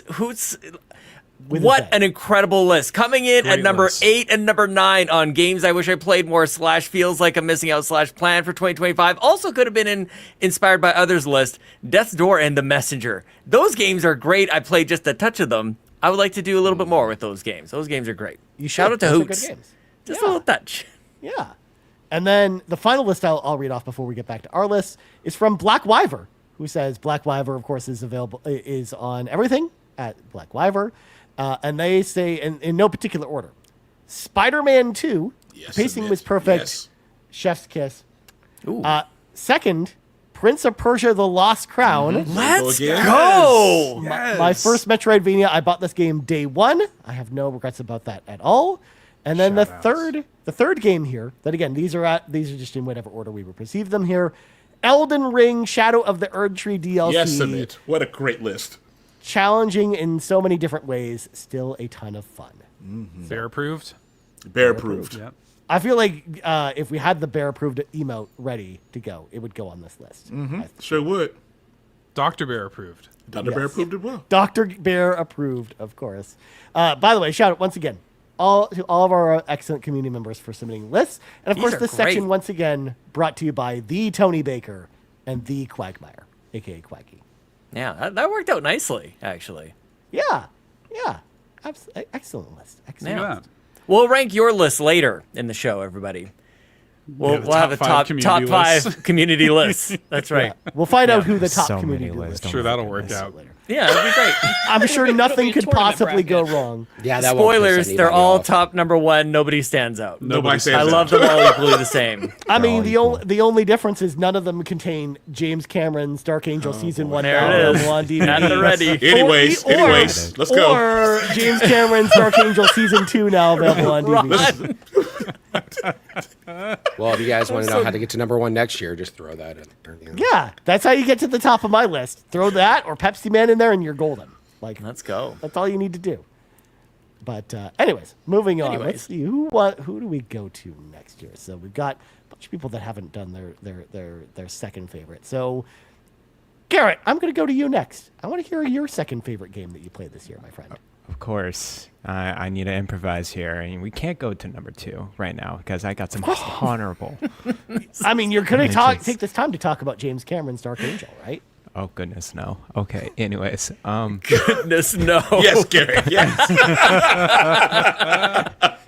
Anyways. I got 2 shout-outs here. One is I played Alan Wake 1 remastered. Oh. Good game. On PlayStation. Very good game. I've not played it before. I'm very surprised by it. One of my favorite non-RPGs I played this year. So shout out to Alan Wake Remastered. I have to say, the only one I have never heard of Alan Wake. I've only heard of Alan Sleep. I just am very confused. The sequel. The sequel is a sleepy sequel. First game's a good one. Okay. And yet it's better than the first one. Now, Garrett, I have a question for you. How did you like when the fridges attacked you in that game? Well, let me tell you, I was taken aback when flying objects were coming towards me. I don't know what to do when that happened. So, but anyways, it was a good one. Alan just needs to stop writing. That's all he needs to do. Put down the pen, man. Just put down the pen. Take a break. Write a happy ending or something. That's Problem the true solved. answer. Oh yes, happy endings of the answer to everything. Problem solved. My wife didn't get kidnapped at the end. Phrasing, Ron. Phrasing. It was my intention. Hey, pro tip, different ending. Choose different words, Hey, Alan. I don't know. Throwing this out there. Maybe a good ending? Oh god. My honorable mention is Cocoon. Oh, is a cool game. I forgot about that one. A very cool puzzle game. Please check it out. It's still on Game Pass, I think. So, very cool. Anyways, number 2 on my list. Lockwood was very close because this is my number 2. Persona 3 Reload is my number 2. This is I love the Persona series, of course. I played Persona 4 and 5. Actually, has been, oh my goodness, it's been 7 years since I played a previous Persona game. So it's very refreshing to get into this one, and I'm so glad that they did a remake. And they put new animations. They streamlined a bunch of things. It is a very Persona game, for sure. I like going through all the different characters in this one. I actually did look up a guide. I went through step by step on this one. This is the first time I've done it for a Persona game, and I enjoyed that part of it. I don't think I would do it for every other Persona game, but specifically for this one, I just wanted to see if I can max out all the social links or whatever. But anyways, very dark tone. Probably the darkest Persona game, based off the previous ones. I enjoyed the characters, loved the animation. It is a Persona game, which I really enjoyed. So there you go. Lock. I have a question. Yeah, as much as I love taking other people's credit, Amanda is the one that chose that game for sorry, you. Amanda. I just wanted to put it out there. As much as everyone thinks that I'm the keeper of the ideas, no, Amanda. Shout outs to Amanda. I apologize, Amanda. She got it from Lockwood. Yeah. No, I've never seen this game. I don't know what the hell's going on. You should play it. Yarden just started this game a couple days ago, according to Yarden in the chat here. Oh, I don't know if he'll finish it. Yeah, it's a good game. I love that game too. Have some faith, man. Yeah, Holy he just cow. tried to cut him off at the legs. I believe in Yarden. I like to give him crap a lot, so Yarden rules. Yarden rules. Yarden rules. Yeah. You and I talked about this game a lot this year, Garrett, on RPG Cave, and you know that I love this game too. Persona 3 has always been my favorite Persona game, and this Reload version is like the best real way to play it at this point. Because it's so hard to go back to the OG versions of Persona 3 because it's like all the different versions kind of have different flaws with it, and even this one, we're still kind of missing the female protagonist that they added in Persona 3 on the PSP, which has like this whole other campaign that's associated with it, and we'll never get that with this version. But still it's easily like the best way to play this game now, and I love that just the extra modern touches they put on an incredible game that was already good to go. So there you go, Persona 3 Reload. Good pick, Garrett. Good pick, On Game Pass, go play it. Yeah. Yes. Well, Game Pass. it is on Game Pass. It's on Game Pass. I have Game Pass. You should try it out. Because of this guy over here, my favorite relative. And it can play on Series S. It's not a demanding game. Oh. In terms of graphics. So. Okay. And it's turn-based. It's party-based. Maybe I'll talk about it RPG. next year, and then everyone else will play it. It was a self-realization. Yeah, I and can appreciate that. You also get the DLC for this one. Make sure you grab it. Oh, hell yeah. Because it's a limited time to grab that DLC. The episode Igus. Yeah, it's free. It's free on Xbox. It's for a free on time. Xbox, yeah. Yeah. Free advertisement. Yeah. Free with a paid subscription. Do I make a list of Xbox games? I Actually, mean, Sean, like, you get it's the not a DLC. bad idea. We need a lockless tab now. Yep. Go ahead. It's inevitable. Yep. Well, speaking of lockless tab, Mitch, how are your dreams? We are going to you next because we would love to hear from you. Hear what your favorite game of the year is. Now, again, I'm going to go over to the guesses here. We fully guessed that your favorite game of the year was Hogwarts Legacy, which we already know, not your top game. Right. So regale us with the tale of your favorite game that you played this year, my friend. So everybody knows that I love multiplayer games. It's my favorite thing to do, is to play games with my buddies. And of course, the game I had to pick this year had to be a multiplayer game. And it was a game that got suggested to me that came out of nowhere. We've been doing a lot of community games with my community, my stream and everything. And one game came across my eyes, and I'm so happy I played it. And it's probably the best $10 I've spent in a very, very long time, and that is Lockdown Protocol. Damn it, I should have guessed Lockdown that. Protocol is phenomenal. It is such a... And again, it's kind of one of those, like, there was a whole point in time when, like, especially during COVID, when, like, Among Us was the big thing. Everybody was playing Among Us. Everybody loves it. This is kind of that evolution of Among Us, where instead of the pace stopping to vote out who the actual bad guy is, this game is done all live. So you have a group of people, and one or two or sometimes three of you are bad people. And it's about performing the tasks that you have to do. You have to get these tasks done while you're, alive. Biggest difference, though, there's a lot more risk and reward to this. Example, in Among Us, when you die, you can still help out the rest of the team. In this game, if you die, you do nothing but watch the rest of the people play the game. So you have to be very smart about, if you are really going to get rid of somebody, is it truly the person that actually is the person that's trying to kill everybody in the level?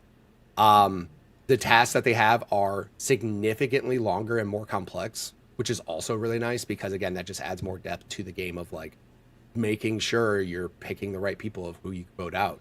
But the biggest part about this game is the social aspect, which is why this is my favorite game of the year, because I'm editing my year-end video as we speak right now. And the amount of laughs that I had with my friends playing this there's nothing better than playing games with my friends and literally almost passing out laughing as hard as I did. It is so much fun.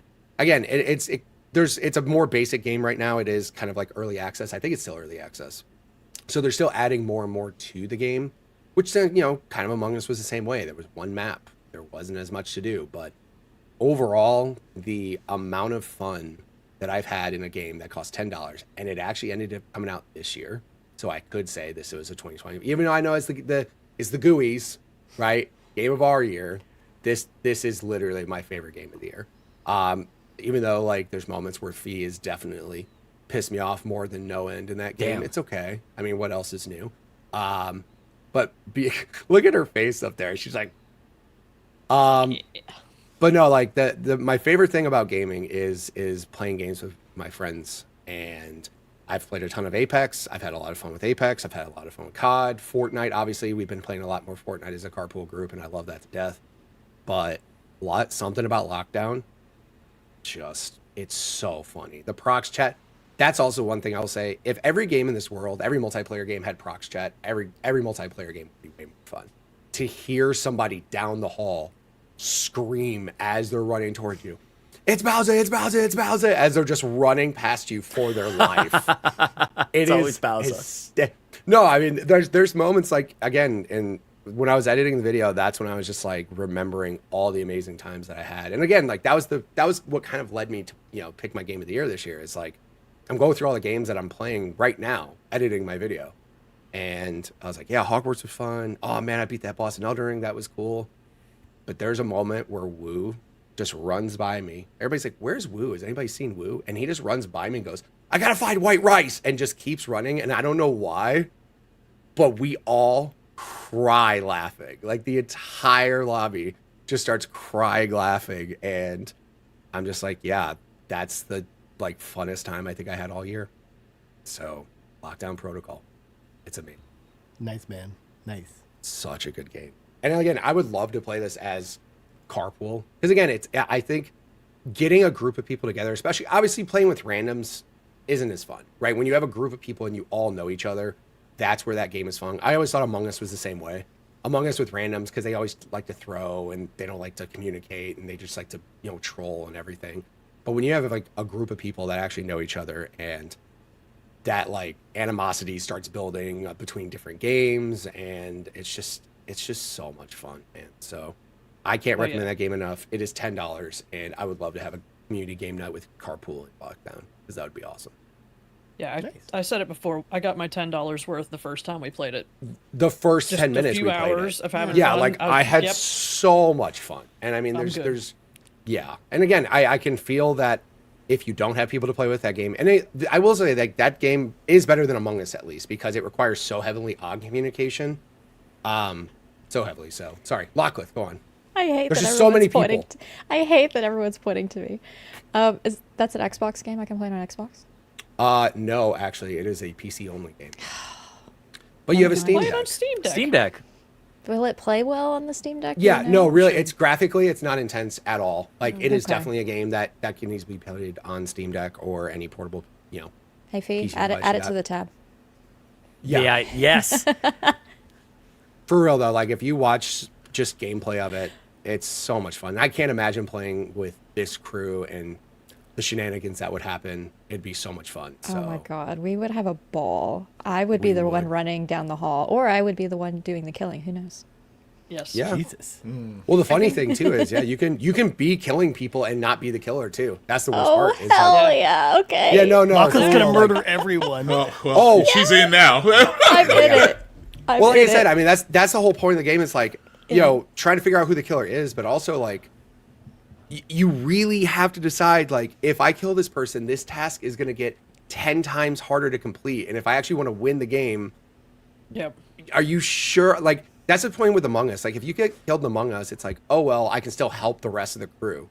Yep. No, like, you get killed in Lockdown, it is You're done. You just get to spectate everybody, and like, there's been moments where people have been, all of a sudden there's one person left, and they're like, not crap. Now I gotta do like 8 tasks by myself, and I don't know if I'll be able to get it done or not. Lockleth would have an amazing time. Oh playing my this, god, I'm I telling you. have so many ideas right now. I'm excited. Can't wait. Do I gotta whisper to Lola? Yeah. Lockdown with Oh, Lockleth. So Yes. fun. I love the name. It's almost there. Yeah. There you go, right? The Lockleth Protocol. Yeah.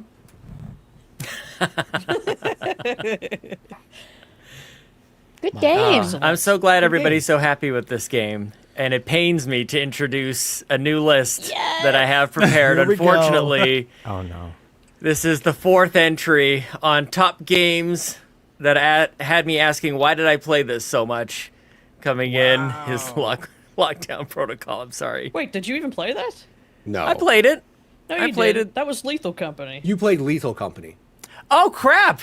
Oh my Oh, god. okay. shocked. Different game. New list. Company New sucks. list. New list. New list. Games I confuse with games Games we're that I talking about. mistakenly Now, put here's- on another list. Oh man. Here's Is what I'll this the say. Twilight Zone? What is It happening? is. It's 100%. I had 4 hours sleep. We played Neon White all night. played Neon Listen, White. that Let's was on face it. you. That was on you, sir. Let's face it, it probably didn't impact anything. I would do the same thing over again. I even looked I at the would too. trailer. Yeah. I even watched You the did. trailer. I didn't even play No, this game I at totally all. played this. I definitely didn't play this at all. Okay, that's off the list. I was gonna say, I podcasted with Sean long enough to know that Sean would just do this anyways. Yep, probably. Yep. Well, no, Lethal you do Company a 4-hour show. That was one I didn't play as much. I will say that. I had Lethal Company. I only played it the same day you did, by the way.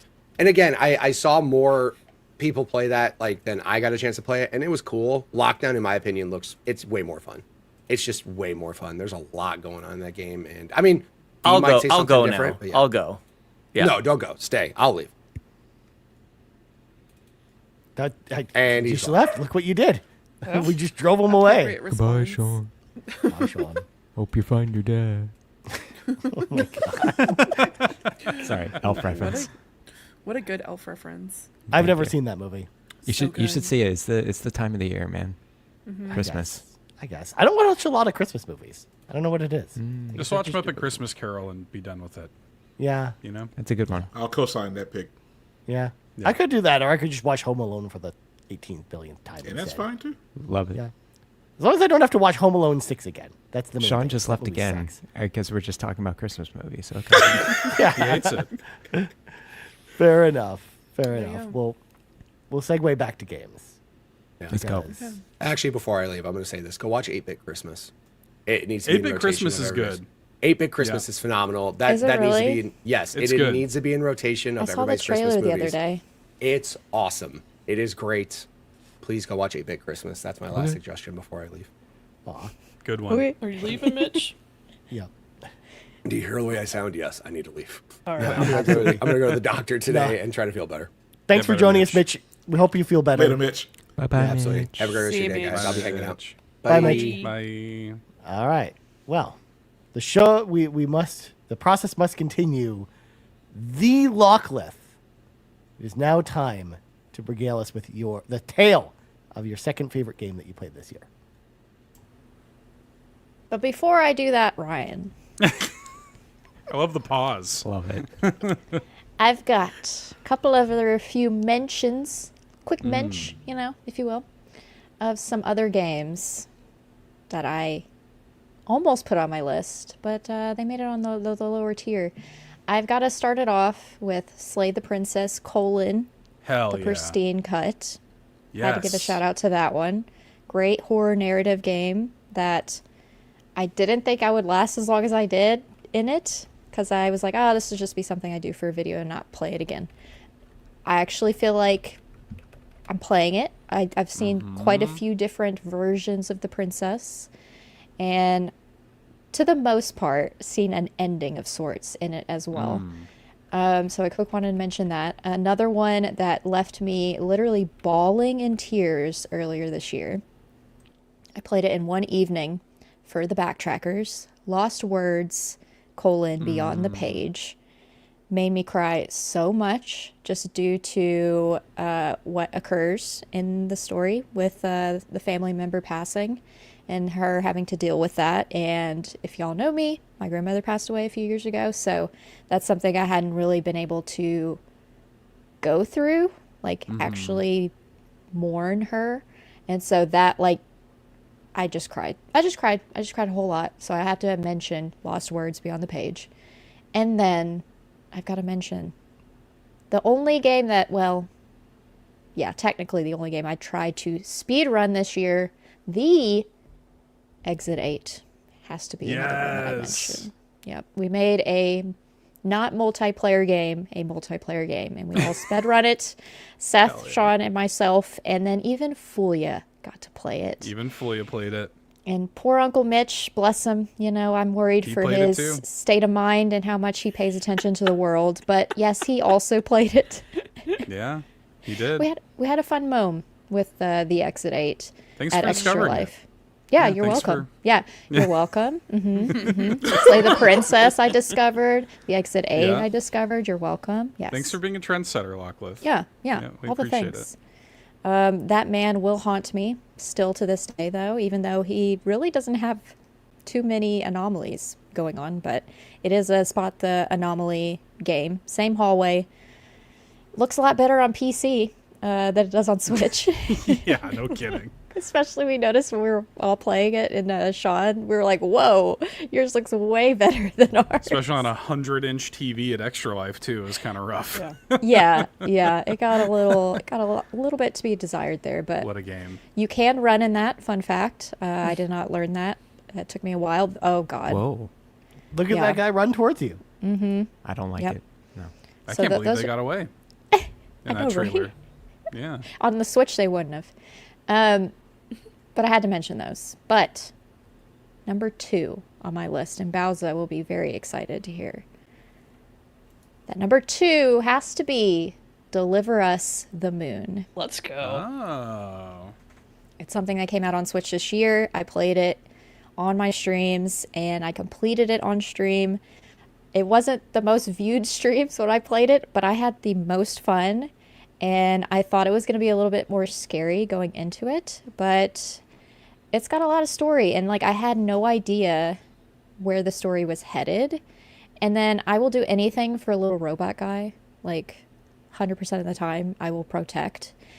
It was just such a fun space game, as Sean would say. I don't know. A lot of quick actions, but also not too difficult. I feel like anyone could pick up this game and enjoy it and just have a fun little time. And I played it on Switch, and it ran fairly well as well. So, yeah, Deliver Us the Moon. I don't really know what else to say about it, except for I have thought about this game so many occasions since beating it. And that's how I kind of dictate my lists every year, is what are the games that stick in my mind that I miss, even if I completed it or not. All the ones on my list this year are ones I completed, of course, but that one just keeps sticking with me. And like I want the next one to hit the Switch. Maybe it'll hit the Switch too. I don't know. What is it? Deliver Us Mars or something, right? Yep. Yeah, Deliver Us Mars. Yeah. Yeah. And then I know we're waiting on Deliver Us Home. Like I'm set. You're like, in. I'm hooked. We got her. I'm playing all of them now. Deliver them all to you. Yep. You need Call all me the UP. Like call UPS. I want it. Let's go. Don't call Canada Post though, because they're on No. strike. But Call anyone Sam else? Porter Bridges.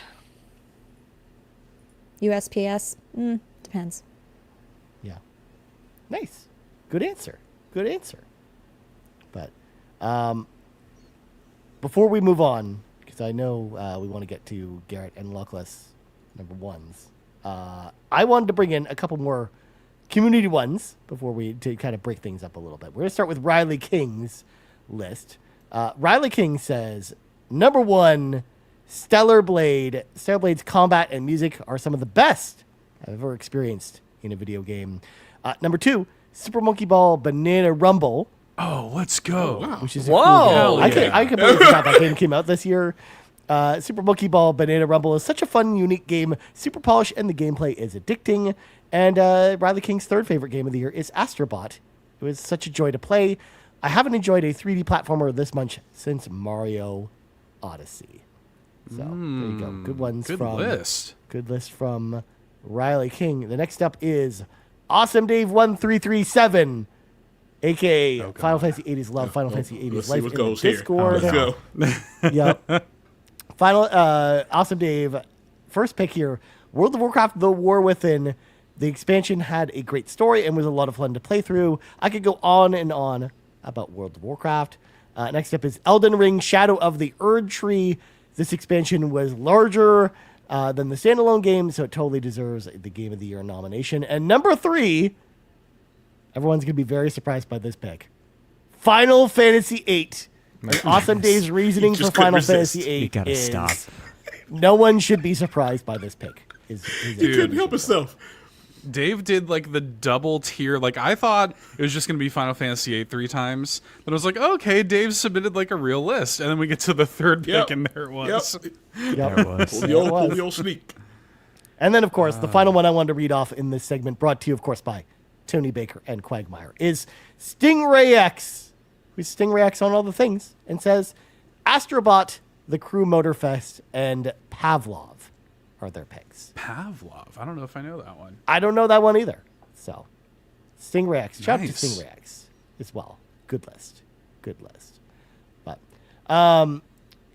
Garrett, since we just heard from Lockleth, I want to hear from you about your favorite game that you played this year. But before we get to that, of course, we got to check the guesses here, the guesses spreadsheet, because Amanda, of course, guessed Persona 3 Reload, which we know is incorrect. It is incorrect. Please correct us. What is your favorite game that you played this year, my friend? Before we get to my game of the year here, okay?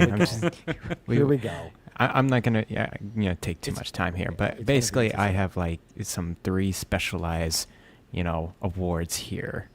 So basically, should we shout out the person that just introduced into the chat before we did silently introduce that Yabe, aka JB, has joined the chat. Let's go. JB, what's up, my man? Hello, What's JB. I think this is a surprise for most people, JB. I don't think we told anybody. Okay. Yeah. Cool. Yeah. That's Yeah. Hi. Making I'm his here. return to the Carpool Gaming podcast, the first one since Extra Life. I know, right? Crazy. Good to see you, JB. Good to see you. Yeah, All right, my 3 specialized awards. Number 1 most addicted game is Balatro. All right. Nice. All right. Number 2, the most regrettable game that I played this year is Dragon's Dogma 2. Aw. Damn. It's a good game. It's a great game. It's just not for me. And, I won't get into reasons because, it would be an hour essay, but there you go. Damn. Most disappointing game for me. And then the game I can't wait till there's a full release, TCG Card Shop Simulator. I don't know if you guys heard of this game. It's still on pre-release.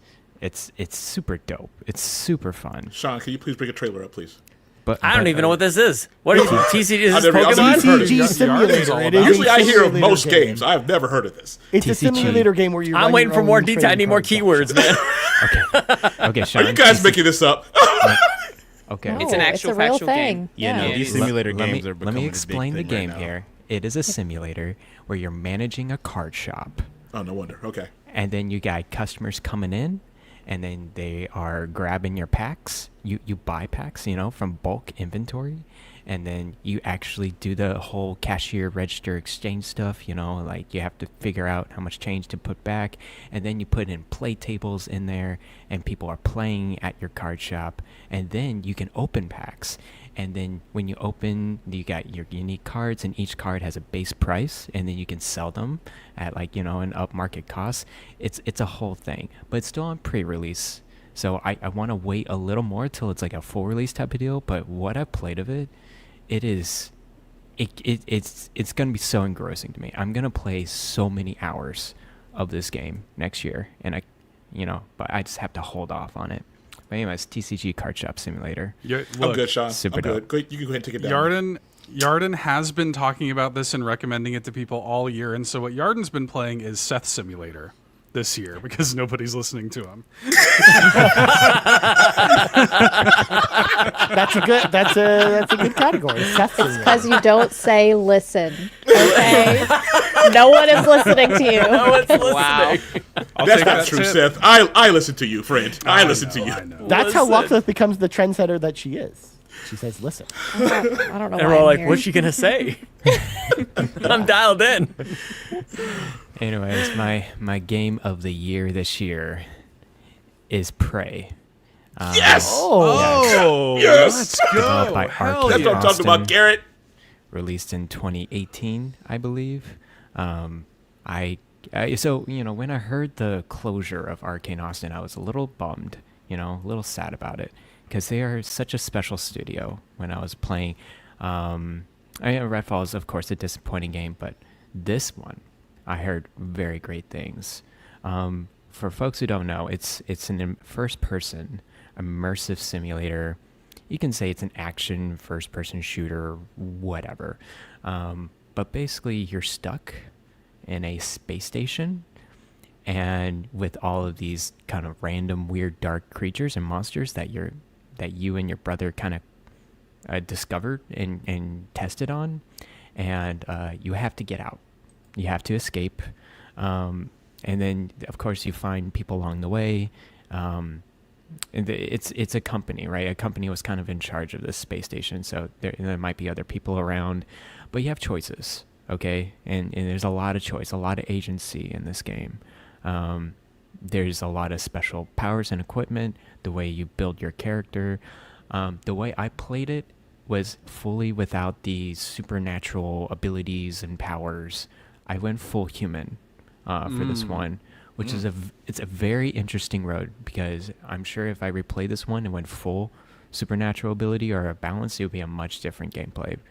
But the way you unlock those abilities, sometimes the aliens may be, you can sneak by them, they could be friendly towards you. It's so weird. But I went the harder route and basically went full human. But anyways, this game, man, it's heartfelt. It has a good story to it. A lot of side missions. I did not anticipate or expect the ending of this game. I kind of wish there was like some sort of spiritual successor or sequel, maybe, that would jump off of this, because it was just so good. And of course, you know, to our BioShock fans, immersive sim, so much audio logs, so much reading. There's so much like historical facts about the space station itself, the company that's there, all the different characters, and your choice to figure out if, you know, for each kind of their fate in this game. Very well wrapped in a nice little package. Prey is so good. And I'm kind of sad that Arcane Austin is just kind of, you know, let go, but that's just how it is. But anyways, my game of the year, Prey. Good pick. Good pick, dude. Hell yeah. Coming in at number 7 on Inspired by Other People's List is 2017's Prey. And for those keeping track at home wondering what happened to number 6, Deliver Us the Moon, inspired by the Lockleth. Also on there. Love me a space game. Played that a little bit before. I think you should bump Prey up. It's just an order it's an order of appearance. That's all. There's no rankings. Yep, just order. Thank you for giving me the opportunity to clarify that, though, Ron. Yes. I'm glad. Yeah, appreciate it. I was a little bit worried. Yep, no worries. Just when they show up, that's all. Prey, Prey also very appropriate that it got your GUI, Garrett, because Prey, of course, does feature one of the best video game weapons, which is just a goo gun. Yes. So there you go. Yep. Pretty good. It is actually rather handy. It is a goo gun. Yep. You shoot at aliens. It's pretty fun. Just in time for the GUIs. Just in time. And you can use it for traversal as well, which is great. Yep. Right on time. Right on 7 years later. Yep. It is 7 years. Good God, that's how math works. Holy crap. All right. So, JB, first of all, thank you so much for joining us today. Of course. As tradition with everyone joining the call and joining the podcast, you are now tasked. I have assigned you a community member that you must guess their favorite game of the year. We decided that all the guests must guess a specific member of the community that I assigned to them. And you have been assigned Kevin Ainsworth from Same impossible. JB, good luck. He's be like 96 games this year. No, no. He corrected me. He's only finished 62 games this year. That's 62. Only 62. Oh my Right? Yes. Only 62. Yeah. So of course, Kevin Ainsworth, aka the Muffin Man, over at Save the Game Media. You must guess now Kevin Ainsworth's favorite game that he played this year. Pick a Falcom game, JB. You can't go wrong. You can't go wrong with it. I don't even know, man. Dude, I have no idea where to start with this. Yeah, I don't. So I can give you a hint. Yeah, throw me some hints. I don't know. This game Can was I get a multiple choice? So first of all, multiple choice? This game came out earlier this year. C. Yeah, and it's a game that's nominated for multiple game awards this year. And I'm gonna give you the multiple choice. Is it? Do you think it's Dragon's Dogma 2? Okay. Like a Dragon: Infinite Wealth, Persona 3 Reload, or Prince of Persia: The Lost Crown? Oh, I know this one. Oh, it's B. It's B. You know what to do, JB. Come on. I was It's gonna. F. G. No. It's yay B. It's yay B. We'll go with B. Yeah, let's go with B. So you think it's Like a I really Dragon: hope that was Infinite right. Wealth? I think that's it. We're gonna go with that. Yeah. Yep. Okay. Good We will answer. find out later in the show. Oh, I love it, Ryan. Ryan, masterful. Wow. Oh, what a move. We will Oh, find that's out great. later in the show if My man. option B, Like a Dragon: Infinite Wealth. Golly. is the Keep right it up answer. this commercial break. Keep them in suspense. Yeah, of course, because now, B, now the spotlight is on you. We need to hear from you what your third favorite game that you played this year is, my friend. But first, Yes, I do. I do have a couple. Oh man, honorable mentions. You know, this is my favorite thing we've ever done. Okay. So, we're gonna start with Thousand Year Door. You know, again, I had to truck through them first 3 chapters to like really get into it, but it's a great game. I loved it. Echoes of Wisdom. Thank you. Yeah, Echoes of Wisdom. I had fun with that. A very different game, you know, Zelda game than normal. 2 that are like kind of half honorable mentions. Side Order, just because it's a DLC, but the soundtrack in that is so amazing, phenomenal. Pokemon TCG Pocket is an honorable mention because I'm always playing that every single day. And then I wanted to bring up Banana Rumble as well, and also show off the dope vinyl I have. Yeah. You know, hold on, it's a really cool thing about this I want to show you real quick because it is a like 2-colored vinyl. So, what? So it looks like the ball that the monkeys are in. So, amazing. Love this soundtrack. All the Super Monkey Balls have dope soundtracks. Mm-hmm. So yeah, I was fast, Ryan. If that helped, okay. I tried to be fast. That's good. Got to go fast, like Sonic. Exactly. So my actual third game is going to be Mario and Luigi Brothership. Hey, I haven't beaten it. Literally, I was just playing it before I hopped on. But I just have a soft spot for the Mario and Luigi series. I was heartbroken when they said the studio that makes them was closing and stuff. But I was so elated when they announced it.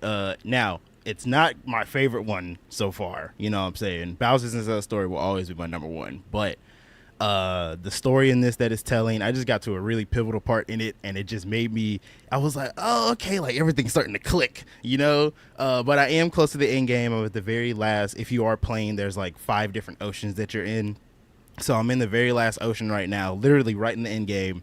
But I'm having a blast with it. It's so much fun, so whimsical. You're in a whole different world. You're not in the Mushroom Kingdom or the Bean Kingdom as you are in the Mario and Luigi series. But yeah, I'm enjoying it. So it's really fun. It's really fun. Nice, man. That's a good pick. That's one of those games where I'm like, it's been sitting on my Switch since it came out, and I still haven't played it yet. But luckily, since I'm not buying games for the next 6 months next year, I'll have plenty of time to play it. Yeah, plenty of time. Yeah, that's exciting. Good answer. Good answer. Yeah. I appreciate that one. Of course. Yeah. Also, I love the fact, too, that you brought out a vinyl as well. Just adding to the myriad of different things we're showing off. We're showing off vinyls. We're showing off like James Cameron's Dark Angel Season 1 now available on DVD. We're showing off all kinds of stuff. I love it. Yeah. Well, speaking of physicals, Lockleth. The Lockleth. Well, I know loves physicals. We're going to go to you next. To round things out, I want to hear from you. What was your favorite game that you played this year? And of course, we had Garrett guess that your favorite game this year was Concord, which we poured one out for Concord already. It was not your favorite game this year. So yeah, what was your favorite game? That was wrong. Yeah, sorry, Garrett. Hate to tell you. Also, it is I, Queen of the Physicals, apparently. I don't want to go to my top one quite yet, Ryan. Of course not. That's right. Of course. That's why right. would we do that? Why would you do that? Why would we do Because that? I've got a number 4 pick that Yes. others have talked down on, but I loved it, and I played it on that there PlayStation 5. The Plucky Squire has to be my number 4. I forgot about that. Finished it. I really liked it. I thought it was charming. Others say otherwise, but I thought it was a very charming game. Who are you throwing shade And at? You talking about me? Just put it out there. Oh, Sean. me. Yeah. That's this one Hi. down here. Yeah, he's the problem. The Plucky Squire. Great game. I'm glad that I played it on PlayStation, and I took a note from Seth Yeah. that Yeah, it good did not choice. run very well on Switch, so I just didn't buy it when it first came out. But I was able to download it on the PlayStation just fine, so I played it. Really enjoyed my time with the Plucky Squire. Had to mention that. And then something brand new, Ryan. You inspired me, my friend. Excellent. I am going to mention my favorite commercial of this year. It's holiday I season. love it. What? It's holiday season. We've got commercials for days out there. You know, people trying to sell you stuff. But listen, you got to check out Walmart's commercial because they did a collab with characters and actors from the Gilmore Girls. Go check out this commercial. The Gilmore Girls is my all-time favorite show of all time. I've seen every episode 1,000 times. I did not know this commercial existed until about 30 minutes ago, but I love this damn commercial, and it is the best. Also, they also look very old, and it makes me sad. Oh, they are old. I know. They are. But Lauren Graham looks beautiful always. I mean, look at her. Gorgeous. Love to see Stunning. it. Yeah. Best commercial. Love to see it. I hope we don't get anything against us by showing this, but we're also, you know, advertising for Walmart, so that's cool. But that's my other little mensch, Ryan. But you inspired me. You inspired me. Thank you. Of course, we love a good commercial here. Clearly, this is because we talked about a commercial on the PlayStation Draft this week, where we talked about the PS9 commercial, which of course is a thing that everyone forgot was a thing. Oh, I remember it. Not everybody. I don't know what you're talking about. Yeah, I remember it. I've never seen that commercial. We literally watched it on. Oh, yeah, I guess you weren't on the show this Koala week. wasn't there though. That's right. Yeah, we talked about this because like there was a question in the PlayStation Draft. What do you think the PS9 is gonna look like? And I'm like, Sony already showed us. They gave us a commercial for it in 1999. What the PS9 was gonna look like. I was 8 years old, Ryan. Yeah. Wow. I was already. Thanks, Locke. What the hell? Wow. That was unnecessary. Anyways. That's a hard anyways right there. Are you ready for my number one? I am ready. I'm ready for you to say listen and then tell us. Listen. Number one, and this little shout outs to Nagachaka, is a full experience because you have to include both Little Nightmares 1 and 2 as my number one game this year. Little Nightmares 1 I have played so many times through now. I'd put a video out there of me trying to beat the game without dying. I was not successful. I died 21 times. But it was such a fun game, and I'm not through Little Nightmares 2 quite yet.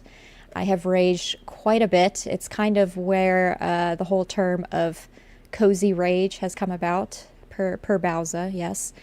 Because I get quite upset during this game, especially the second one, because the second one has a whole lot more going on. There's a lot more battling in the second one and a lot of stealth, but it's just such a great game, and I'm even more excited now for the third one that comes out next year. I'm so glad that I decided to finally finish the first one, because it's I'm on this trail of playing spooky games now. Oh God, please, Sean, why? I look so serious. We're now watching a live stream of Lachlan playing it and also discussing the game. You're welcome. It's so weird. Like, my hair looks the same. But I'm so glad that I actually played and finished the first one. I played it through 1,000 times now, and I feel like the second one is going to be the exact same way. It's something that I didn't think I could play because I didn't think I was a gamer girl enough to actually finish the game and complete it, because I've always chalked myself up to being someone who gets scared very easily, and that's still the case. I do get scared. I do get jump scared. There's also a lot of cursing, so don't watch with your children. I don't know. I do not know how you play those games. Even being scared, I just can't. I can't explain it for you. I get sweaty and I get nervous. I hate that feeling. And I curse, but I power through, my friend. And I'm on this trajectory of playing more spooky games. I've got Dead by Daylight on the backlog to play now. I've got a bunch of other spooky Steam games, Phasmophobia with Fee. We're doing the dang thing. Okay. Lachlan, we need to play Dead by Daylight together, because I really enjoy that game a lot. It's one of my favorite games to play, but I don't play it unless I have people to play with. So.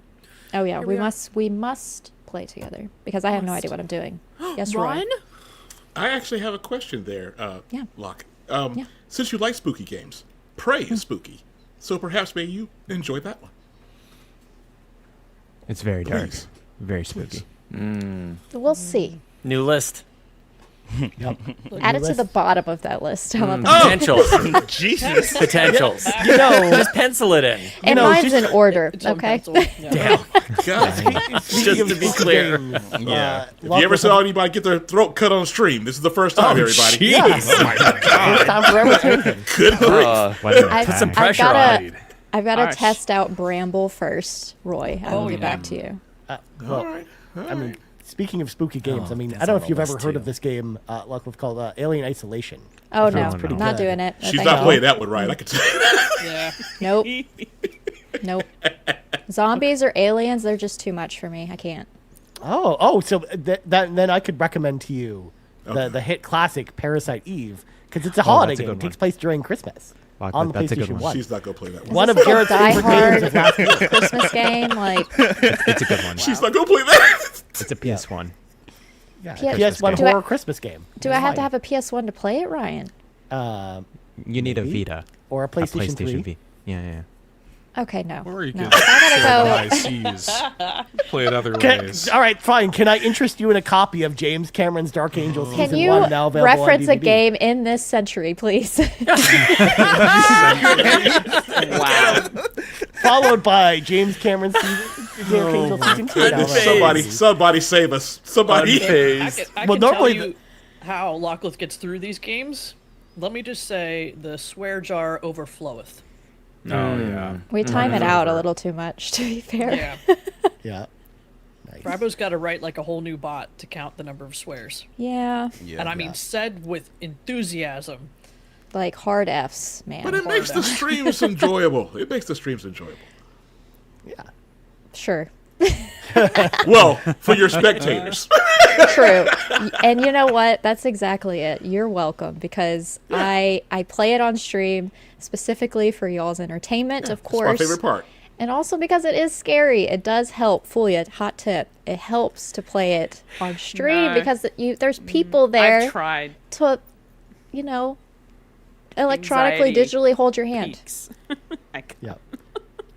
Now, Do you not see me with Exit 8? Come on. I was right there with you, Fulia. You did it.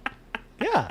Just like you got through Elden Ring, too. We were all there to watch. Still witness it. panicking, just thinking about it. I was singing Suika Game and right there with you playing Elden Ring. Same thing. I hated Elden Ring. I'm so ready for All Elden you Ring did to was come ride out. around. You didn't even really do nothing. That scared you away? No, it didn't scare me away. I just hated it. The whole experience. You screaming at Matt was worth it, so that's fine. That's true. Pretty good. Even though I felt bad for Ron, but not really, because Ron kept giving you all the advice that of things you were supposed to do, and I kept trying to convince you that Ron was actually just trying to troll you. It was so good. Of course, that would be his favorite part. Moving on. That was Ron's version of anyways. Oh, I love it. I love it. Well, since Rybo's in the chat, I'm going to bring Rybo into this because Rybo's favorite games, of course. Rybo, of course, available at Riboflavins and Ribble and Robbo on all the things. Those were his shout-outs. Rybo's favorite games, of course, favorite game, Neon White. Let's go. Let's go. What a great choice. Oh, I'm so glad it got mentioned today. Yep. like a 19th Rybo's time. second favorite game. We might as well have a counter for it. Oh my god. Yeah. Second favorite game of the year, Celeste from Rybo. Of course, that was Okay. Oh, okay. Wow. Coming. Another man. Celeste grab. Okay. Now, Listening. Okay. Sean, you know Rybo so well. He says his number one is obvious.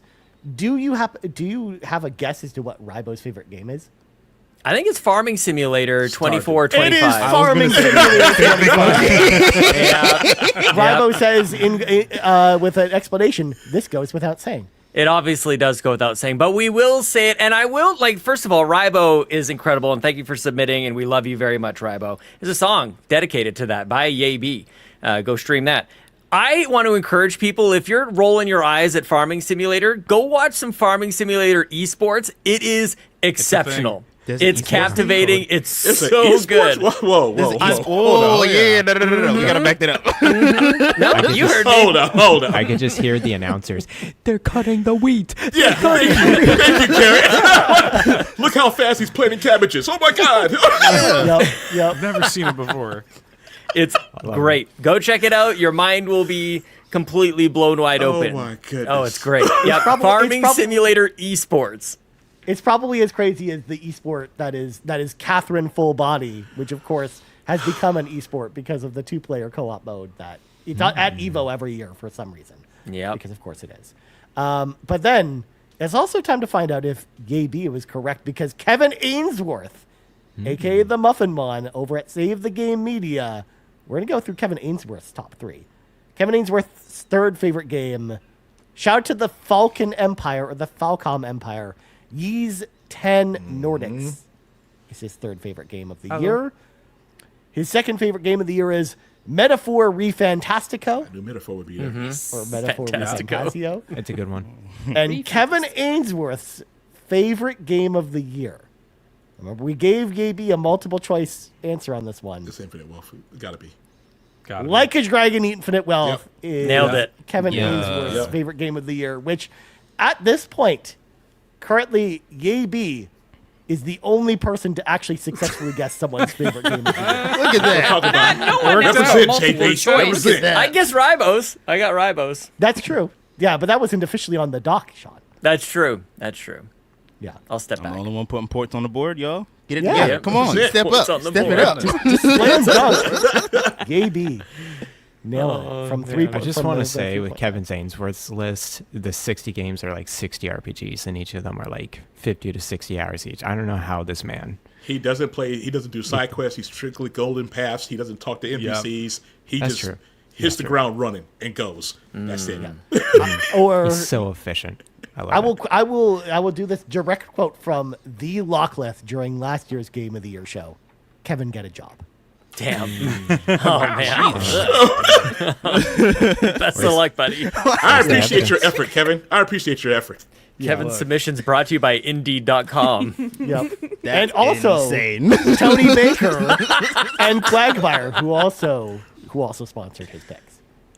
Yes, Lockleth. Also ZipRecruiter. ZipRecruiter. Oh, that's better. Yes, absolutely. Yes. Oh, Wow. And Raid Catching Shadow all Legends these as well. strays. My God. I have no idea who that is. Yeah. They're all job recruiting sites. I would be Yeah. happy to hire Kevin. He's so efficient. Like, No doubt. Yeah. Yeah. Efficient. That's for sure. Yeah. And then the last one I want to highlight before we get to Gabe's next pick is Tim Paullin, who has 3 favorite games here in no particular order. EA Sports College Football 25, my only loophole game. It's great. Hard to believe it's only been 11 years since the last college football game. Balatro, what a nice Game Pass gem. Balatro. Yeah. It's not a Game Pass, is it? It's not on Game Pass. I don't think it is, but yeah, I mean, Tim Paullin says it is. Tim might have bought it by accident in his sleep or something. That's such a me move. It was like he. This is on Game Pass. Oh, you know This what? is You know free. what? Hold the phone. It's I on- am incorrect. I read this wrong. Oh, okay. I would have done that too. It's Rotato, not Balatro. Oh, also a me game. Oh, nice. Potato. I'll take Brotato over Balatro. This is fine. Tim Paullin, I apologize. I'm old and I don't know how to read. That's and also great. we're 4.5 How the hell hours did you in this get those two podcast. confused? No, you're What? good, Ryan. That's hey, man. We got to talk about 2 good games. They there. both starts with B and they both have Tato at the end. They ha- so- they have Oh, okay, what? so- No, they don't. Balatro. And then the final game on Tim Paulin's list, which is also a Sean game, Hellblade 2. I feel like this won't make there we go. a lot of lists, but I really enjoyed it a lot more than the first, is what Tim Paulin says. Oh my Nicely god. job, Tim. Tim Paulin. Good list. That was crying. very eventful. And now people wonder why we don't like to read. Because you can't do We it. can't. I mean, I'm firmly out there saying that I have dyslexia, and it's just You're I good, know, buddy. You're Ryan. It's good. okay, Ryan. It's I all right. understand, but like Yeah. I don't have that excuse. I can't read. That's why his name is Roy, okay? That's why I call him Roy. poor Roy. That's not his Dude, name. I talked about Lethal Company and whatever the hell the other game was called. I don't know. I still don't know Lockdown what they're Protocol? called. Lockdown Lockdown Protocol or Protocol. Yeah, whatever. Protocol. Yeah. Yeah, those are the same. Lockdown protocol. Anyways, Anyways. moving on. This is Gabe. the best. That's hilarious. We need to hear from you once again. Your second favorite game that you played this year, my friend. All right. So, number 2. is going to be Dragon Ball Sparking Zero. Hey, Oh, nice. okay. I am a huge fan of the older Dragon Ball Z Budokai Tenkaichi games, which are the older fighting games. And this was another one that just touched my heartstrings. I have a lot of nostalgia for this style of fighting games. And it's been a long time since I played it. So once I played, my little brother can tell you I was up until 2 o'clock in the morning, just powering through the story. And in this one, you do have the option to do like alternate routes that, are different from the actual story of Dragon Ball Z.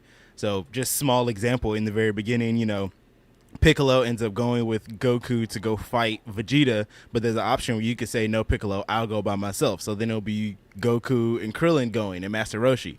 So yeah, I mean, and I always loved Dragon Ball Z. I don't talk about it often, you know what I'm saying? But yeah, this is a really fun fighting game that I can just pick up every once in a while, do a couple online games, and just have fun. I was putting belt to ass the other day on somebody. Put that for your dog slang on it. Yeah, I was putting belt to ass on somebody. Yeah. So yeah, love this game. Oh, yes. Bringing the hood to the stream. That's what I'm talking about. For sure. Oh my god. Nice. Good answer. We played this in person. We did. We did play this in person. Yeah, we had fun. It's a good game. Heck yeah. Yeah, I knew it was going to be on your list somewhere. So I didn't know if it was going to be like your number one or an honorable mention, but I knew that you were going to talk about it at some point. Yeah. 100%. Yeah. Dragon Ball Sparking Zero added to the list. That got me. Oh my god. All right. Next up, let's see here. Who has? We have a couple people that haven't done their second favorites. We got Sean. We got Fee. Let's go to Fee because it's been the longest I think for Fee. So Fee, I would like for you to regale us a tale of your second favorite game. First of all, before we get to my second pick, I've had some time, guys. It's Not been so 2 fast. hours. You had a lot of It's time. been 2 hours since my last pick, and so I've come up with an entire other section. I didn't want to say nothing, Fee. That's why I was just like, are you ever going to pick again? It is called the Mini Gotti, which is where I take my demos that I've played. I've played 25 demos this year and choose my 3 top demos this year, guys. Demos of the I'm year. Let's actually go. surprised Fulia didn't come up with this for one. The demos. I'm here for it. We're going to start off with my number 3 pick, which is Lost and Found Co. It is by BitEgg, and I love this game so much. So good. Sean has played this demo as well and also loved it. Sean, trailer, I please. am obsessed Trailer, with please. this. It is a, Where's Waldo? But it is, it does so many call-outs and Easter eggs to, pop culture. I can't even speak. I'm so excited. I love this game so much. Just the banter in it is so great. The movement from between different floors and levels and stuff like that is phenomenal. I really like the fact, I think what really sold me, honestly, was the Monkey D. Luffy shout-out Easter egg that was in the second level. Pretty good. And so, it is so freaking good. And I'm so excited for this game to come out. I think about this game regularly when it comes to puzzle games. The first thing I think of recently is Lost and Found Co. So go and check this game out, guys. Oh, it's a puzzle go game? Go play the demo. It is a puzzle game. Oh, never it's mind. so cute. But It's like a hidden object. It is so good. Yes, it is fantastic. And then each item you find has a part of a story, and there's rhyme and reason to it. Everything is clickable. It's got some form of interaction. Yes. My goodness. So yes, this is number 3 on the Mini Gotti, which I would like to consider as one of the options here. I also do have honorable mentions as well. I will have to shout out Fortnite because I hate Fortnite, and I openly said it on a regular basis, but the only reason why I play it is because of people like you in the community. My friends play it, also Carpool plays it, and so I started playing it so I could play with everyone else, and it has been an absolute blast. Has it caused me to yell at Mitch sometimes? Maybe. That's not new. That was gonna happen anyway. It was gonna happen anyway. But no, it's been an absolute, it's been so much fun. So I'm really happy that I hopped into the game when I did, because now I get to play and experience all sorts of fun experience. Yes, Bowser. I feel like Mitch would be very disappointed if I didn't stop you right there and say, but you play with other people and not us. Okay, Damn. I've played with you. Okay, I'm saying that I Get play her. with... Look at that. Jesus. Look Wow. at that. Controversy on the show. Let's go. I said I play with you guys and I play with people outside of Carpool. I'm just saying that it's been fun to be able to play a game that's not in first person, because everyone loves to say like, oh, we should play a multiplayer, it's in first person. I'm like, please stop. Even though my number 3 pick was a first person game, which is Phasmophobia, but I can play with other people, guys. Fee the Betrayer. Wow. Wow. The Betrayer. I can't wait until next year when we make Carpool tarot cards, and I'm just going to be the Betrayer. That's what my tarot card's going to be. Yeah. It's just going to be me, Betrayer. We'll be lucky if we have a carpool next year. You know what I mean? It's true. It's we're on true. fire. Sean. Okay. I'm going to get to my number 2 pick, though, which is very funny. It is kind of topical because we do a segment that's similar to this every single week, and it's all about housekeeping. My second pick is this bed we made. I love this game That was a so good much.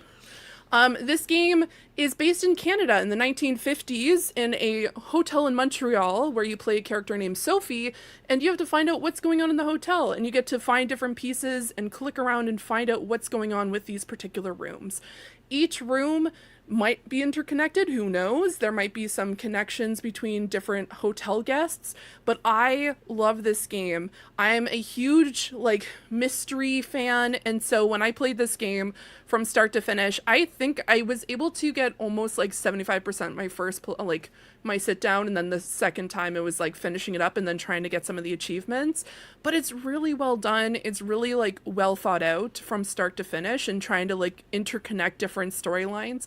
Sometimes when it comes to mystery games, they might leave some loose ends. This game leaves no loose ends. At the end of the game, you know what happened, and you know that it might be you who causes certain things to happen. I'm not going to go into spoilers or anything like that, but it is such a great game. And it came out last year, I believe. But yeah, everything in this game was just so good. It was, oh man, I think about this regularly, mostly because I just watch crime shows 24/7. So this was just a part of it, and it was really well done. So that's my second pick. Yes, Ron. Fee, if you were running that hotel, would you actually hire Sophie? Because I found her to be rather super nosy and not actually doing any work. Well, that's a great question, Ron. Mostly because you can actually just throw to everything everyone owns. So it really depends on how you play the game. If you play a certain way, sure, I'll hire Sophie. If you're playing the way that I played, no. Yeah, Sophie, I didn't do any work either. Sophie broke into everyone's luggage. She took items. She may have thrown out personal items that they've had for decades. Read a few letters. Mm-hmm. Maybe found a weapon and kept it. Yeah. Who knows? Yeah. Found out about affairs. Yes. Maybe covered up a crime. Or 3 2 or 10. Who knows? Maybe. It was very, oh my gosh. I think about this game regularly. It's entertaining. It's a good game. Yeah. Yeah. Also, it's snowy. It's a snowy game, which I could have talked about yesterday on our podcast, but I didn't. Great so pick. here we are. Great pick. Yeah. Thank you. Thank you. Good answer. Good answer. Thank you for the Family Feud responses. Good answer. Good answer. Good answer. I don't know why we're doing this with our hands, by the way, but I think didn't Locke want to feel started left it. out. I do it all the time. Like a little golf clap. Yeah. Yep. Little snaps. Joke's on you guys. I can't actually snap my fingers. Yeah, neither can I. Oh, Yeah. wow. We never would have known that. Yeah. Because Well, I'm now you lazy. know, and knowing's half the Snap battle. on one and not on the other. I can snap on both. Y'all, we're learning so much about each Nothing. other today. Yeah. You almost got it. Almost. Don't Yeah, have a keep trying. seizure. Calm down. Please don't. You can't do it. Doing this and nothing's happening. But cool. All right, so moving on. Let me consult my. Just want to say I'm glad to finally hear from you, Fee. It's been a long time. It's fine. Thank you. Yeah. We'll move Fee back to the back of the line now. For Okay, another reset the 2 clock. hours. 2 hours. Fee, we'll see 2 you. more hours. I will talk to you guys at 4 o'clock my time. I will mute myself for the time being. Enjoy. Excellent. Well, we're gonna round things out with you, JB, because I know, again, we've got you for a limited time today. So I want to. We of course want to hear what your favorite game. But before you do that, even though none of us have officially predicted for Yabe, for my fellow house, what do we think Yabe's favorite game of the year is? Do we have any guesses? Oh man, I would have guessed Dragon Ball. So now I have no clue. That's what I was going to guess too originally if he didn't say it. So my guess is maybe Kingdom Hearts, because I saw we played Kingdom Hearts together at Extra Life. And he really enjoyed it. And the other option, of course, is Cheetah Men. Maybe Cheetah Men was actually his favorite game. JB, please don't do this. I forgot to put he did play Neon White. Please don't do this. You're representing the city. Don't do this. Yeah. Do we have any other guesses besides Neon White or Cheetah Men? No? All right. JB's a tricky one, dude. The floor is yours. Were any of us correct? Was it, in fact, Cheetah Men? Or maybe it was Streets of Rage? Who knows? No, but I will say you were very close. Okay. You know, saying Kingdom Hearts. But first, I have one thing. You know, let's go. Everyone else brought their own little top threes and stuff. Yep. You know, if you know me and you text me personally, I'm going to show you the top 3 memes that I have used in 2024. Let's go. My God, you ready? yes. You ready? Okay, we got to get a little close and personal with this one, okay? All right, so coming in at number 3, thank you to my little brother, you know what I'm saying, for sending me this one. This one right here, you know, real angry look over the computer. We love this, you know, from the Amazing World of Gumball. You feel me? Okay. Number 2, this one, you know? Hell yeah. Boxing Villager? Because I'm always ready to fight somebody, you know? Always. Hands. Beef is always, you know, these hands are ready to eat for everyone. You feel me? So, and oh, come on. I got to know the first one. Yeah. Sean, come on. You know exactly what the first one is. Oh, give it to me. Yes, it is. I am very proud of this. Poor Locke. You know what I'm saying? The greatest. I'm very of proud all of this. Oh, God. You know, this is my Christmas gift to the Carpool community. So, anyway. Good job. Anyway, my number 1 game this year, like I said, it's very Kingdom Hearts adjacent, but it's Final Fantasy VII Rebirth. Okay. You know, again, the game came out at the beginning of the year, and I had to really think about it. I'm like, dang, what games did I really enjoy this year? And I forgot that I put 111 hours into Final Fantasy. Wow. The whole reason that I kind of got a PS5 was so I could play, you know, the Final Fantasy VII remake and Rebirth and stuff. And I loved every single bit of it. This is another game where I would go to work and be anywhere else but home and be thinking, I want to go home and play Final Fantasy. I want to go home and play Final Fantasy. For anyone that does know, the story is obviously a little bit different. I've played the original before. I've yet to play Crisis Core, I think the name of it is. But obviously, I know the whole story behind, you know, the character that is on screen currently, Zack and Aerith and stuff. But yeah, I love this game so much. I like the way that they did the whole relationship thing with everybody and stuff. I'm trying to think who I got for my date. Who did I get for my date? It could have been anyone. I cannot remember off the lot. It wasn't Tifa. I was upset. Was it Tifa. Yuffie or Aaron? No, it wasn't Yuffie. Oh, well, did you go on a date with Barrett? I think I got Barrett. Okay. Yeah, let's I think I go. got Barrett. Okay. And that for sure. Speaking of Barrett, like that was a highlight for me for sure. Like Barrett's a character that like it always takes me a while to like warm up to him, but like once you get to that part of the story with dying and stuff, like something about it just really connects you with him. And like I just have this very special place in my heart for Barrett. They fleshed him out in this one, man. So much. And Yeah, it just man. makes you love him as a character even more. Like he seems like this real tough, like hard exterior type person, but the more and more that you like talk to him and learn about him, you realize like no, like he does have a really big heart and like he cares about so many people and he just cares about the planet. Like that's really it. He's really just doing what he has to do for the planet. And then Queen's Blood is just amazing. Oh my gosh. I really wish that they would make this like a mobile game or something so that I could just play this on the go because I was addicted to playing Queen's Blood. I did all the side quests for it. And yeah, music is amazing. Obviously, it's Final Fantasy, so music is always amazing in Final Fantasy games. So yeah, that was my number 1. Nice pick, man. Let's go. Through the power of the PlayStation Portal, though, Gaby, you can play Queen's Bud on the Globe. You're right. Remote connecting to your PlayStation 5 while You're on the right, go. You're right. This is an investment that I need to, invest in. Right. Or it'll be on quick Steam. marketing. That's what I'm talking about. Yeah, I know, right? The PC version will come out at some point too, so you can play it on Steam Deck eventually. True. But go ahead, Lockleth. JB, my little what's bro. up? I will forgive you because we have the same glasses on. Period. Yeah. Okay. They really do. They're the same. We're the I same. have to be again trendsetter over here. You know what I'm saying? I want to be like my big sister Locke, so I just have to. Please don't. Nobody needs to be like me. Wait until I'm gonna get the haircut the same way too. Oh my God! Please do that. I can't wait. JB, you can't do that here. you know where we live. Don't you do that? You're right. Maybe not, but that would be nice. Okay. I'll get a wig. I'll get a wig. Yeah, there we go. Okay, go for that. Go for that. You can take that off real quick. Extra life next year. There we go. Yeah. You're safe up there. Once again, trendsetter across all kinds of different things. Oh Lord, Jamie, try a little dangerous. Oh no. I can't even lie. Like that meme is too much. The meme is too much. Amazing. It's great though. It's great. I may have a future video where I make that same face just for y'all. Oh. Excellent. There may be a second one floating around, then just don't be surprised. I'm just gonna lean into it because why Just not? embrace it. Why not? Yeah. That's what you gotta do. I do what I want anyway. So. Yeah, well, that's true. Very true. Very true. But I do have to go to work, so I love you guys. Thank you. Love you, JB. Absolutely. Can I promo real quick? Can I promo real quick? Of course. Go. Yes. Hell yeah. My album is coming out January 3rd. Me, myself, and I. My single Forgotten is out on all digital streaming platforms. You know what I'm saying? I got mine too. Wait a sec. These are the smaller ones that are for sale. Where is it? Yeah, these are the smaller ones that are for sale.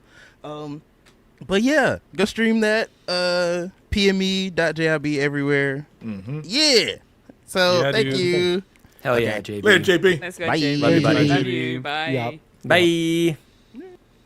What a nice young man that JB is. Oh, nice JB. surprise. The best. Look at JB's that guy. Yeah. that. Yep. Garrett, I also know it's almost your time as well. So is there anything else you wanted to let know about before Drop we your take off single. for the day? Drop your hot single. Or Yeah. just anything else about, you imagine? any other random lists you want to talk about before you take off, man? No, I think I'm good on lists. He's not single though. He's married. Yeah. 6 times. 3 you got times. married. Three and a half. Yeah, 3 times. Yeah. Yeah. Good stuff. And then you can follow me on Blue Sky because Twitter doesn't Let's not go. exist anymore. So We talk about that's all. That's the only place where I am on socials is Twitter. Pretty much. I'm still playing Metaphor Fantastico. Yeah. And I'm playing the Quarry as well because that's about to leave Game Pass. So I want to get that in. That's a there good you go. game. That's all I just wanted to mention. I love it. You guys have a wonderful rest of your game of the year, whatever this is. Gooeyes. It's like The the Gooeyes. Gooeyes. Yeah, the Louis. I just think of Luigi's Mansion 3. No, it's all right. Luigi. Yep. That's what I said earlier. Yeah. Luigi. New mascot. Great game. Yep. Yeah. So there you go. Okay. Sweet. Thanks, Garrett. Thanks, You do an Garrett. amazing job on the Later, RPG Cave. We never get the podcast together. I love you very much, and I'm glad that you're here with us. And thanks for sharing all your thoughts and ideas and amazing experiences with us. And Happy New Year and Merry Christmas. Okay, goodbye. Bye, Garrett. We love you, buddy. Man, just hit him up with the AK. Just, whoosh, just spit it out. Why did I just picture that as like the Star Wars opening, and it's just like Sean's compliments to Garrett. It's just like this list going All up just- into space. Nah, Seth did it right. Just body getting hit up by bullets. He just flight. Jesus. 50 Cent mode over there. That's blood on the sand all over again. One of the greatest video games man. ever. Good God. All right, cool. Well, anyways, moving along here. Moving on. Sean. Hi, Ryan. Believe it or not, we haven't heard from you in a while either. You hear enough from me. We hear enough from you, and yet somehow it is your turn to regale us with your second favorite game of the year, my friend. Oh, why would I do that, Ryan? Of course I'm going to start with literally anything else. Goodbye. Oh, I could have done that to Ron, too. I didn't know he was leaving. We didn't know we were losing Ron I never get to either. podcast with you, Ron, and I'm glad that you're here with us today. Thank you for presenting all your ideas and your experiences and amazing laughter, and it was I great. came Oh, back you're still just for here. you. You're still I here. came I'm back so just for glad you. you got Go to hear ahead. it. Go ahead. Hit me with it. Hit me with it. You're incredible. I'm ready. I'm glad that you're part of the team. It's been incredible 2024 with you, and it's been awesome. And I'm glad that you're part of the PlayStation Drive and that you've managed to be here with us today. It's been great. Okay, bye. Oh my gosh. Love Later. you, Ron. Bye, Ron. See you, man. We love you, buddy. Later, everybody. Holy crap, man. Oh, What a before year you go it's on as been. well, Sean. Okay, I also yeah. wanted to mention. Pin it. I know, Lockleth, you also mentioned you had to leave around this time too. So Yes, I have to eat. it's all good. Don't a need week. hangry Lockleth. Lockleth, I get to podcast with you every single week, and it's a privilege, and I love it very much. And I'm glad that you're here with us today to share all your games and your experiences and shine lights on games that other people might not have played and they might not have heard about. And it's been wonderful podcasting with you. I hope you have a Merry Christmas and Happy New Year 2025. Goodbye. Bye. I can't believe I start this Bye. nonsense. There's so many more of you to get through by the end of this. Yeah. And may I add, I'm actually currently not. I'm on a break. I just came in for this. It's true. I'll see you in 2025. Okay, bye. Bye. Love Bye, you, all. Lockleth. Bye. Love you, Lockleth. Bye. Oh my goodness gracious. Yep. And then there were 6. Oh, there's more coming. Don't worry about it. Oh, I know. Yeah, they're waiting. I've They're seen coming. I've seen the sheet.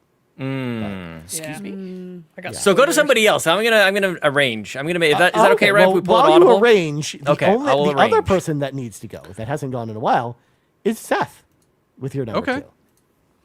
Okay, well, I did mention earlier, of course, before I get into my number 2. Of course. Why would we get into it? Why would we get straight into it, Ryan? I did mention earlier that I had some honorable mentions that I still wanted to shout out. But before I get to those, of Okay. course, because why would I get to those before I got to my number 2? This look on Baz's face. I did have a quick little side list that I have here. These are my top 5 games that I feel like I still need to play to properly evaluate 2024. Either games that I haven't gotten to yet or I have and need to play still. Okay. So I like this. I'm going to get through these quick. First one is Animal Well. These are in alphabetical order, by the way. Son of a bitch! Oh no! You gotta add it. It's going on some list. I don't know. I'm gonna figure this out. I feel like Damn I have it. to play it. I kind of resisted it when it first came out. I was intimidated by it. I feel like I must play it, or else like I haven't truly experienced 2024. You know. My second one is Anton Blast, which just came out and is coming out on the 13th for Switch. I've been hyped for this for a long time. Backed on Kickstarter. Can't wait to play that.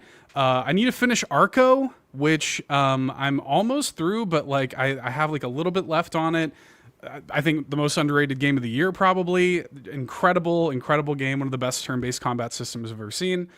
BC Ball, which is like Pokemon meets volleyball, from the creators of Chicory and Wandersong. So I've got to play that. And then Lauren's Lore, which is another game that I love. I streamed it on the Carpool Twitch channel. That's that first-person climbing game that y'all might have seen me playing on the Twitch channel. I've got to finish that up because I loved it too. So I want to get to all of those before the year is out and do my own little cram session, you know? So I wanted to shout them out. And then, of course, couple honorable mentions before I get to my number 2, Ryan. Of course. I wanted to shout out, you mentioned before, Arzette, the Jewel of Faramore. It would be improper to not at least give that its flowers. An incredible game. So much love into that game. You could tell the people who made it really like have a love and fondness for the Philips CDI, for the Zelda games, even a little like, you know, Mario in there, of course. Incredible game. Absolutely loved it. And then I also wanted to shout out Gimmick 2, which is, you know, a sequel to Gimmick that nobody saw coming and ever thought we were going to get. And it's an incredible 2D platformer, one of the coolest 2D platformers, one of the best soundtracks of the year. Fantastic. But my number 2 is Super Monkey Ball: Banana Rumble. It was wild to me, like, as a Super Monkey Ball fan. This is one of my favorite gaming franchises. And, you know, Monkey Ball fans have been suffering for years with bad Monkey Ball games. Like, Banana Blitz sucks. All these Monkey Ball games that have come out since Super Monkey Ball 2 really have been mostly bad. And so, like, for this game to come out, Banana Rumble this year, and it is, in my opinion, the best in the entire series. It truly exceeded all of my expectations. In terms of the single player, this is like the cream of the crop. The level design, the amount of content in the game, the way it feels, the new spin dash mechanic is so fun. Like, and it taps into that neon white thing where I sat there and spent hours just trying to complete one level as quickly as I could. Like as a diehard Monkey Ball fan, this just checked all of my boxes. The multiplayer didn't really do much for me, but I don't care. The single player was incredible and more than enough to justify its existence. Like, they still got it. It's like, oh yeah, like, you guys still know Sega. You still know how to make good Monkey Ball games. It made me so happy. There was a moment there where I thought that this was maybe my number one. Like, I loved it that much. But yeah, it's incredible. Play it. I got to get on this game. I like Monkey Ball a lot, but I just haven't played this one at all this year. I totally forgot it even came out this year. Shout outs to the Maple Story concert that's sorry about that. Played afterwards. No, that's all good. Woo! Yep. Nice, man. Nice. Well, I feel bad now that I got your number one wrong. I feel bad, but I wanted to will it into existence because Art said, great game. Had to shout it out. It's an incredible game. Yeah. So, Sean, I believe we have not one but two special guests we need to welcome in here. We can click those buttons and welcome on in the TechMike and the Andrew Semichek from the Nerdy.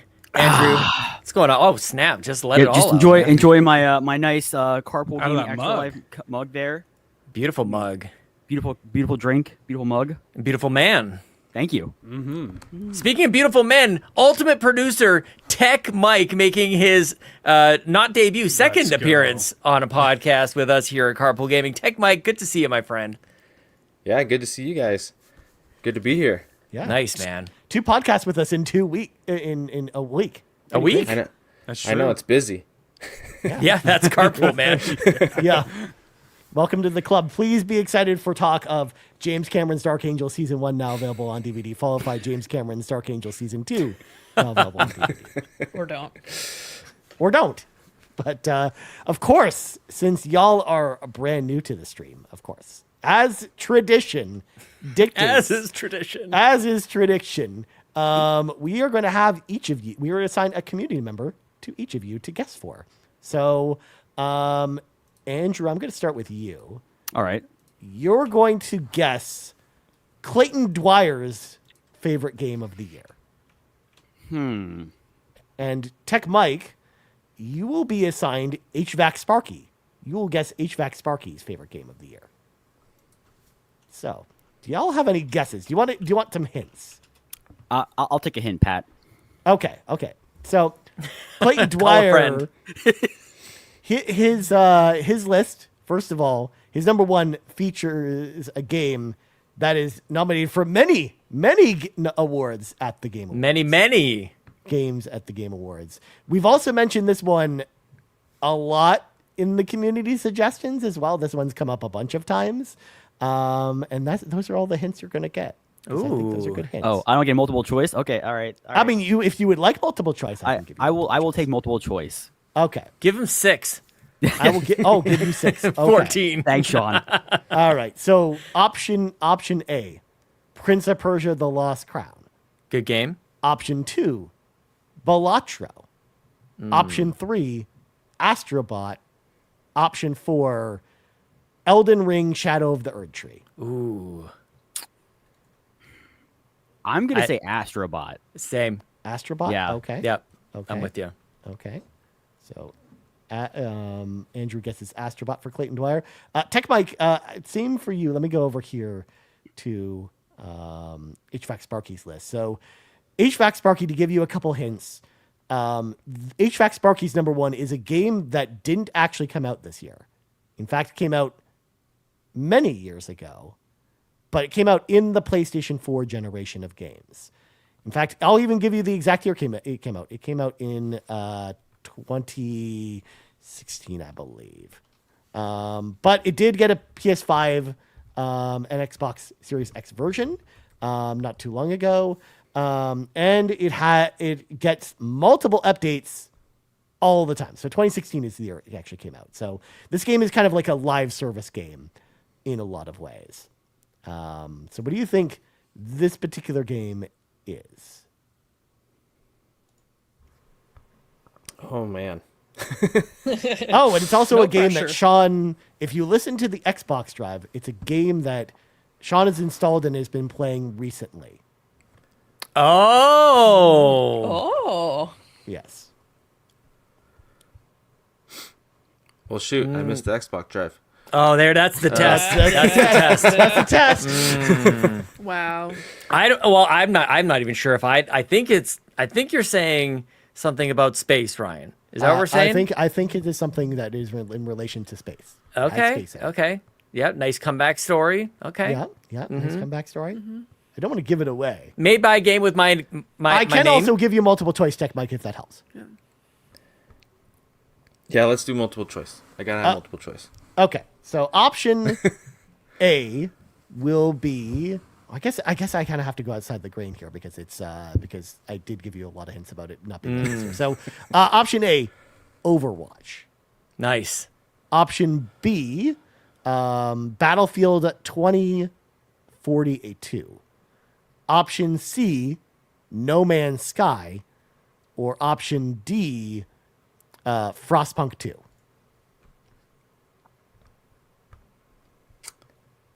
That was a good impromptu list, by the way, Ryan. I Nicely literally just job. came up with it. Yep, just now. that'd be hard. That'd be hard to do, man.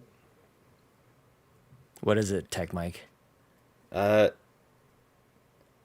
gonna have to go with No Man's Sky. No Man's Sky? Okay. Yeah. Okay. We'll lock that down. We'll find out later We'll in the find show if you all are correct or not. We will go over those. Those will be the community list we'll talk about next when we get to the community segment. But of course, now that y'all both are here, we got to do a little bit of catch up because everyone else here, we've all done our third favorite game, but y'all haven't. So we'll start with you, Andrew. Going first, I want you to tell us about your third favorite game that you played this year, my friend. All right. Originally, it was going to be Dragon Ball Sparking Zero, but since JB just said it, I do have an alternate. Nice. And that is Teenage Mutant Ninja Turtles Splintered Fate. Whoa. Oh, great game. Yes. Basically, it's Hades with the Ninja Turtles, co-op gameplay, and difficulty levels. So if you don't like the initial difficulty of a game like Hades, you can like kind of ease your way into it and kind of go as you go, which I absolutely love because I loved Hades, but like having the Ninja Turtles and having the local co-op as well, it's amazing. Nice.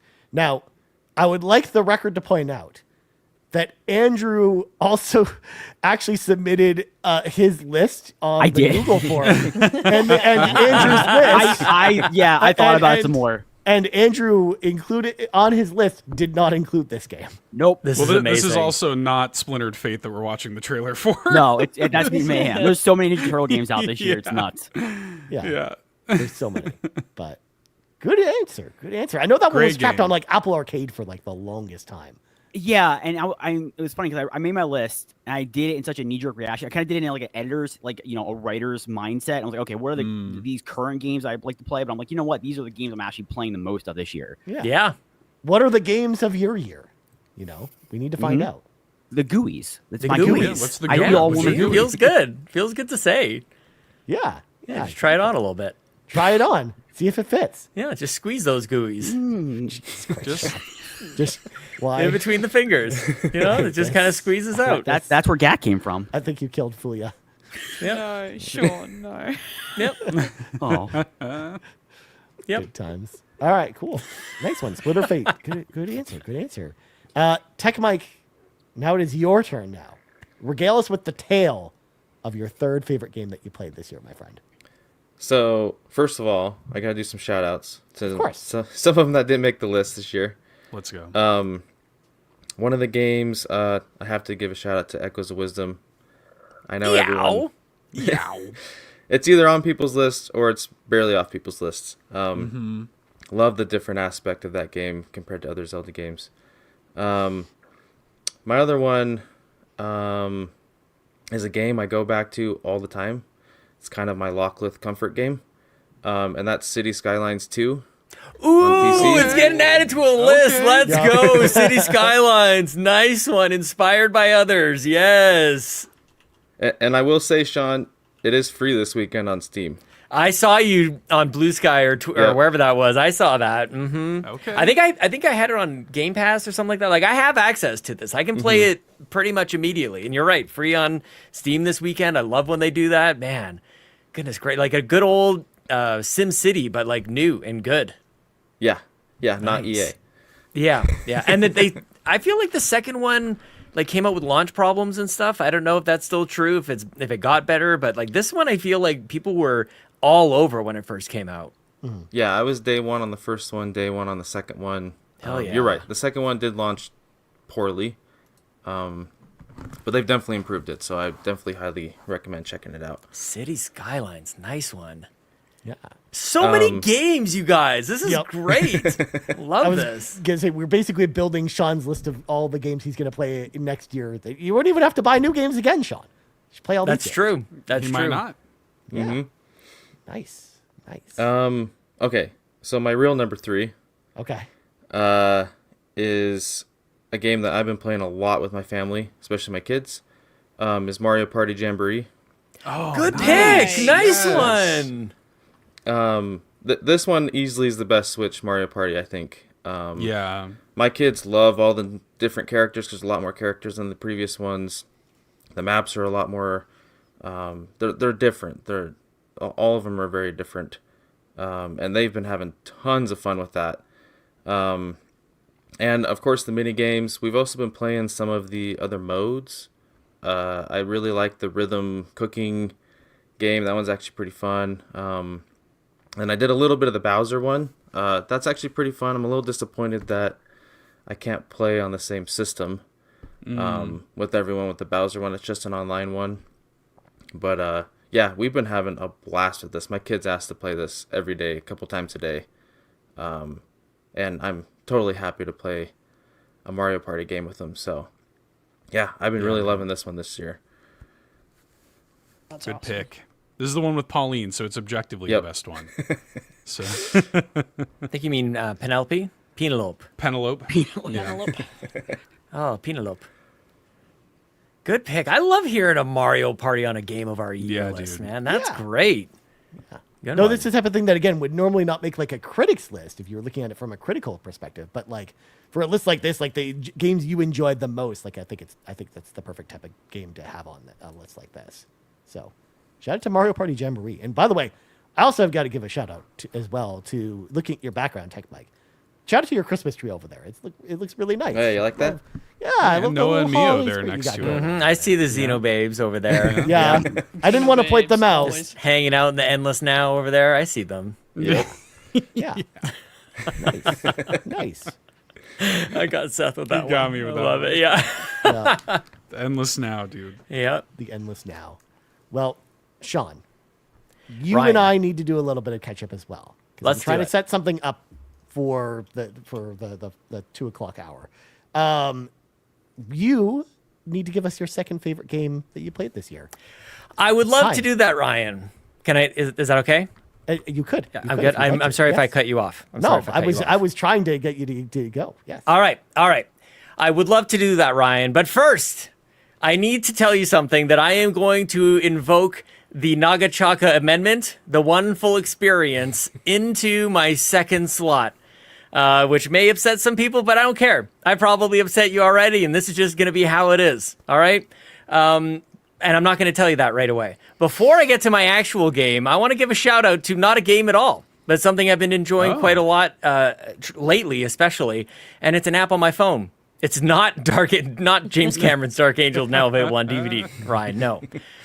It is an app on my phone. It has made it to my home screen on my phone. I use it almost every single day. It is Nintendo's music app. It's excellent. S-tier music app. And it's only going to get better. It started out great, and it gets better every time they add something to it. Nintendo, you crazy sons of bitches. Like, I get your energy. I get it. Like, look, we're the same. We're not so different, you and I. Nintendo, does this all make sense to everybody now? Like, if I was going to do a music app, it would be like this. That's why it resonates so much with me. Where's your year-end wrap-up Nintendo Music app? Yeah. Yeah. Well, it's only been out for like a month. Oh, they'll do it, and they'll have 10 people on a podcast at a time and extend it to 14 hours and release it on Christmas Day for some reason. I love this app. It's beautiful. I love listening to the music. I love the nostalgia that's, inherent in it. They've done a wonderful job with it, and I love that it's a thing. It's not something I was ever asking for really specifically in an app. I just wanted to have access to the music, but there they go. They solved a lot of our whining just to get us tiered up for the Switch 2. Now, Ryan. Of course. Before I get to the one full experience, which is the second game on my top games that I played in 2024 that came out in 2024, I also want to introduce the rules of playing games in 2025 for me, Sean Capri. Let's go. 5 hours into our GUI episode, we will begin this segment. Yes. Yes. Great. There are many rules that are on the whiteboard, okay? Mm-hmm. I will not be repeating what I did in 2024 where I'm not buying games. I will be buying games with cash in 2025. However, the first rule of 2025 playing games is that I'm only going to buy the game if it wins a tournament bracket. Oh, no. Example. What? Assassin's Creed is coming out in the middle of February. I'm very, very excited about this game.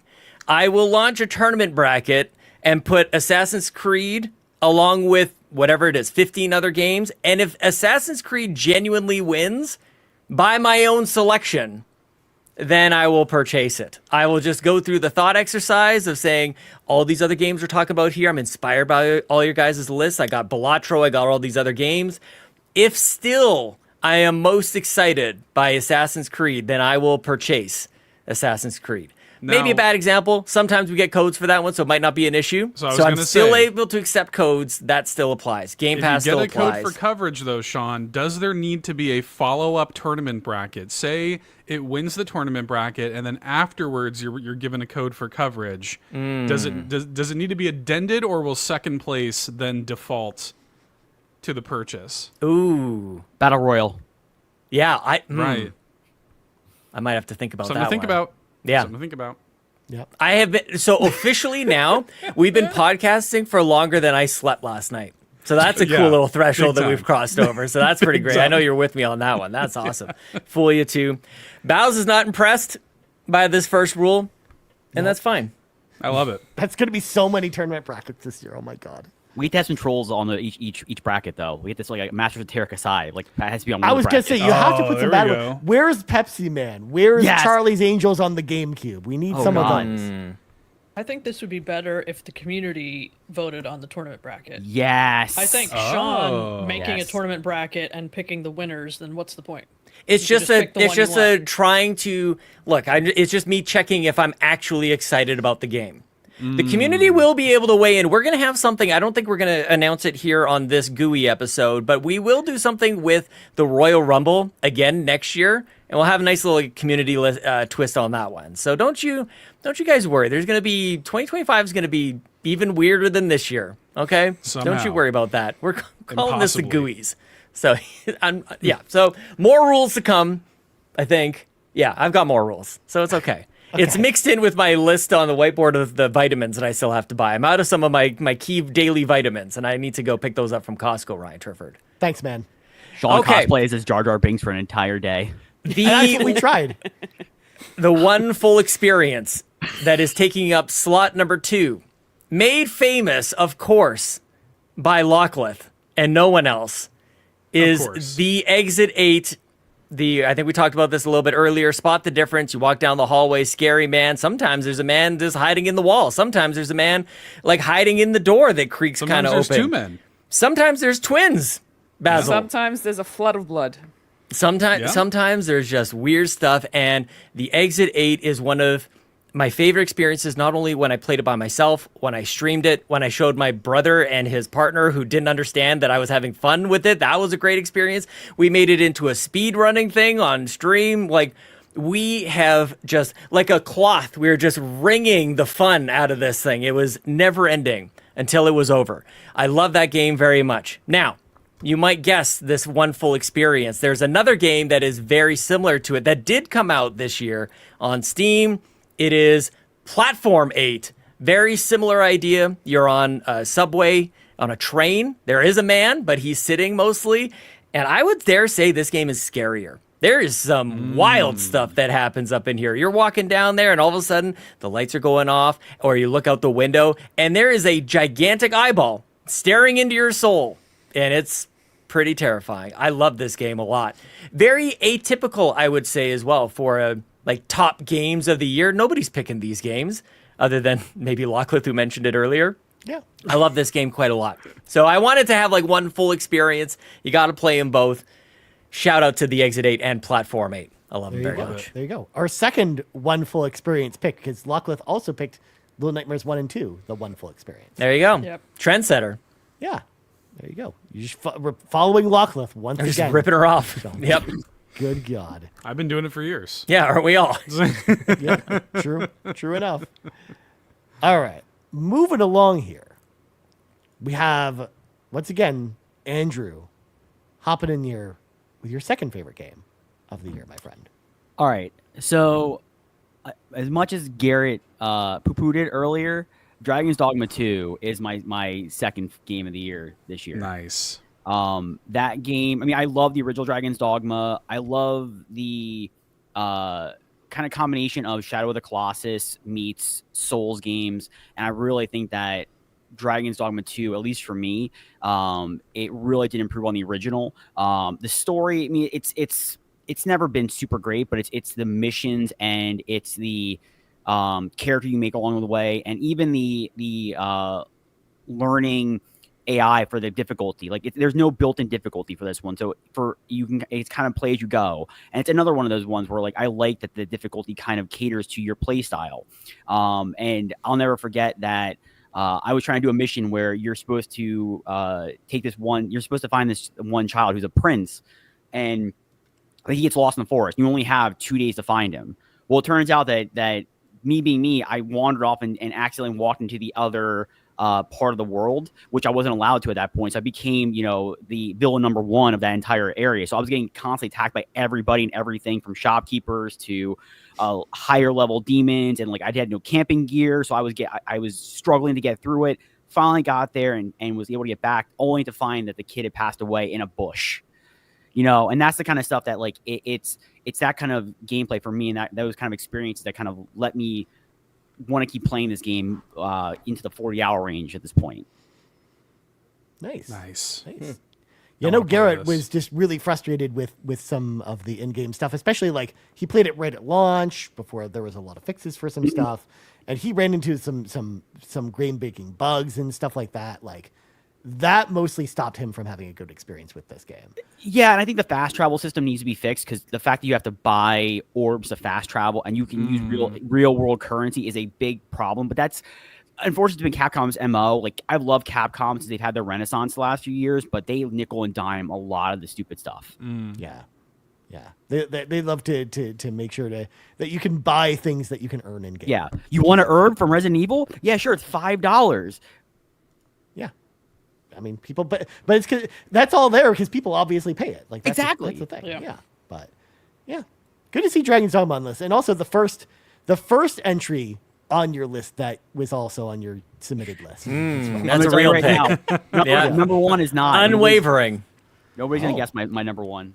Interesting.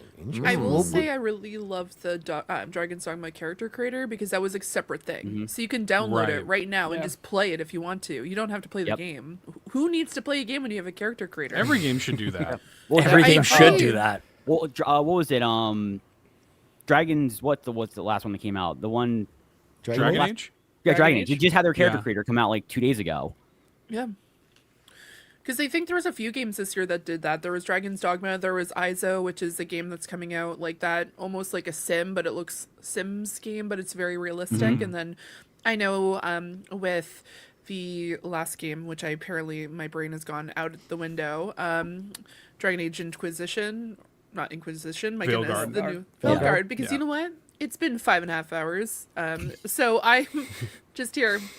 But no, I think it's really interesting to see these massive games that make these incredibly in-depth character creators and then just release it as a separate game for free. Great way to get people excited about their game rather than just doing a demo. Why do that when you can do 3,000 hours of a character creator? That's right. Yep. Exactly. Next year we'll have a category: best character creator of the year. Yep. Exactly. It's gonna be great. Yep. All right. Well, next up we got TechMike. Hit us with your second favorite game that you played this year, my friend. Yeah, so I don't think very many people know this, but my second one is going to be EA College Football 25. Dude, that's awesome. Nice. Love that. Yeah, I'm a huge college sports fan. And it was kind of sad that it's been 11 years since we've gotten an entry in this game. And it definitely did not disappoint. EA did a good job of actually going back to creators and the community and getting feedback, and they also went to the colleges, got their chants, got their music, got the players in there. They did a really, really good job of putting all the details into this game. And as you can see, the presentation of the games, the atmosphere, everything was definitely spot on. It's not perfect game, of course, but it definitely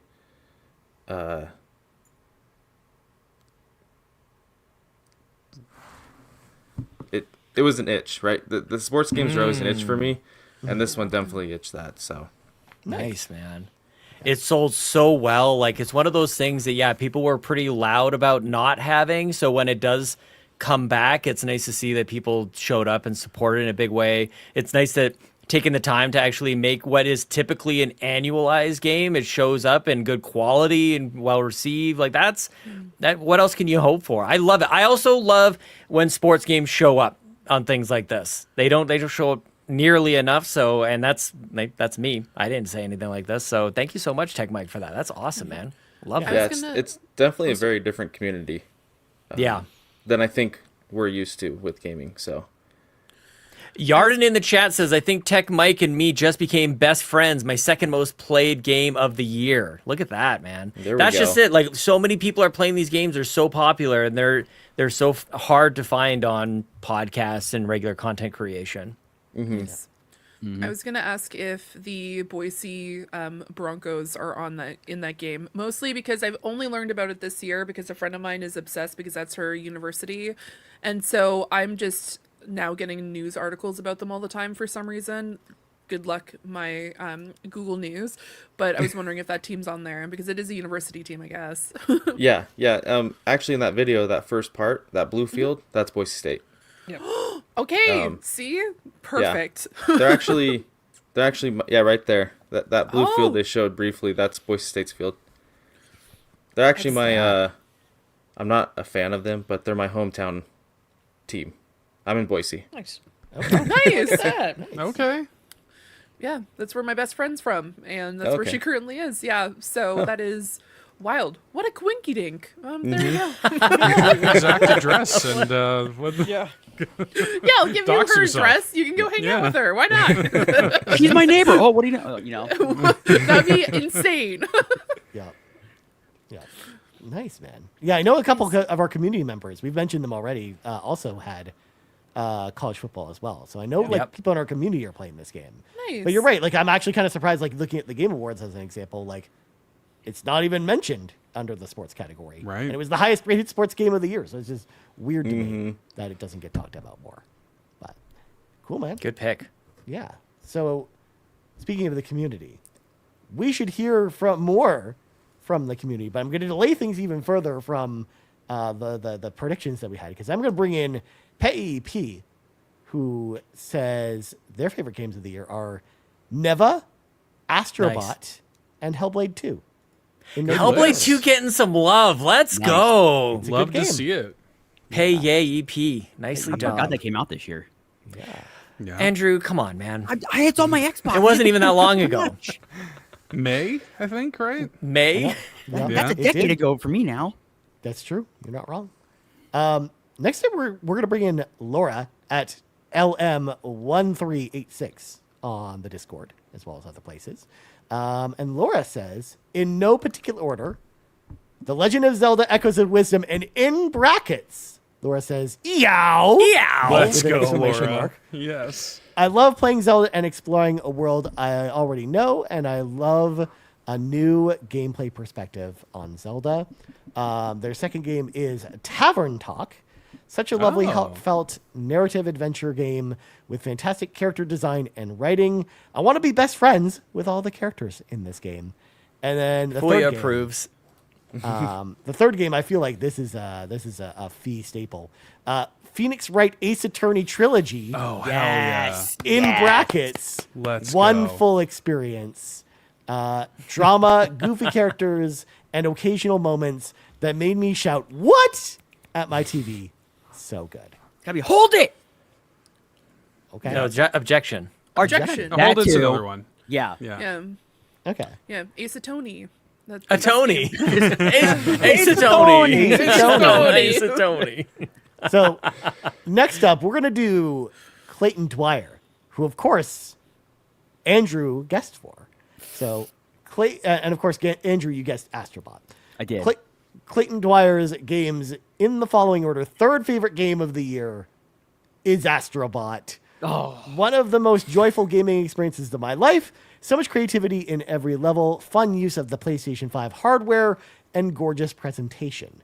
Clayton Dwyer's second favorite game of the year is Prince of Persia: The Lost Crown. Dude. Hell yes. I love Community nothing gets more it.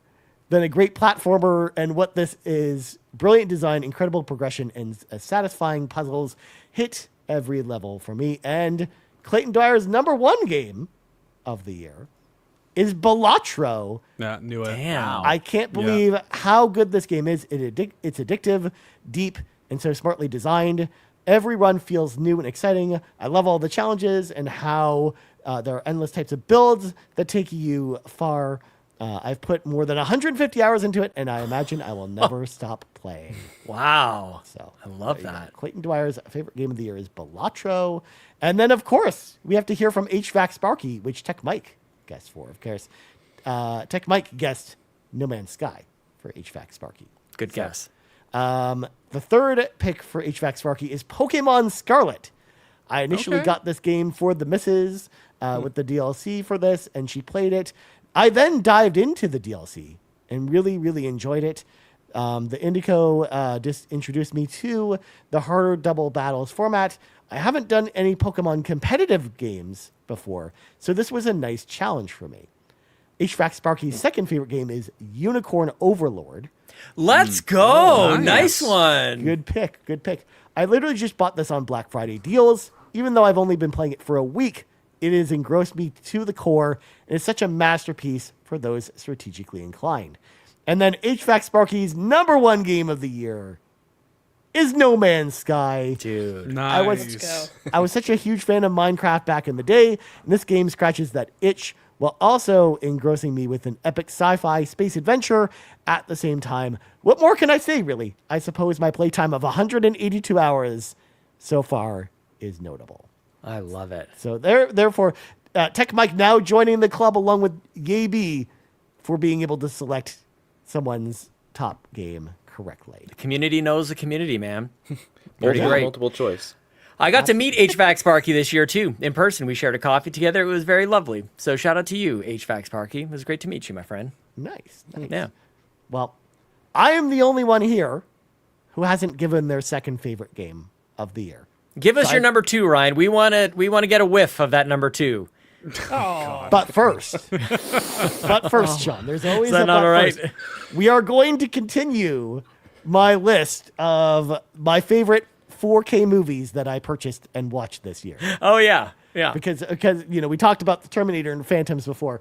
Next up is a classic from the 90s, The Crow, starring Brandon Lee. Yes. I love The Crow, especially the music in particular is one of my favorite aspects of the movie. But I also love just the dark look and tone of the Crow, the great story, and of course Brandon Lee, who was just incredible in this movie. And this 4K transfer was beautiful. It really brought to life the darker tone of the movie. The Dolby Atmos in particular was spot on for this movie. Also, watching in Dolby Vision is awesome. So The Crow, have to give it a huge shout out there.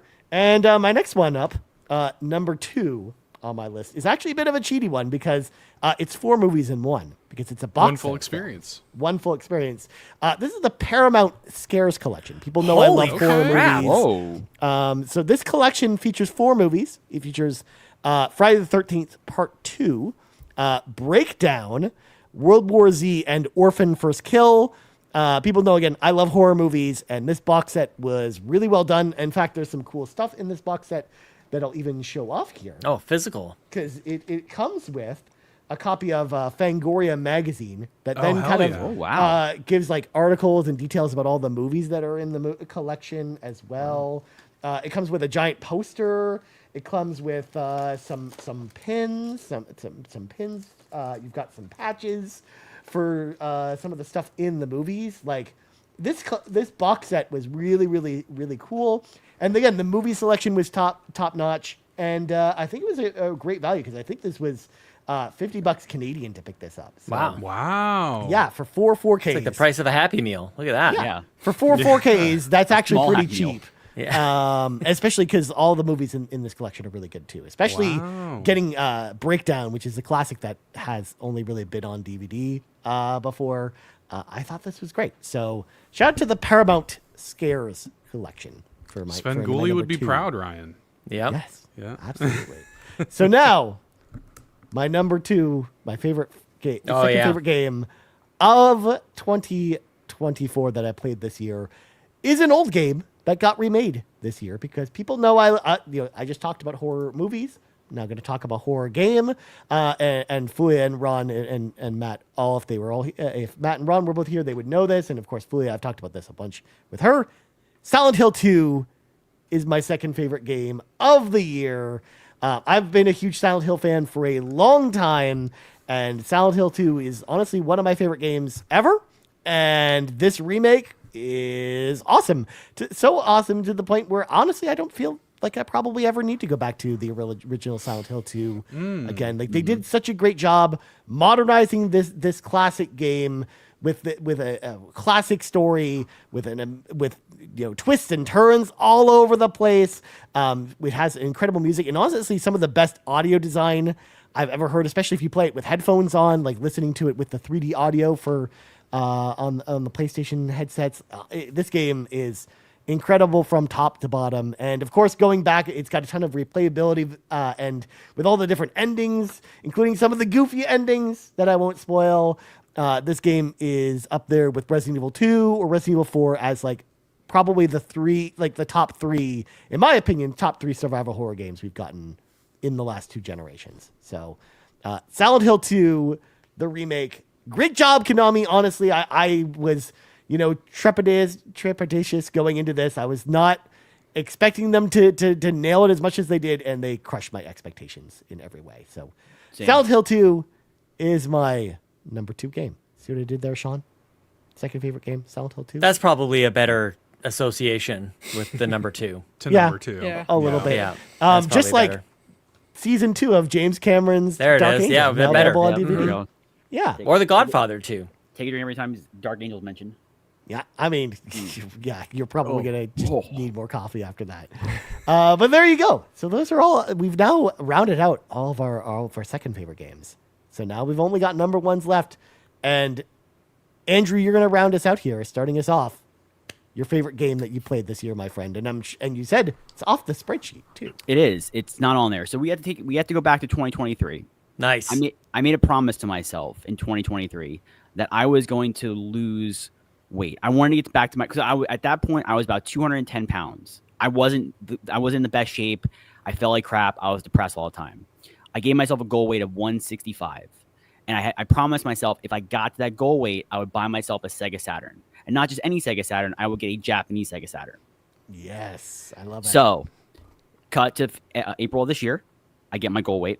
I got my Sega Saturn. That's crazy. Yeah, so 50 pounds down. Super happy, Wow. feeling good. Good for you, dude. So I said, you know what I'm going to do? I'm going to buy a reproduction copy of Panzer Dragoon Saga because I had never I've always wanted to play the game, but that game has been ridiculously expensive forever. Like that was always my, like, if I ever got rich, that's, you would know I'm rich because I would own a physical copy of that game. So I said, no, I'm going to spend $30, have a reproduction disc of the game, I have my ways of doing it on the Saturn, and I played it, and it is not only one of the best, if not the best Sega Saturn game to ever come out, it is one of the best RPGs to ever come out. And I am baffled that more companies have not mimicked the gameplay style that Panzer Dragoon Saga has in other RPGs than that have come out. Like it boggles my mind that even Square, with how many RPGs they have come out with, haven't made a game that is this good and hits. Like, yes, the story's a little bit weird, but the gameplay and just the exploration alone makes up for it in so many different ways. And for a console that was supposed to be like a 2D powerhouse, this 3D game outshines even a lot of the PlayStation games. And I grew up as a PlayStation kid, but I wish I would have had this as a kid growing up, because my mind would have been blown. Yeah, this is one that just most people haven't been able to play because of the price, right? And because it's on Saturn, like most people don't think about Saturn for RPGs, let alone a game like this where it's super expensive and very prohibitive. Like unless you're playing on emulators, which Saturn emulation is not great.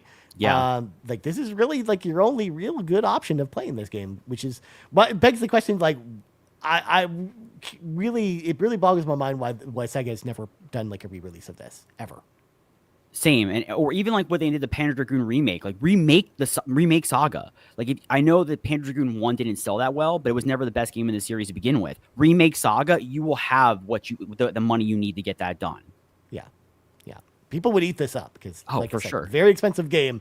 For folks that don't know, because they're not in the know about Panzer Dragoon Saga. Let me pull up the price charting real quick, because it's crazy. This game, 4 figures. It is what? It is 4 figures because isn't it also Ryan? Isn't it one of those situations where like the source code got lost in the ensuing years? It is one like, of those. That's why. Yeah. So this game, if you want to buy the copy with just the disc only, $1,000. Come on. If you want to buy the game complete but opened, $1,300. If you want to buy the game sealed, it's $3,000.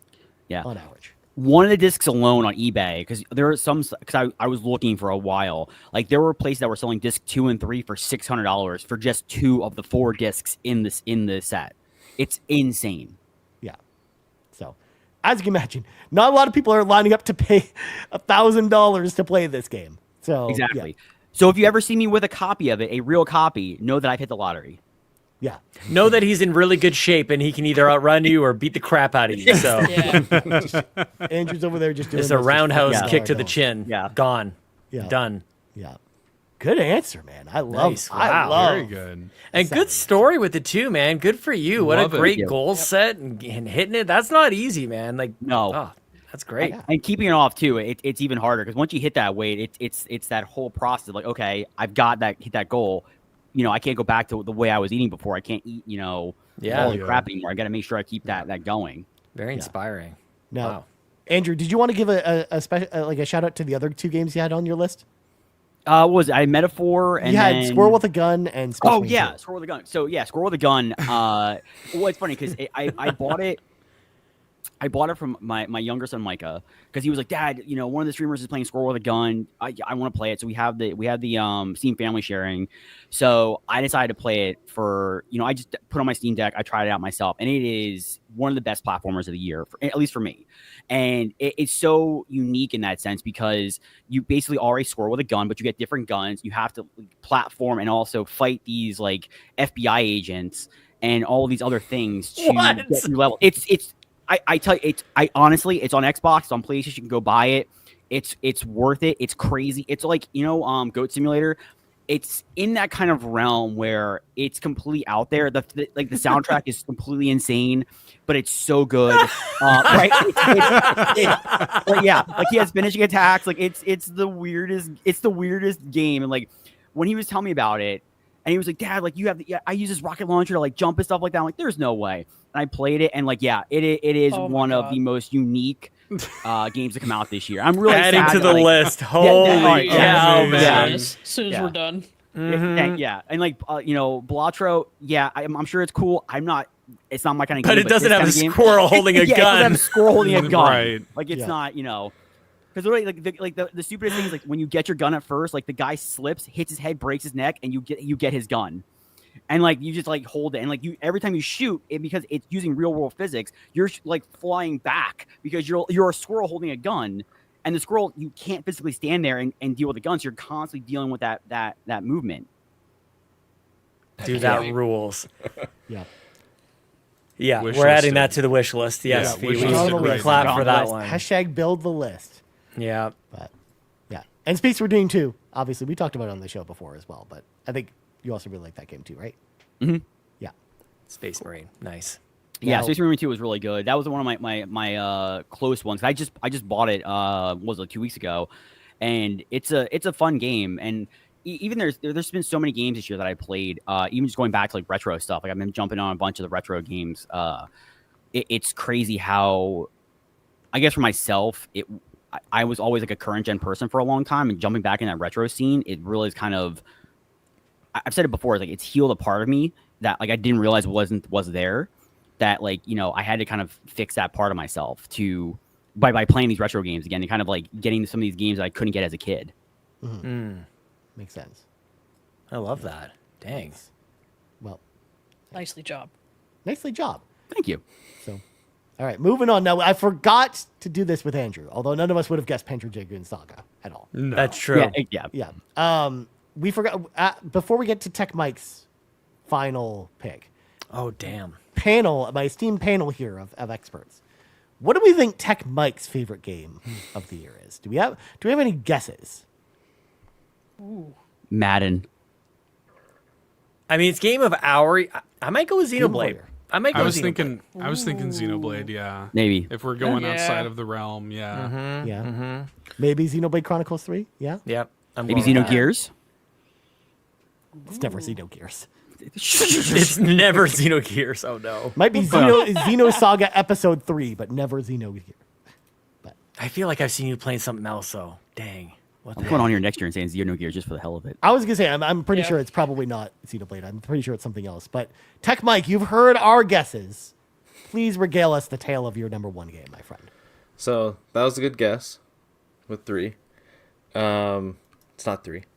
But it is Xenoblade Chronicles Definitive Edition, because I'm going back and playing the rest of them. So The Monado. Yes. Nice. Okay, it's Rhine time. Let's go. Right. God, I forgot about that. Good pick. Yes. What Yeah, a there great it goes. game. Yep. Yeah. So, I'm trying to play 1. I'm getting 2 for Christmas. Then I'm going to go back to 3's DLC. And then we're going to play X. So, Wow. I love I it. definitely have a Yes. lineup of games. Yeah. The Xenobabes are here, showing up in droves. I love it. Yep. Yep. That it's game definitely- rules. Yeah, it's definitely getting really good. I was down on it a little bit at the beginning, coming from 3 to 1, but it's definitely getting good. So I'm really loving it. You kind of have to do a bit of a reset going from one game to the next, right? Because they ramp up so much. They have very humble beginnings, very simple. You get introduced to all these characters and the basic premise, and then it's just like by the end you're in a completely unrecognizable setting, and what the hell is going on? So then to go from that to restart and play at the very beginning of the first game, which again, like very basic premise. But yeah, man, I'm so glad that you're playing it. It does ramp up, and it surprises you. Oh my goodness gracious. Are Yeah, people good dead? Are they game. alive? You never know what's going on. Holy crap. Yeah, I definitely like that about those games. It takes a few chapters, but once you get to those couple chapters in the game, it really just explodes, and it's awesome. So yeah. Oh, nice, man. I want to replay that. I gotta quit my Good job. gooey. Yeah. Good gooey. Why quit your Good job? gooey. Play Xenoblade Chronicles, the entire trilogy. Good Sorry, job. what was that? I was saying that Sean, she's when he quits his job, like, why Oh, are you yeah. quitting? And it's like, yeah, I'm playing Xenoblade Chronicles. Again. Not even for the first time, because Yeah. I would like to replay this. Yeah, Just I'd like to. replay them. Yeah. I'll You were halt gonna my start career. 2, right? I'm doing 2 in 2025. That's right. Okay. I I'll own be it. right there with you. Yeah. And then hell and yeah. then y'all will do Torna in 2026. There you go. That's why we got to stay healthy, guys. We got a lot of games to go, man. Yep. There's so many games to play. Nice. Good answer. Excellent. Good answer. Mm-hmm. Nice. Well, now that we've heard from TechMike and Andrew, we now have our esteemed guests as well, who also need to talk about their number one. So, Bowser, it's been the longest since we've come to you. So you're going to have the opportunity to kick us off with your favorite game of the year. Now, as a reminder, going back to the guesses for Bowser, it was Nagachaka who picked for you, and it was Eow. That was his pick. So hit us with your favorite game of the year. Well, before I do that, I have a couple honorable mentions. Yes, to bring up please. here. One, of course, being Concord. Rest in pieces. Oh, poor Red in pieces. Yeah. Concord, the best of the grapes. Got to get locked. Speaking of women I love, honorable mention to the women of Nintendo, with both Zelda and Peach getting their flowers this year. Yeah. Nice. In that Eow and Princess Peach Showtime. Really enjoyed both of those games. But my number one pick, I don't know if anybody sees this coming. Vampire Survivors. No. That would be a good one, though. That would be good. Yeah. She's like, wait a second. Maybe. It's Neon White, isn't it? It's Neon White. Stop We all knew it. everything. Nothing would make Changing me my happier. mind. It is a colon title game. Oh. Senua's Saga, Bowser! Hellblade 2. Let's Yes! go. I don't care what the haters think. Let's This was go. an emotional roller coaster. The environment in this game is phenomenal.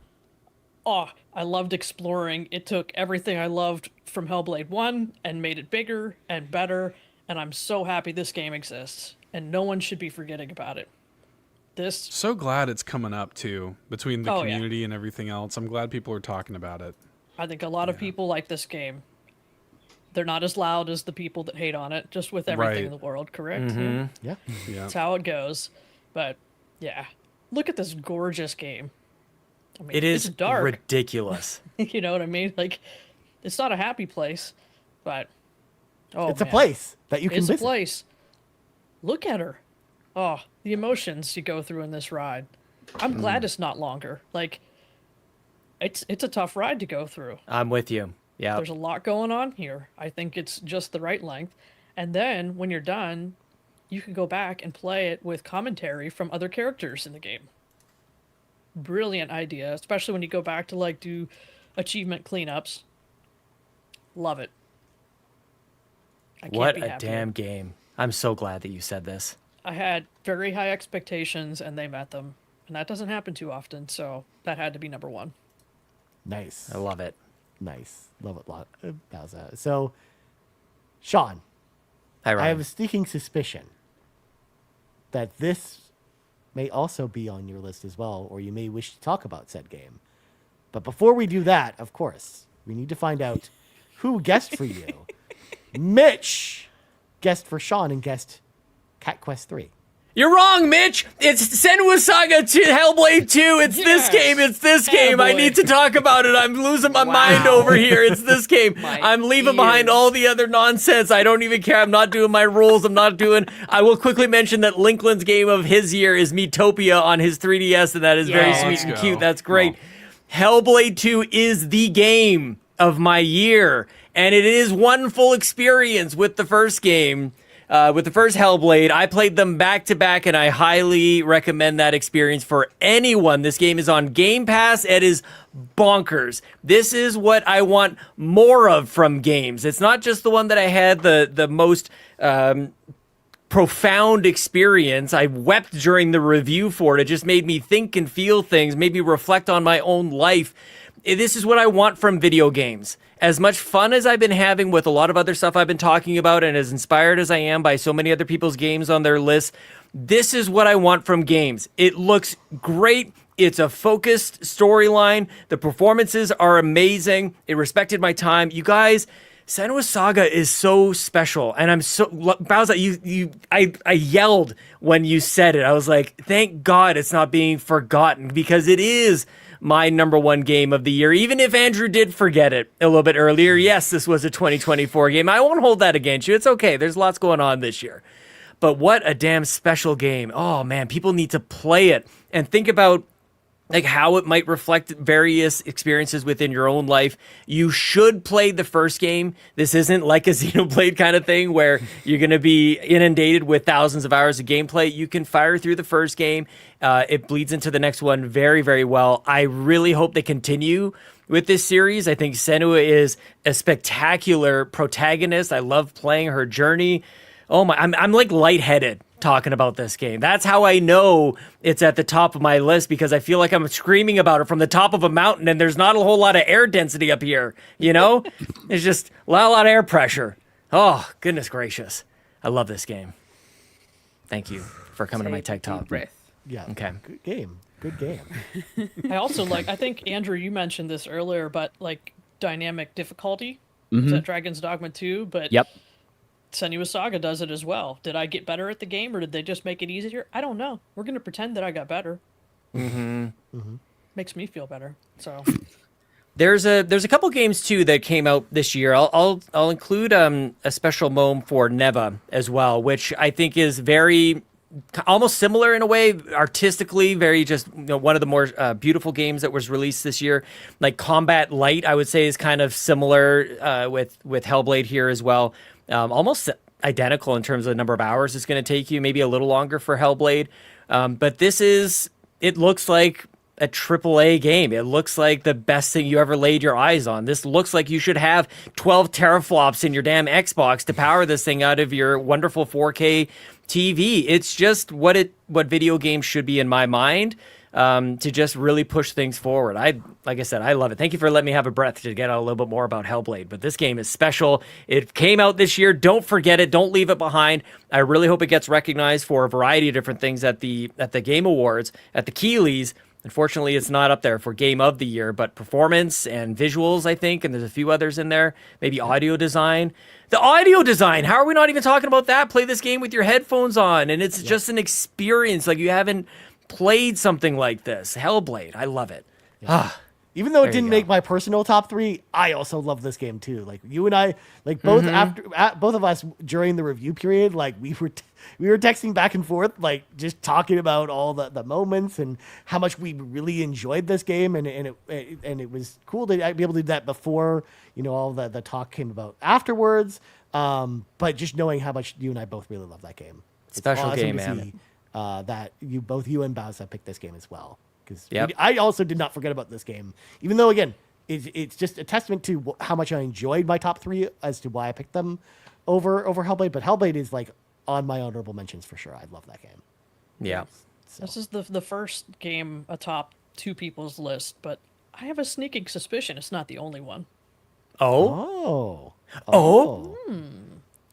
What? A what? Is it time Who to else is talk about Pandragoon? Infinity Nikki like Lothlight Seth in the chat? I think it might be time to talk about Infinity. No, it's not time. It's never time to talk about that. That's going to have to go on next year's contention list. I 'cause mean, haven't had I enough can't time into wait it. till PlayStation Drive happens tomorrow, where I can finally talk about Infinity Nikki, because I Oh, like that game a lot. I'll be there. Yeah. Before we go to Fee's number 1, yes, Fee, you're next on up to bat here. We're going to hear some more from the community, because we've got a few more of the community picks to go through before we round things out here. We're going to start with the Captain, who says these 3 in no particular order. Ghost of Tsushima. This was a near perfect game. It is beautiful. It has amazing combat, interesting side and main content, and easy to like and connect to protagonists. And the small details were well designed, like picking up items and fast traveling, for an example. Astrobot, just pure fun. This game was so finely tuned and played so well, and an extra bonus for bringing all the nostalgic feels. And then Spider-Man Miles Morales. It improved on all the gameplay aspects of Spider-Man 2018, and it was really fun to use some new skills, a really impactful story with amazing voice acting. The first Spidey game I had played without playing as Peter Parker, and about half an hour playing You Just Don't Care. So shout out to the Captain for that one there. Let me move down here to the list. Next up, we got Ryu, and this one's a bit of a reader, so stick with me here. So Ryu says, my top 3 games I played this year are, and he put them in order here. Number 3, The Legend of Heroes Trails Through Daybreak. If Persona 3 Reload hadn't come out this year, this would have been my RPG of the year. Loved the new cast of characters, setting, and the story, and the new battle mechanics that Falcom added to the series. Can't wait until the next game comes out early next year. Next up, we got Persona 3 Reload. One of my favorite JRPGs got a remake. It deserved, and I'm glad more people got to experience it. It has one of the best endings to any game ever, and it's a pretty divisive game in the series, but it will always stand out as my favorite. And then Ryu's #1 game of the year is Umaneko, When They Cry. It's a murder mystery visual novel that is trying to say a lot through its characters and story. It also has one of the best soundtracks of any game that I've ever played, and it has almost 200 tracks on its soundtrack. It's a game that has changed how I perceive media, and honestly, it might be one of my favorite pieces of media I've ever experienced in any medium.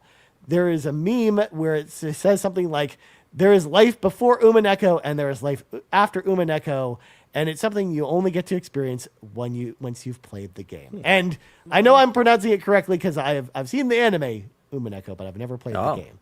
So shout out to Umaneko When They Cry. We've got 2 more community picks, but those will come a little bit later. Once again, this segment brought to you by Cwaggy and Tony Baker.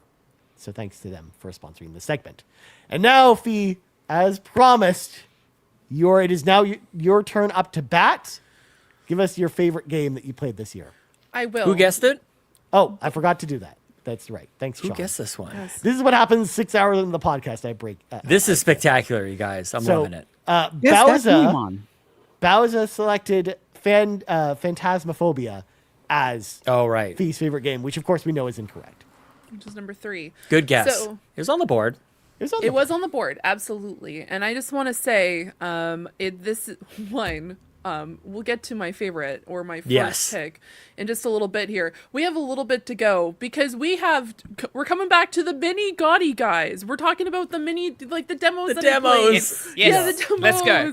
Yes. No. Okay. So for number 2, this game was supposed to come out this year, but it didn't. It's going to be coming out early next year, which is Cabernet.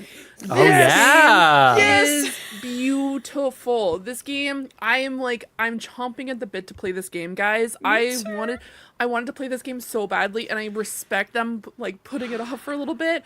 But this game, fully narrated, vocally narrated. They have some insane people on this particular game, including my favorite, the one and only, the voice actress for Carlock. We have Samantha Burrett, who's one of the characters, and I'm like, yay! Okay, so anyway, that's number 2 for the mini Gotti, and then number 1, which funny enough, you guys are gonna hate me because this game's already out, and have I played it? Absolutely not. Am I buying it this afternoon to play it on stream tomorrow? Yes, I am, because I've been wanting to play this game, but I just kept on putting it off, which is Phoenix Springs. That game looks insane. That game looks like a freaking experience, and I'm just like, I want to be able to just close off everything and just play it, because I played that demo.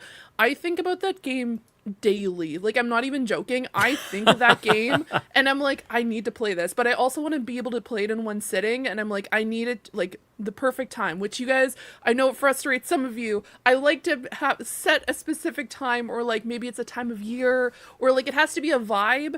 And that game, the moment that I played the demo, and ever since I've seen it, that game is just artistically spectacular. And for that reason, it's number 1 on my demos, because that demo is insane. Go play it. If you haven't played the actual game, go play that freaking demo. You just put on your headphones. If you Hellblade was an experience with headphones, so is that game, because it's just ASMR, and it's just her talking very calmly, and she's just my brother is gone, and then goes in, and the way that they move through the game itself, oh my god. Guys, I could rave about that game forever. But this is the mini Gotti. That was my top number 1. So it has to be short because it's mini. It's got to be short. That's what mini. It's in the name. It's a mini Gotti. So I'm gonna do some honorable mentions before I get to my number 1, because you know what? Why not?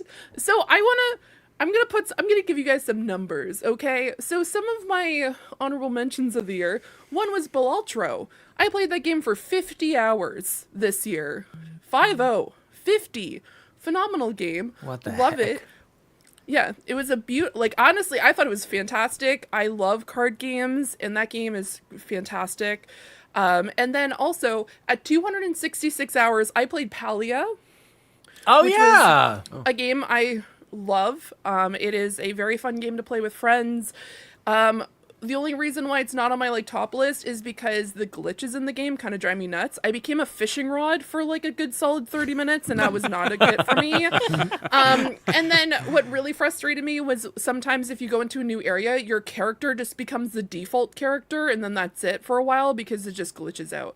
So Palia, I'm excited to add you onto my list next year. And now I'm going to talk about a game that's still not my favorite. At 1,616 hours, which is Spirit City Lo-Fi Sessions, which also won the Productivity Game Award for me. Woo! Productivity. Productivity. We love it. Yeah, no, the reason why it's not on my top, because I consider it more productivity based, because I just have it on at all times, whether it's I'm reading, I'm working on artwork, podcasting, I'm like, whatever the situation might be, I like to have that on in the background. I like turning it on every morning, doing a character creation to make her look like me, and then just go and have it on playing in the background. Also, having the rain noises and stuff like that also helps me concentrate, and the fact that you have like productivity lists and stuff. So I wouldn't consider it like my top game of the year, but productivity game though, because there are actually a few. There are actually, surprisingly. But, guys, the reason why I wanted to talk about numbers was because my game of the year, I only played for 4 hours. Yeah, really short game, but this game... Hellblade 2. Not Hellblade 2, I wish. Oh, I wish, Sean. That's Sean, 5 hours. That's right, it's 5 hours. If I could have made it through Hellblade 1, I would have definitely had that on the list. No, it was a game called The Operator. That game messed me up from start to finish. Holy, like, as we all have talked about, I love detective, like crime. I like twists and turns. And this game had me flabbergasted from start to finish. Like, when I finished this game on stream, I sat there for a good solid 20 minutes and I didn't know what to say. I'm so shocked with how this game went. Usually I'm pretty good at picking up kind of clues. I didn't know what was happening. Like, I knew what was happening, but at the same time, it's just like the insane shock and like the awe that happens in this game. Holy moly. When I played this demo, which would have been on my top demo list if this game didn't come out this year, I was just, my hands were sweaty. I felt like I was sitting at the computer seat. For context, you're playing a character named Evan Tanner, and it's your first day at the FDI, not the FBI. And you're an analyst. You sit at your computer and you're getting information from different field agents, and they're sending like videos and documents, and you have to like pinpoint specific parts of videos and try to like take this information. So it has like almost a paper please-esque kind of feel to it because you're organizing documents, but the music, it gets really intense because it says like you should play this game with headphones on, and I'm like, I don't know why. No, you have to play this game with headphones. This is just an absolute experience from start to finish. And at the end, goodness gracious, kudos to them because this game just leaves me at a complete and utter shock. I remember when I was playing it and people in my community were just also confused, like they were just in shock at the end. So kudos to them. This game is an experience from start to finish, and that's why I wanted to mention the hours, because that's actually a conversation that we've had on the Xbox Drive. Is like a lot of people associate game of the year with like how many hours you've played in that particular game, which is not what I don't agree with. And so it's like what has the most impact, which this game to me, massive impact, and I love it from start to finish. So yeah, it's easily sit down and play it. Go buy the game. Just like, I'm not telling you anything. The reason why I'm being so like generalized with it is because it's like if you went into like a weird government like rabbit hole and you just like went deep dive. It's crazy.